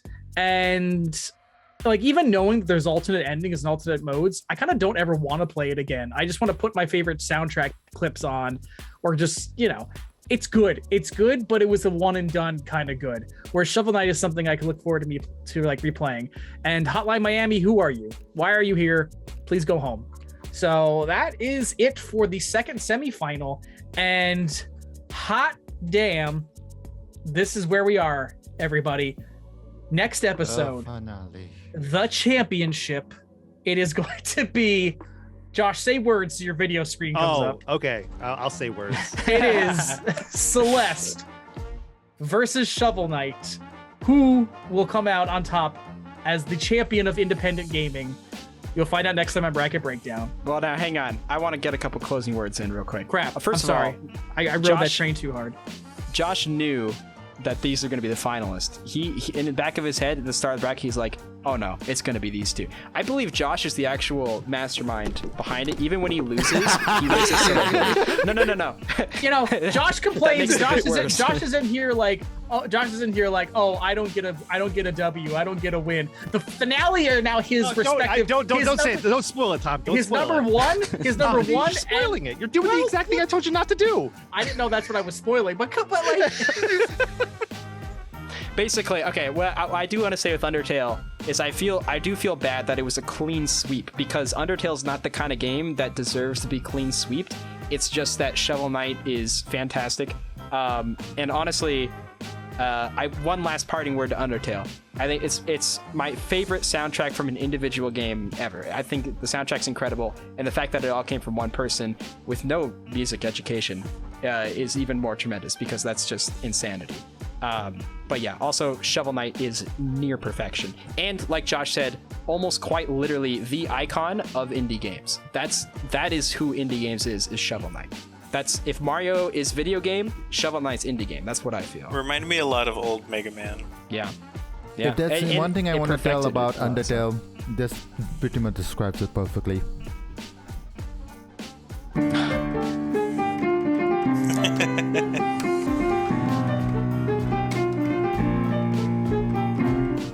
It's been a while since I played it. You got to end the episode on that. That was beautiful. Yeah. Welcome, everybody, to the finale of Season 3 of Bracket Breakdown, the final showdown. It has been quite a ride as we try to suss out what is going to be crowned the champion of independent video games. But here we are on one side from the West Coast division, I presume, or maybe North because it's set in Canada. It's Celeste. And in the southeast, I suppose, wherever Shovel Knight's located, it's Shovel Knight. But only one of these games can go on, and these four fine gamers are going to reveal what the champion is. Introduce yourselves, starting with Pat Nat. I am also from the west side, I want to say. So proud representative of... oh, wait, no, but you changed it to north, so never mind. I don't represent anything, but I'm here by myself. Pat. Up next, the pride of Pennsyltucky. It's Josh. This is a day that I never expected to actually happen, and I am not ready for this. I am not ready for this, so... Moving on to someone who roams the land incessantly looking for a challenge. It's Maxim. I have been playing for 300 hours, 52 seconds, 300 nanoseconds, and honestly, I need help. And finally, representing being comfy just wherever the hell you are, it's Panda. That is probably the most accurate description someone could have made of me. I can confirm. I've not seen this guy not wear flip-flops. That's a true story. I am always wearing athletic pants and baggy t-shirts. Well, if you are somehow tuning in to the season finale of the show, congrats on doing it completely wrong. But panelists, it's in your hands. Before we go at each other's throats, I think I have a pretty good idea of who's going to go for what. I'm going to say don't try and give it away just yet. That's a good... I support that. Referee statement, I agree with Panda. We're not going to talk about leanings.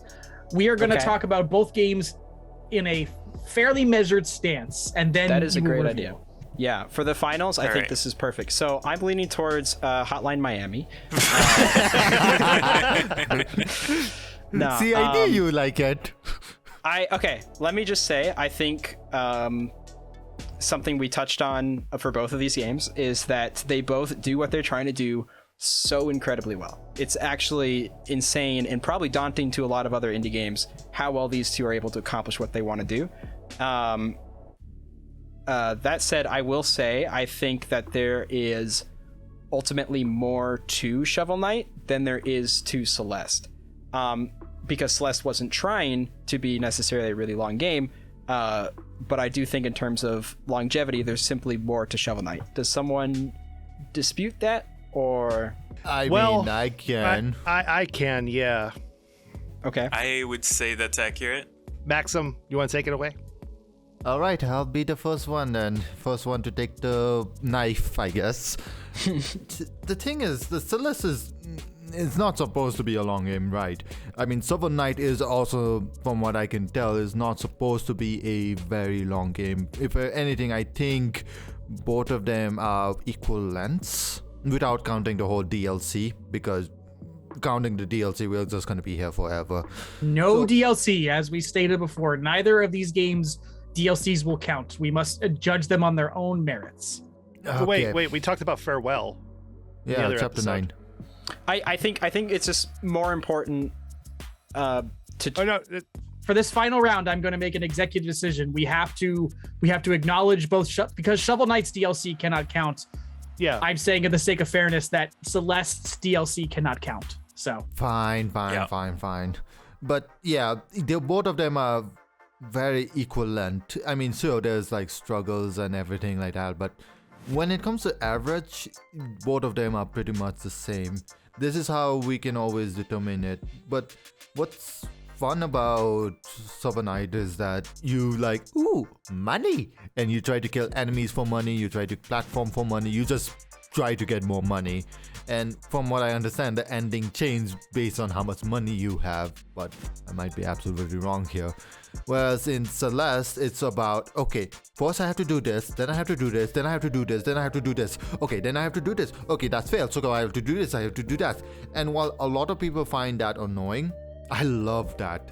It's so fun because it's like, I am dissecting everything and I'm gonna get this whether you like it or not, game. There's a lot of physics, there's a lot of like mathematics when it comes to problem solving in Celeste. Yeah. Compared to Shovel Knight. And like, while one game is trying to recreate your childhood, the other game is trying to make you smarter in a particular way. You're almost trying to outsmart the game at particular times when it comes to Celeste. It almost becomes competitive because of that. It's like, well, it's similar to what we talked about against the Hollow Knight, where it's like both games, you want to win. Like, you are genuinely trying to beat the game from beating you down. And I think problem solving is the best term you could have used, because in Celeste, you are real-time problem solving the entire time, which is quite incredible that you're able to incorporate that into platforming. It's insane, actually. It's also very incredible, like, for example, in the forest level, where the section is so long, so you have to look at it in your binoculars and be like, oh, there's like wind pressure, oh, we have to just do that. There's like a lot of calculation you have to put into it, which like, wow. And then you had to also consider strawberries, which are completely optional, but you look at that strawberry and be like, I'm gonna get you. Yeah, I'm gonna get you. But sorry, go for it. And then there's the whole like side B and side C of the whole game. This is not DLC, Judge. It's in the base game. It's in the game. True. It's in the game. It's like, oh wow, this is so fun. And then side C is like, oh, I have to do this everything in quick, and it's a quick 1 minute. Oh boy, and you move on and move and move on. Shovel Knight is very easy as well. I'm not saying Shovel Knight is bad. In fact, I really did enjoy Shovel Knight.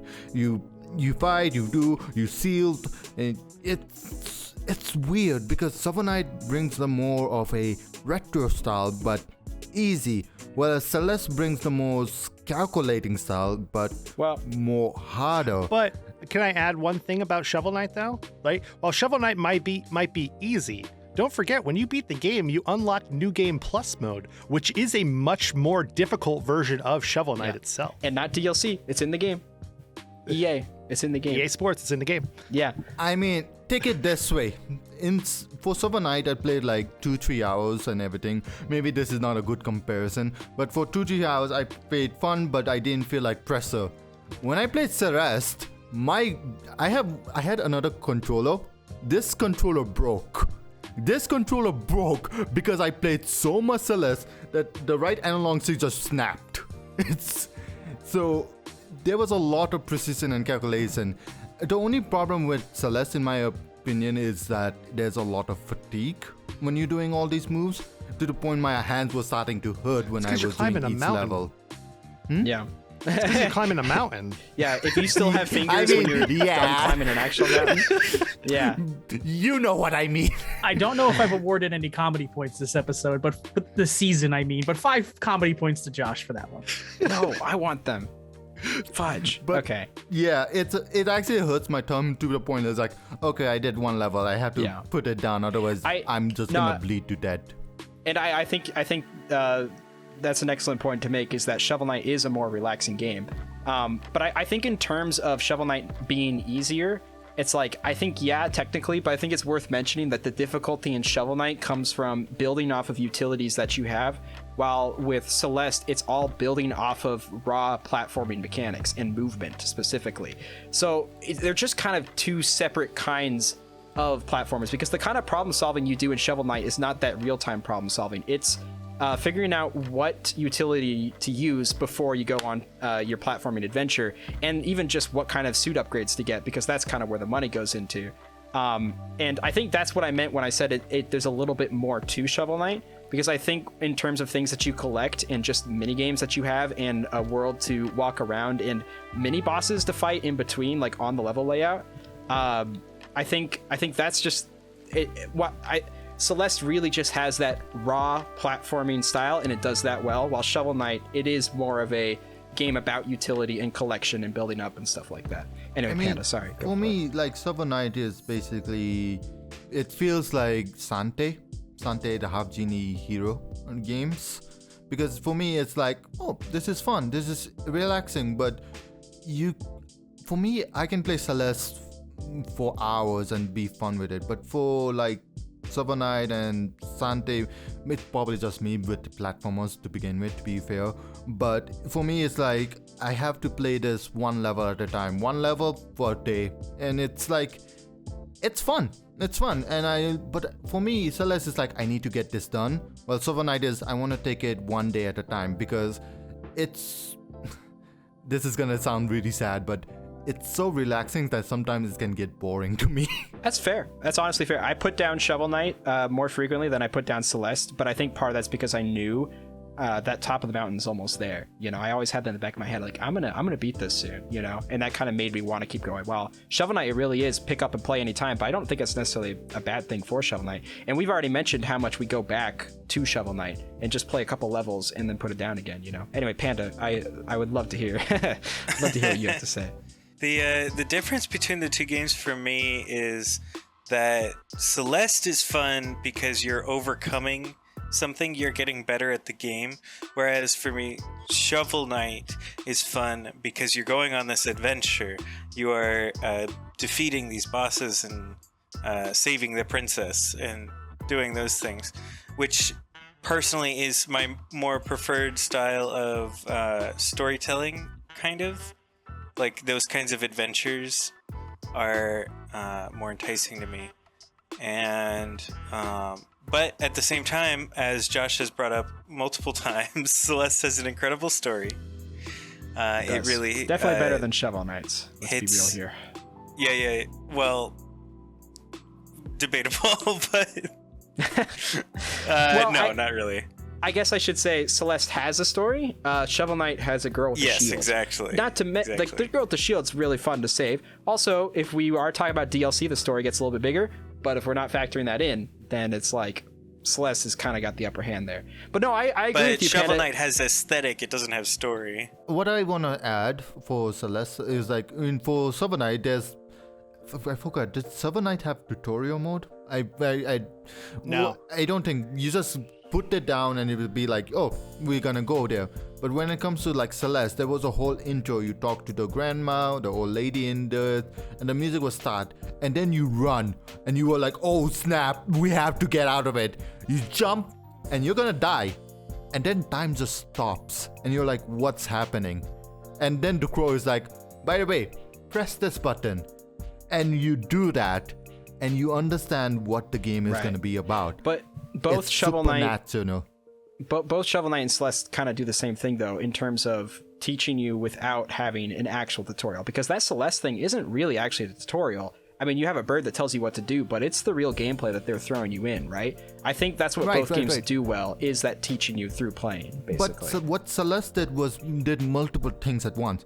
It showed the setting, it showed why she wanted to climb, or gives us part of the reason why we had to climb.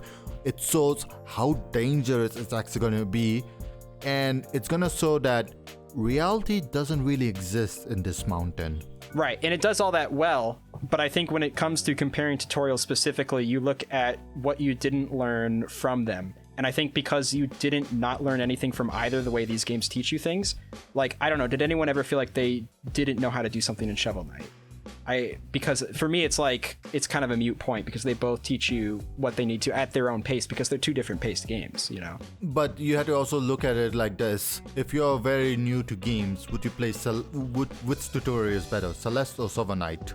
Well, I don't know about tutorial, but I would say the game itself is easier to pick up in Shovel Knight than it is Celeste, because Celeste is so fast-paced and reflexive that it's like, and if the tutorial is the game itself, then naturally I think it just means that Shovel Knight would be more accessible.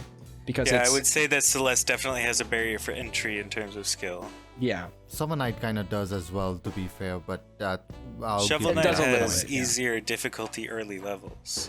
Celeste doesn't really have that. It throws you straight into it. But I'm talking about the very beginning where it's like, oh, you have to jump like this. You can climb, you can do it. Right. When it comes to the tutorial or the introduction of the game, Celeste shows you how you can jump, how you can run, how dangerous the mountain is gonna be, or everything like that. Well, Shovel Knight is like, okay, you're here, you know what to do, goodbye. But Celeste has to teach you that quickly because it's a fast-paced game. Shovel Knight, because it's longer term, it does teach you those things just in little bits. It doesn't teach you at once because you're slowly getting weapons or utility, and you have to learn how to use the utility when you get them. But I think it's really just a matter of pacing. Because because Celeste is a fast game, it's like they gotta teach you that stuff fast. Shovel Knight, because it's a slow game, they gotta teach you that stuff just as slow. I don't think either of them felt unnatural, so I can't give points to either for it. Like it feels pretty much the same to me. Just a matter of pacing. Josh, you've been very quiet, kind of suspiciously quiet, and I would like to hear what you have to say to many of these points that have been made. There's a lot of great points coming from both sides of the spectrum. I think one thing we got to look at is the mindset that both of these games are. Shovel Knight is a game that's trying to get you to relive your childhood. It is a blast of nostalgia right in your face, where Celeste is a very mature story. It's a very grown-up style game. And it's two completely different types of games that we're talking, not gameplay, but two different types of games that we are talking about when it comes to impact that both of these can have on a person. And that is the hardest part of deciding what game is best, because do you go for a game that speaks to you now, maybe as an adult, or do you go to a game that makes you feel like you're reliving your childhood over again? Yeah, and I think it's worth mentioning, you said it has like that mature theming that it goes for, but what's great about Celeste is that even if you're not mentally ready for those kind of mature themes, it's something you can play beforehand that like kids could pick up today and then only appreciate even later. You know, they can later think back like, dang, this is some of the stuff that I'm feeling right now, and that's going to stick with you. Just like we always reflect on different games that we played from our childhood and think of it differently because of it, Celeste can still have that even with its more mature theming, especially because its presentation is very much not mature. Its presentation is very welcoming to all ages. You know, I want to hop in real quick because we're gonna take it to the final vote, but I have no power here. I am just an ambassador for order, but I just want to say that Josh, I think the description of Hollow Knight as simply a nostalgia vessel is a little unfair to Shovel Knight because what did I say? You said Hollow Knight. Damn. Well, we want Hollow Knight. I just want to say, Josh, that I get what you're saying when you say that Shovel Knight is trying to be nostalgic because the creators were very much trying to emulate the Mega Man series on the NES. However, I think that kind of boxes it in a little too much when you say like relive a childhood, because like just for me, Mega Man was not a big part of my childhood, but yet I like, you know, I played Mega Man games, but you know, Shovel Knight I think is so strong in identity and character design and the world and everything that I think it kind of rises above nostalgic comparison. So I just want to say that like I think Shovel Knight's actually like just stronger in that regard than the origins of what Yacht Club wanted to do. It very much is. Go ahead. Sorry, go ahead. Yeah. No, let's look at that because it's not just Mega Man. Like there's certain aspects of this game that are Mega Man inspired, sure. But The overworld map is definitely Mario Brothers 3. The pogo jump is definitely DuckTales. Like, it is taking so many pieces. Like, the exploration is definitely Super Metroid. Yeah, right? Being able to blow apart certain walls, to be able to go and do certain puzzles and stuff like that, right? I mean, you have so many great games of the past that are being incorporated into one cornucopia of a game. Oh, I'm not disagreeing at all. What I'm saying is it uses the past to give you something that just feels so well played that you don't like. I of course acknowledge all of its influences, because you can't not. But I'm just saying, is Shovel Knight does them all so well that I think it rises above a lot of them in certain examples. I'm just gonna say this: Celeste also does have influences like Super Meat Boy, obviously. There is Maxim. There's the Mario 3 puzzle in Celeste where you have to go up on top of the white block and drop behind the world. Okay, so to sum up, I think what everyone is saying is just that both of these games are reintroducing this genre to a more mainstream or new modern audience, because I didn't play Mega Man until after I played Shovel Knight, believe it or not.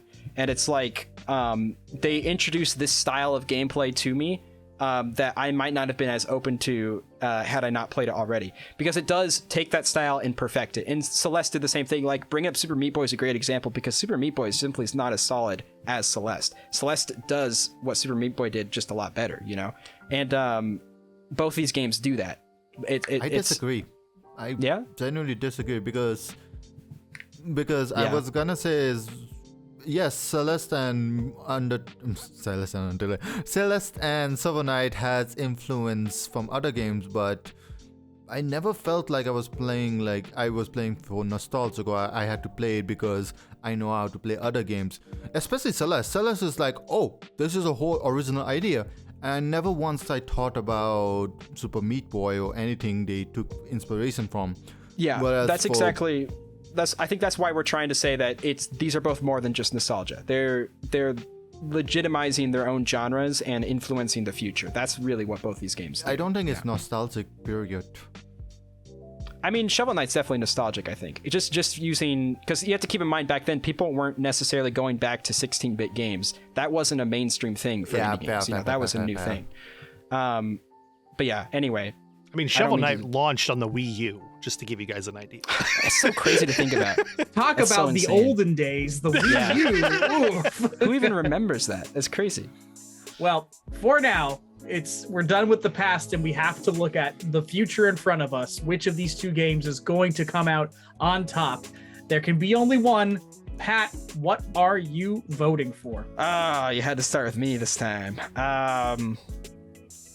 Yeah, it is tough, and I feel like I keep changing my mind through what I say, because I do think Celeste is something. The more and more I talk about the Celeste, the more and more I appreciate just how special of a game it is, because it's not really Shovel Knight's fault, but because Shovel Knight is so influential, there's been a lot of other games that are kind of doing things similar since then, because it opened the gates and made way for it. And in a way, it almost feels a little bit less unique because of that.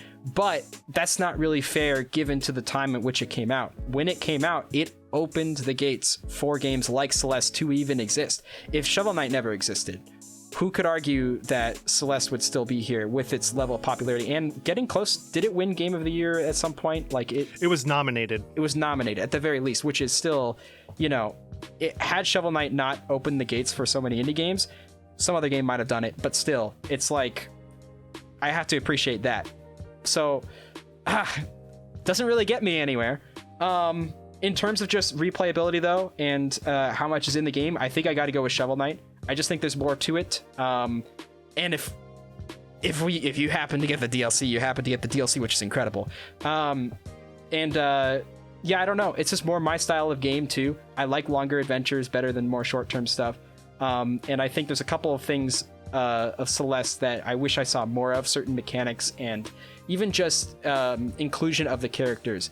I think they had a great base plate for characters in supporting the main. I think I would have loved to learn more about them at some point in time. So I don't know.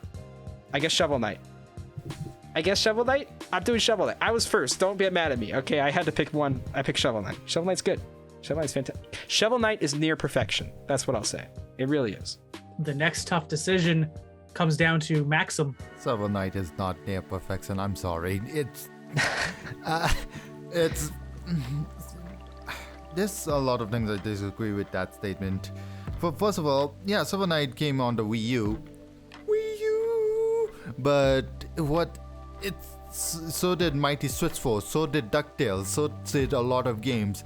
To say that Shovel Knight like changed the whole indie development is kind of over exaggerating in my opinion, because we had games like Fez, Super Meat Boy, and if you said it back then, Fez, Super Meat Boy, Bastion was the one, I would completely agree with you. I would be like, yeah, it's definitely the one that changed the indie revolution and what more indie. But Shovel Knight came a bit too late to like change the whole thing. And keep in mind that while Shovel Knight came out, Celeste was still in development, I believe. Oh, did it already come? The point here is they were both made, so even then, Celeste was still gonna be a phenomenal game. We have a lot of phenomenal, amazing indie games, but I don't think anyone just changed or revolutioned it. They are just amazing games that people will remember. And because of that, I think I'm gonna go vote for Celeste here. There's a lot of things for why I'm picking it. First of all, as platformers, I do not find it as fun as, say, other people, but I still enjoy them, but I have to put it down and be like, I have to play another day, goodbye. Whereas it's like, I'm gonna do this, I'm gonna do this, I'm gonna do this. There's Easter eggs, there's like screen loops where you have to jump off the screen so that you get your power again, so you can jump up again. It's like, you have to think so much outside the box. And humble brag, I have made a whole video about analyzing Madeline's mental illness. I did a research about it, talking about her depression, talking about her breathing in and everything, because I was that curious about understanding how accurate they depict depression and anxiety in it. There's a lot of things. I love to think. I might be overthinking sometimes, but I love to think about these kind of things. In Shovel Knight, it's just play, it's fun, okay. But in Celeste, you have to think outside the box. And as a Phoenix Wright fan, I love thinking outside the box. So Celeste it is. Josh? Can you save me for last? Interesting. Panda? This one is difficult because I know that these people have very strong opinions about all of these games, honestly. But specifically Celeste and Shovel Knight, I feel pretty much the same about, because they are both very how do I word this? Both Celeste and Shovel Knight are equal in terms of how much I can appreciate them. So Celeste is very intense and I can appreciate the story, but it's pretty much at the same level of how much I enjoy the aesthetic and adventure of Shovel Knight. So if we're just going off of my personal opinion, then I'm gonna give it to Shovel Knight because I like that style of platformer better. And an adventure story to me is better than a self-discovery story. That's pretty much it. Okay. Josh, you wanted to go last. Your wish is granted. Yeah. Where do I start? So let's just start. Let's start here. The first episode of the podcast that we have was our favorite games of all time. One of the first episodes, I think.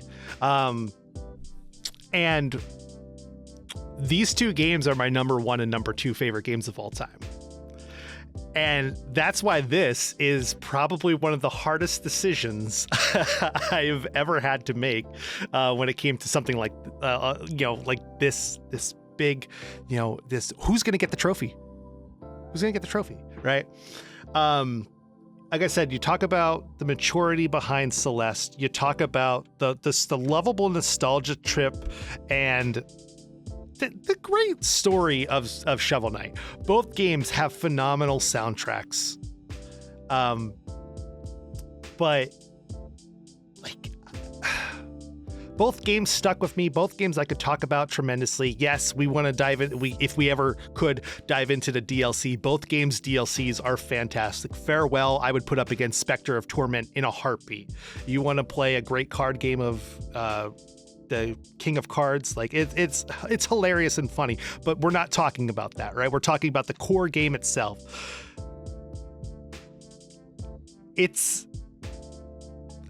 Listen, I've speed ran both of these games numerous times, okay? I just want to let you know. I'm really good at both of these games. But Celeste got my pick. There's no way. There's no way that I couldn't pick Celeste. It is a beautiful story about overcoming everything. And I want people just to remember the end of the first level, right? When you climb all the way up to the top of the old site, and there's the monument there, and the monument says, this is a monument for all of those who perished during the climb. And that right there, that one scene meant so much, because that means that monument there was put for every single person who lost their life to mental illness. And that hits heavier than anything from these games, I think, that we've talked about in the entire bracket breakdown. And for that scene alone, I think Celeste deserves the win here over Shovel Knight. A very strong argument and very passionate arguments for all, but you have all once again left it in my hands. There's only one right answer. God damn it. I have this thing that I like talking about with movies where I think that in some cases there can be a difference between like the best movie and the favorite movie. For example, in the year 2007, I think the best movie released was There Will Be Blood, and my favorite movie released was The King of Kong, A Fistful of Quarters. I see very strong comparisons in here, whereas Celeste is the deep, character-driven drama, and Shovel Knight is the super fun and kinetic, blast from the past, what have you. There's such a tough argument to have here. But this is what I'm going to settle my argument on.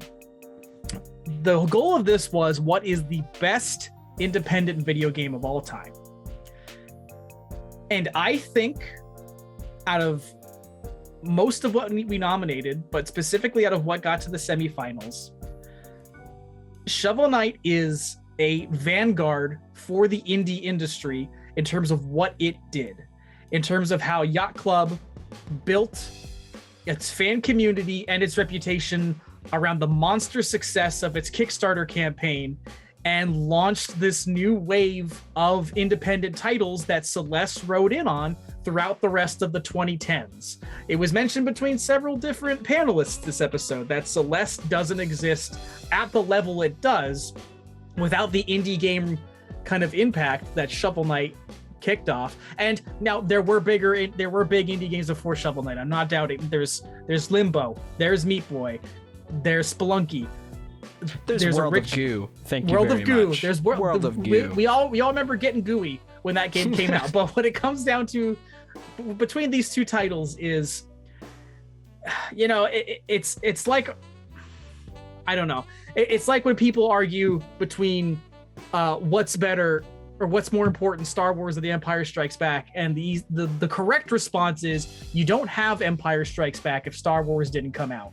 And I would argue that we don't have Celeste if Shovel Knight didn't come out and make the kind of impact it did. Or that's my take, at least. And you guys put the power in my hands, so you got to deal with it. I have to give the championship to the Shovel of Hope. Strike the earth, everybody, because Shovel Knight has won the Bracket Breakdown Season 3 championships. Well deserved. I'm not even upset. Like, it's a bittersweet I knew victory. it was gonna be this. Yeah, I mean, we do lose some points for clichéness, I think, by having Shovel Knight win the best indie games. It's like, well, yeah, of course, everyone likes Shovel Knight, but like, Yeah, I don't know. If Celeste would have won, I genuinely can't be upset. Like, this was a very understandable grand finales. There's other games I probably would have preferred to be here. Heck, I might have even picked Hollow Knight over Shovel Knight. I don't know.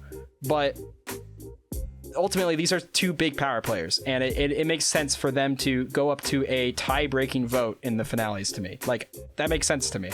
And I'm not just saying that because my vote won. But can I tell you guys something real quick? Can I tell you guys something real quick? Go for it. So as you recall, in the first semifinal, I said I picked the game that I thought would have the best chance in the finals, and I picked Celeste. I based that around the now incorrect thought that Undertale was going to win that semifinal matchup, and I thought those two games would kind of, but like. And it was a clean sweep for Shovel Knight too. Hindsight is 2020. I kind of wish I had picked Hollow Knight because, like, for what this is, they're both great games, but they're both 2D linear adventures. I would have loved to actually have seen that argument between Hollow Knight's Metrovania style and Shovel Knight's, Mega Man-esque, just straightforward action. But here's the thing. Everybody wins because I hope games are cool. Video games are cool. Let's get everyone's collective final thoughts on what happened in this final round. All of my star runners were shot down before they were amazing. It's weird. Going into this bracket, I would have, and I will have a whole end discussion for this, so we don't have to get too deep into other stuff now.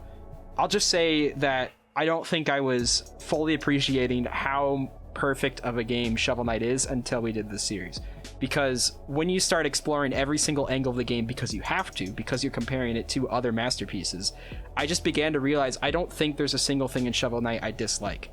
It's simply it's close to a perfect game. It really is. I can't even like nitpick. It's weird. No, Pat, you're wrong. Propeller Knight stage does suck.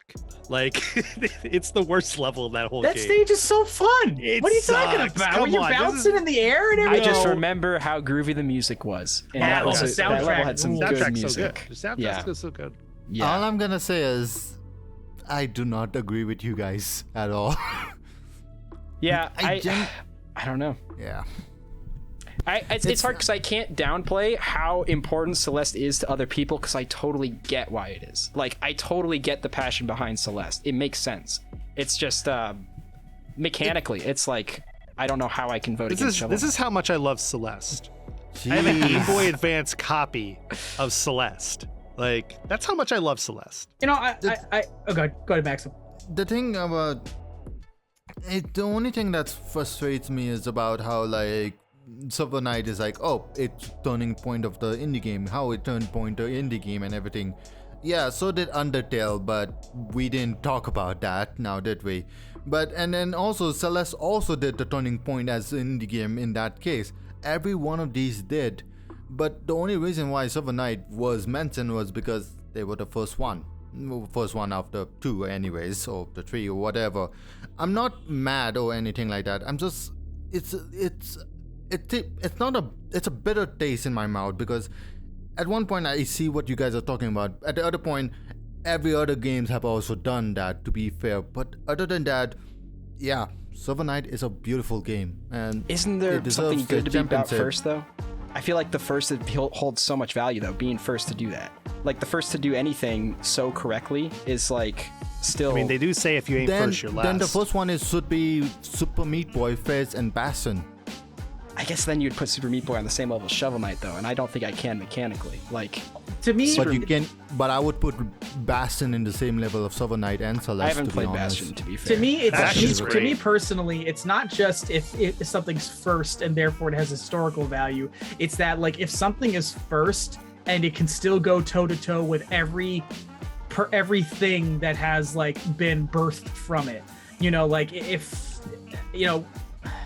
it got on this list while Super Meat Boy didn't, right? Bastion didn't. It's like people to show how much this game has done for other people is the fact that it is still being brought up today in the rankings or the polls that we did for best of all time. And we had so many more modern games in this, which is kind of crazy. But anyway, I'm sure we could talk about a lot more of this in the end discussion too. There's so many angles to take. Sure. Yeah. But specifically to this vote, is there any other thoughts we would like to share? thank you guys for watching. Congratulations to everyone, every game. Thank you. Yeah. But let's be honest here, the best indie game is Phoenix Wright Ace Attorney. Da-da-da-da-da! Yeah. So, thank you everyone for watching. Please stay tuned for the wrap-up show coming soon. And remember, every game on this list was a winner. We encourage you to check all of them out because they all have their own very special things about them. But until next time, this has been Bracket Breakdown. Stay well, everybody. Goodbye. Goodbye, guys. Thanks for sticking with us. I'm hungry. Hello, everyone, and welcome to the post show of Bracket Breakdown Season 3. I'm sorry, I'm flubbing my words, but I'm just so full of excess adrenaline from this crazy fun season that we had determining what is the greatest independently produced video game of all time. And now we're just gonna have a nice conversation with the panelists. So from the top, we have Pat Nat. Yes, I think it's super accurate and honestly welcome to be flubbing up the intro on the end discussion because we made it through the hard part, guys. We got through the rough stuff. We're just here for having fun now. That's what we're doing. Up next, Maxim. Yes, 5 of them. Yeah, all assassinate. I need them by next month. I'll talk to you later. Yeah, everything is well. Glad to hear it. And of course, it's Panda. Yes, hello. Time to explain my madness, I suppose. So how does everyone feel? We all okay? We all still friends? Oh, we should mention the elephant in the room for the viewers. We're missing a person here who had to work very early tomorrow, so understandably so. But we may be getting a transmission from him around the end, so stick around to watch the whole video as we discuss things. What do you guys, if you don't mind me asking some questions, Tom, what do you guys think was the biggest upsets in this bracket? Ones that you're like, this should not have happened, or what? Stardew Valley was done wrong. Yeah, I am surprised that Stardew Stardew Valley did not get as far as it did, personally. What did it go up against? It fought against Celeste, though. That's the biggest problem. Yeah. I think the biggest for me was Hades versus Hollow Knight, because it's like, how are we supposed to pick that? I said this maybe two recordings ago, or maybe off mic, but yeah, the fact that when we were at the finals and realized that Hades wasn't even in the conversation, it was just like, holy crap, did we do these seeds wrong? What happened? Well, and it's worth mentioning too that technically these aren't best indie games of all time because of the time in which we're doing this. This is best indie games, like specifically from 2010 to 2020, because after then, we don't know where indie games are going to be over the next decade because it's evolved so much in those last 10 years. And to have a game like Hades that came out in 2020 that's so solid that it's even in the rankings amongst the other 10 years is actually kind of insane. And yeah, it's just it's unfortunate that it got sent to losers right off the bat. But when you go up against Hollow Knight, it's like someone's got to go to losers, because there's no way we're sending Hollow Knight to losers first bracket. Like, that's just not going to happen, you know? I seriously think you should finish that game. It's incredible. It's not a case of whether or not I should or shouldn't. It's a case of whether or not I will be alive to do it. Because the game, I can only take so many knives. And do it. Yeah, I think that you should full restart, because going through the earlier stages of it again, it will teach you more. That's what I did, and that's how I beat it. I like to approach the games they expect me to approach them, and then value it based on that, right? So I don't think the game expects me to restart. I think it expects to train me and teach me during its first campaign, and if it doesn't, then it's just not cut out for me, you know? I'm just not hardcore gamer enough. I'm willing to accept that. I can accept that I'm just not a good gamer. I'm okay with that. I can appreciate from afar, and I do, because I do genuinely feel so strongly about Hollow Knight. But I'm curious, what other upsets did you guys think there was? What games were you guys so passionate about that you're like, how did this one lose, basically? Celeste, yeah, that's a rough loss. That's because there's so much passion behind Celeste, both the creators and the people who play it. Terraria losing to Hotline was rough for me, but Terraria losing in the losers finals wasn't that rough. It was because it was up against Hades, and it's like, ooh, Hades is really good. But yeah, I don't know. What about you, Tom? As host, what was like the I can't believe this happened kind of thing? I'm really kind of upset about A Hat in Time. The fact that it made it, you know, it qualified and rose as high as it did, and then basically was the kind of, for what it was, the joke candidate of the semifinal round that it was in. And, you know, for what it's worth, like, listen, I'm not going to say that any of the critiques mounted against it were invalid, but I think the era of patching and updating that we live in certainly has changed the way many games can be perceived. And I know that like A Hat in Time was considered a little bit of a janky game when it came out, but having just replayed it in 2022, I found it incredibly polished and enjoyable.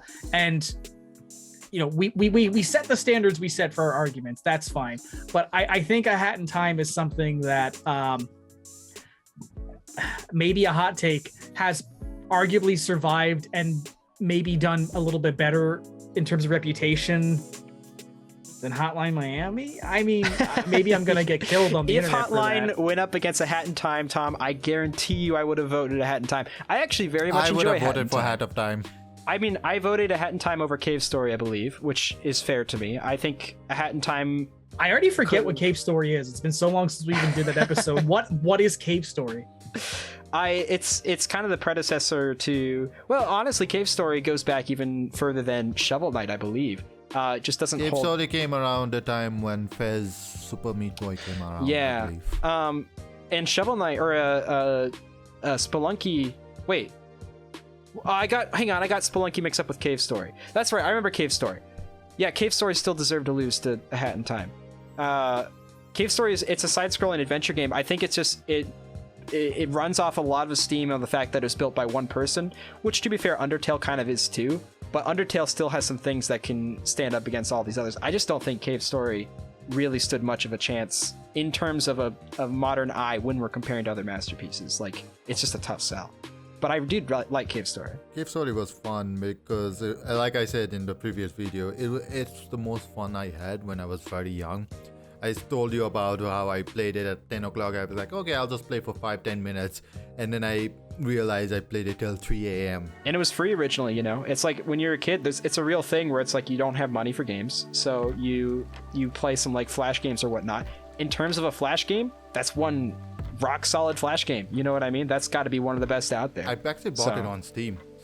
Yeah. So. Well, to play it, I bought the Plus version. But when I played it on a not Flash thing, I was like, yep, this is a Flash game. It did kind of have that rough edge feeling to it, but it still is. I still think what Cave Story does really well is its weapon system. I love the way how your weapons will slowly get worse the more damage you take, and then you have to refill your health to level up to become a completely different weapon, which is so fascinating to me. I would love to see more games do that, because I think it's a very fun way of trying to keep your health while also introducing new weapons into the game.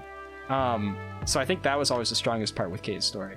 But yeah, Hotline Miami winning over Terraria, my biggest upset, but that's just the sheer difference of them. I think the games that I felt passionately about that I wish did better, honestly, A Hat in Time.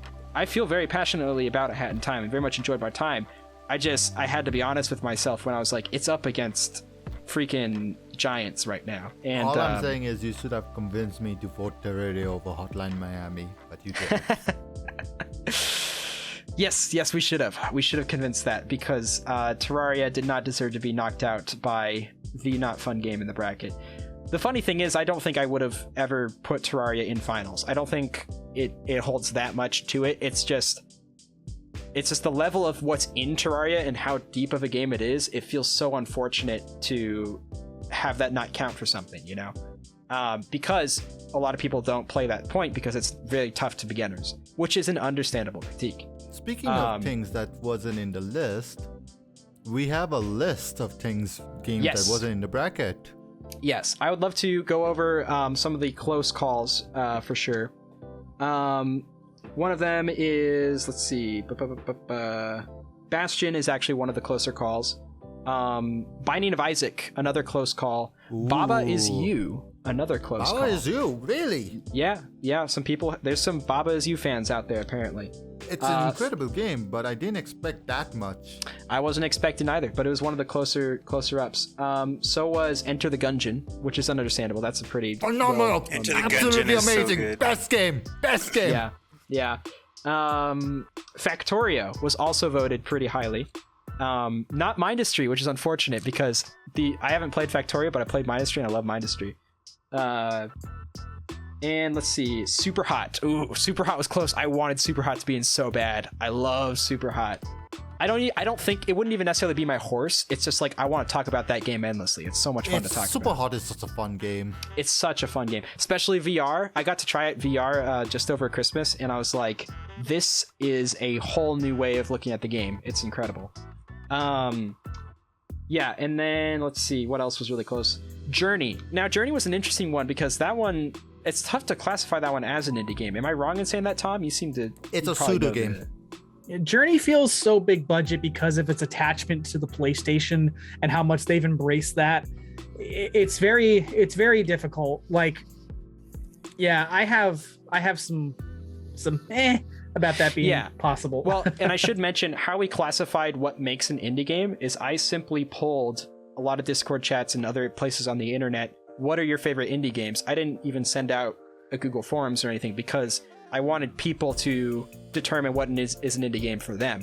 And what makes Minecraft really interesting is there's a lot of people who said Minecraft, but almost every time someone would say Minecraft, they'd say in parentheses, if that counts as an indie game. Because it's like, it's genuinely hard to describe Minecraft, especially the state that it's in now, as an indie game, being owned by Microsoft and one of the highest selling games of all time, if not the highest selling game of all time, right? I usually look like the indie games like this.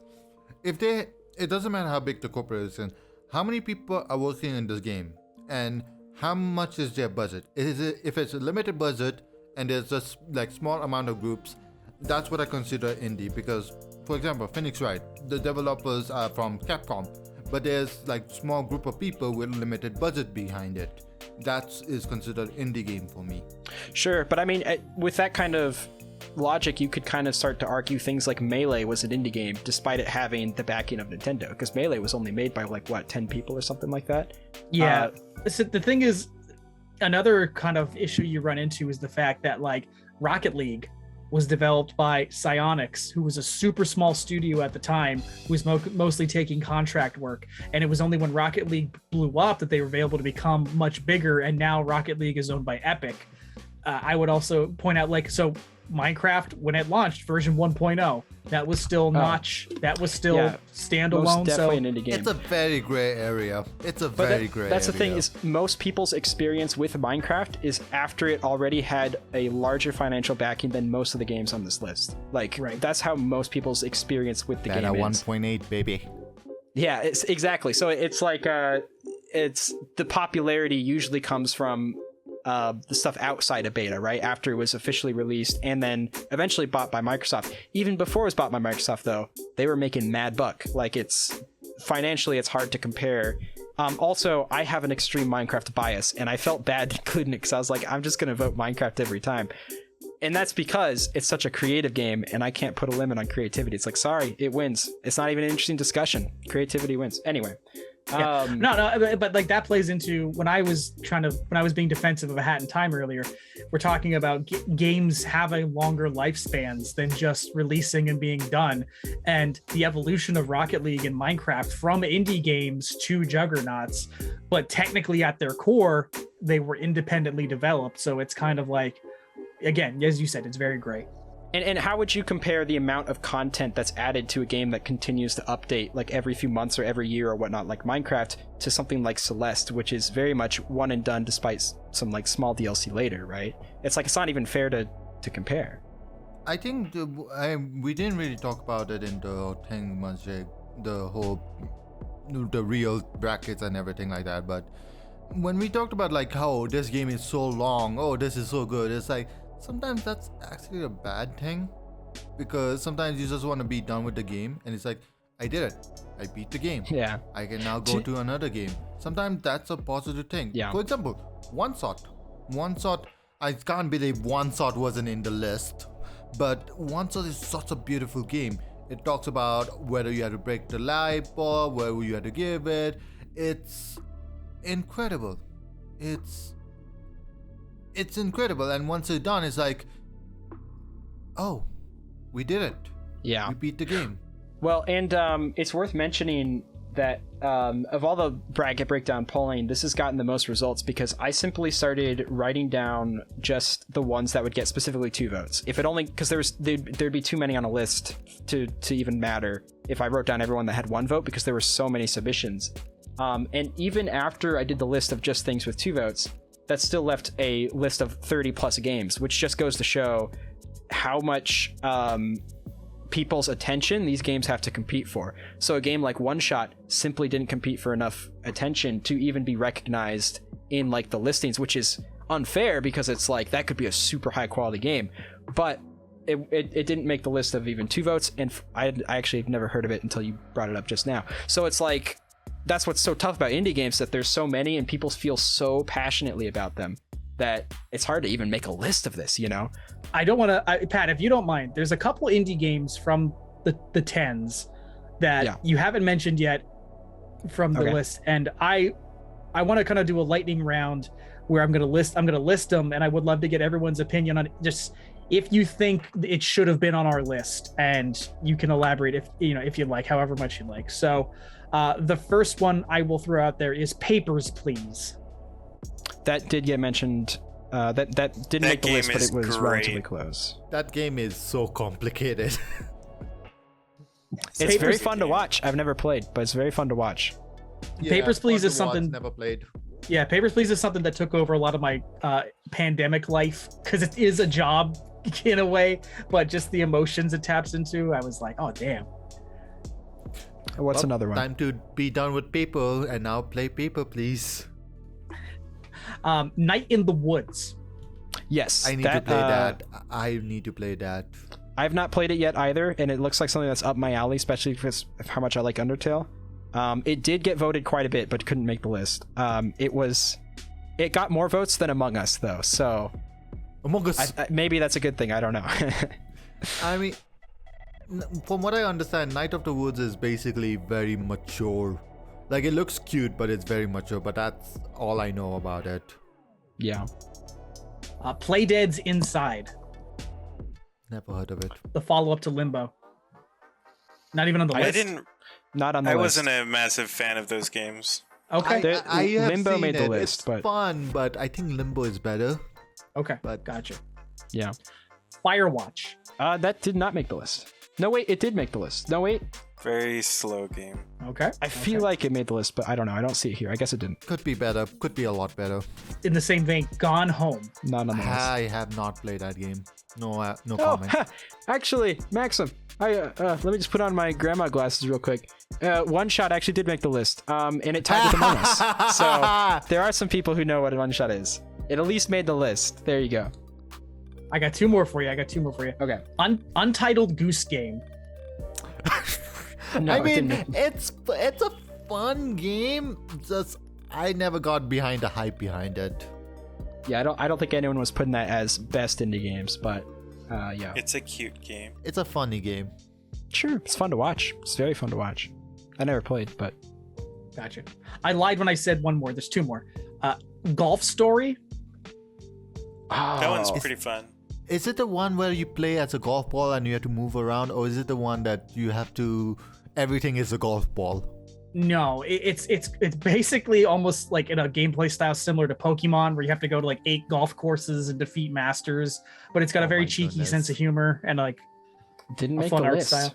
I've seen videos of it though, and it looks incredible. Actually, I think you also have given sparkling recommendations to it way back in the Soda Popcast days. So yep, very fun. I am disappointed that didn't make it. And the last one, which I imagine maybe didn't get voted enough because of its legacy, is Yooka-Laylee. Does anybody think that should have been on the list? I definitely saw at least one person vote Yooka-Laylee. It did not make the list though. Just to briefly talk about it, because we keep accidentally bringing it up, especially when we talk about A Hat in Time. You were mentioning, Tom, how in this day and age, with like fixes coming in and stuff like that, and how A Hat in Time is not the same game at which it was originally released.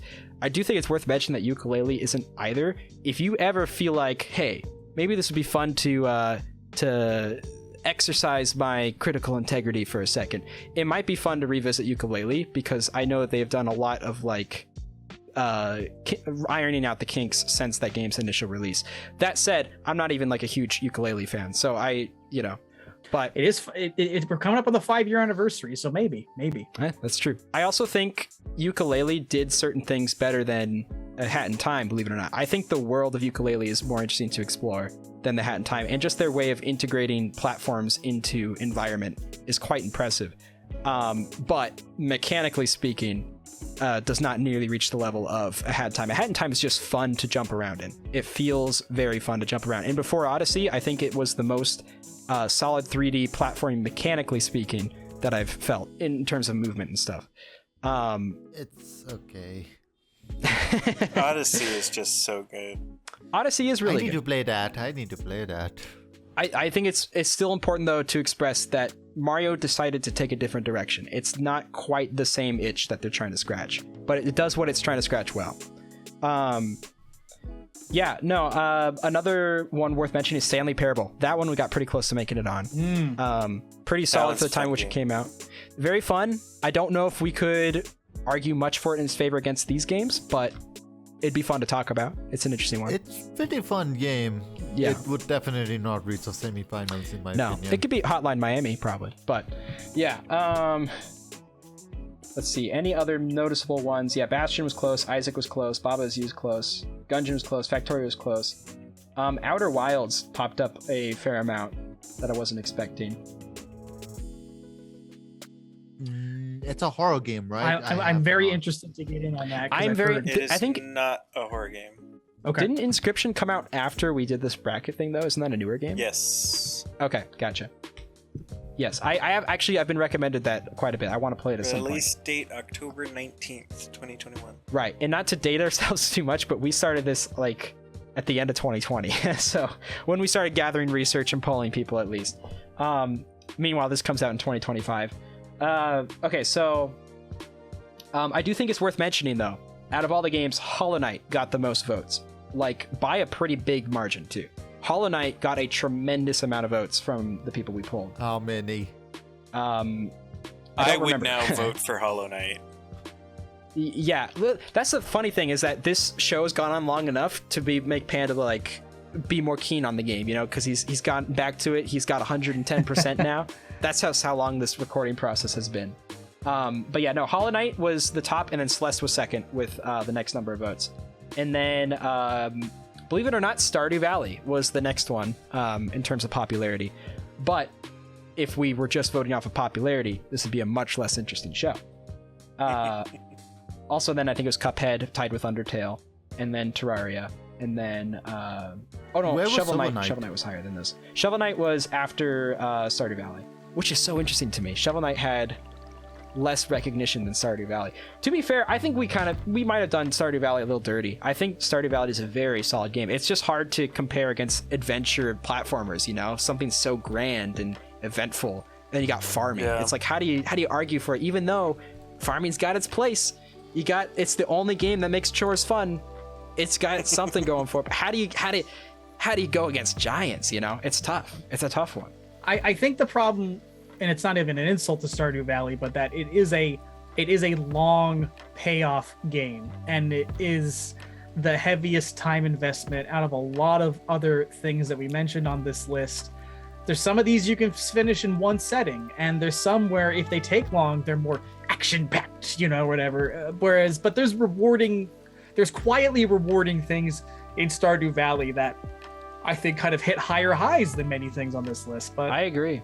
Well, and I think we've learned a lot about each other, but we really have learned a lot about each other's like play styles. You know, there's a lot of our panelists really highly value being able to pick up and play and get that instant gratification. And it's like, who can say that's a bad thing? You know, it's like, if you like extremely accessible games, more power to you. That makes sense. You know, Josh, for example. Yeah, go for it. Well, I was just going to say, Josh really likes that real-time satisfaction. Anyway, sorry, continue. Okay. I was going to say, before we end this whole ordeal, I believe every one of us have favorite games that might not be in the list, so I do want to talk about that. I want to start with Panda because I know for a fact there's some that is very unfortunate that didn't get in. Favorite indie games that aren't on the list? Yeah, like what's just your favorite indie game in general? Dyson Sphere Program. Yes. Ooh. It is an engineering game in the same category as Mindustry. And Factorio, but it's space, right? Done incredibly well. It's got incredible graphics. The science is accurate to this theoretical science that we are actually researching.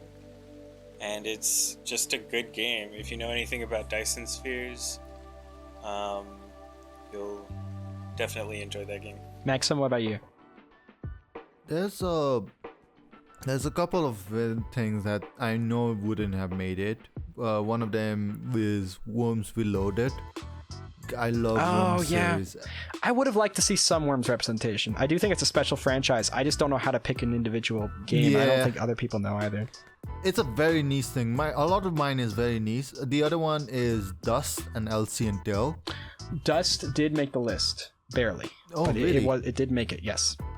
Okay, because it's such a fun game. It was made by one person who programmed and everything. It's beautiful.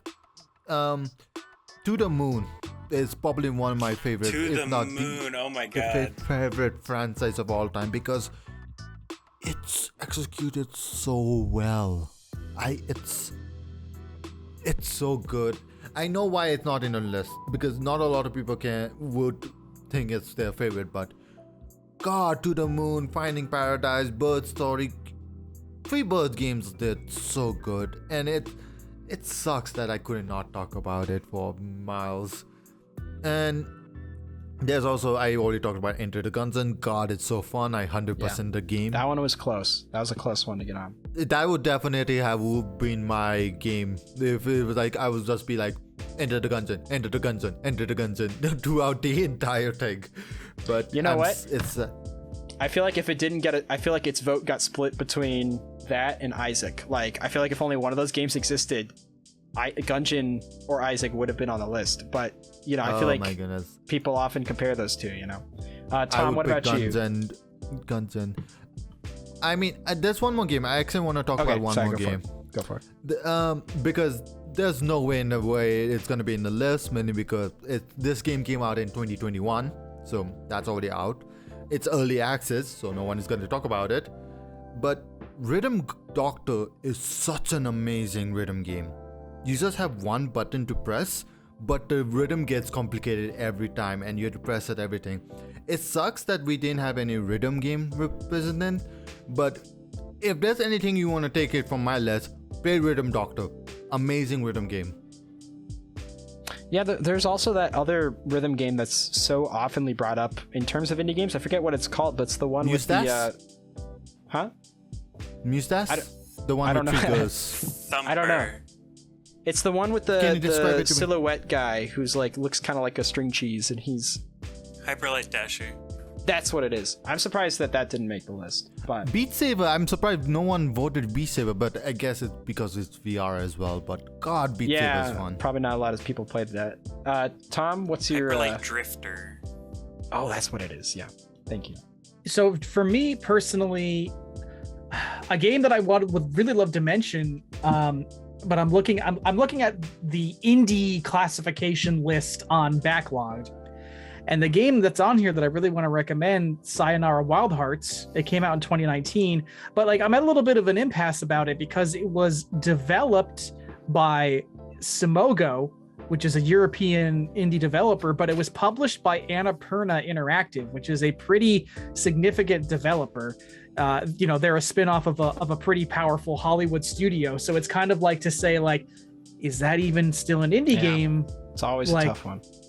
And like, I would separate developers and publishers in this case. I want to, but I'm just looking at some other things on this list, and it's kind of interesting that, like, Rocket League's owned by Epic now, but they got released on their own, so like it makes it a little difficult. But Sayonara Wild Hearts is a wonderful game that I would absolutely recommend. It's beautiful, and it's fun. It's a great like rhythm game with a gorgeous art style, but it has like a real sincere emotional core that just taps into some beautiful stuff. So that's one I could definitely recommend. Yeah, but your real horse, that was Hat in Time, right? We got your horse in there. Is that what's up? I would say, were we talking about in the actual tournament we had? Sure. Yeah. Like, what's your favorite indie game, basically? Like, what do you wish made it to the end?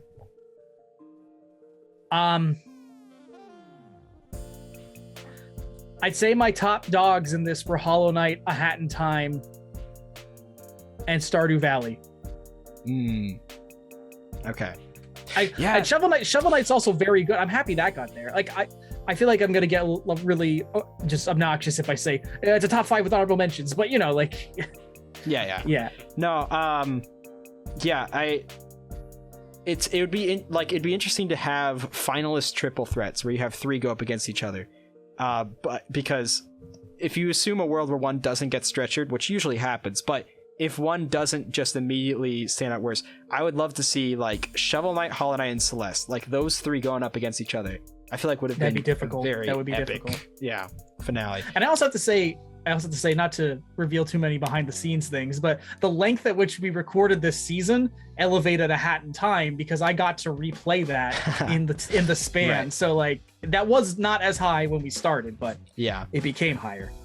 I purposefully tried to not replay as much after or during our hiatus because I was like, I don't want to come back with like as a different person, because I was like, I want to try to keep the same from what I remember, but maybe that was a bad idea. I don't know, who knows.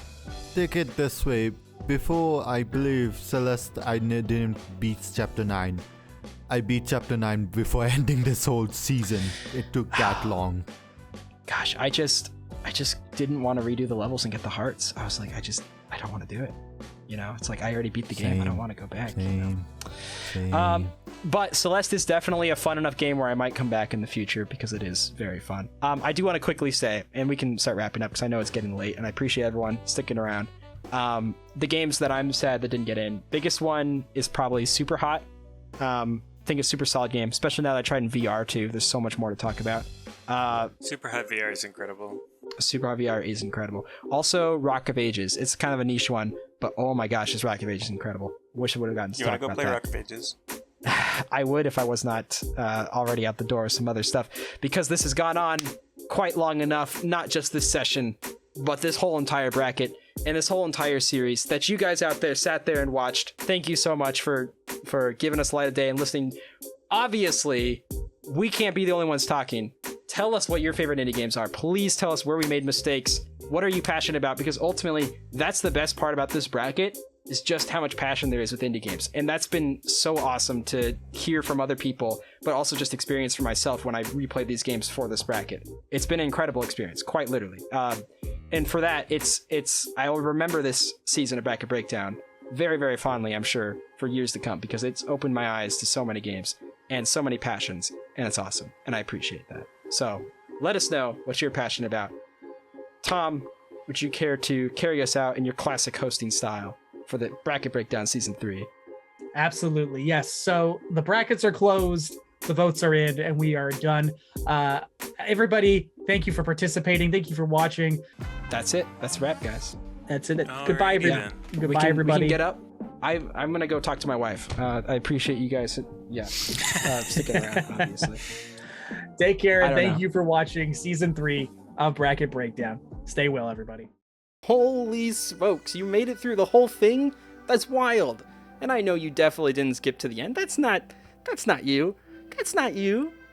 In all sincerity, thank you so much for sticking through this blast from the past discussion. I hope you got some valuable insight and applied the correct calculations that you need to apply when factoring in the 5-year gap from recording to release. As a special treat for making it all the way here, I do want to mention that we have another Bracket Breakdown season starting production in June, and it will be a in-person Bracket Breakdown season discussing the best Nintendo 64 games. Hope you're looking forward to more Bracket Breakdown, and as previously mentioned, you can join the PatNet Games Discord server if you want to take the Bracket Breakdown discussion just a little bit further in our dedicated Bracket Breakdown channel. Thank you all so much for watching, and thank you to the panelists who waited so long for this to actually come out. I promise sometimes I do get things done. And thank you to all the indie game developers who, let's be honest, are pushing the video game industry right now. So keep doing what you're doing, keep making great games, and I love you all. I mean, I don't know most of you. I don't know any of you really. Yeah, so I'm out of things to say.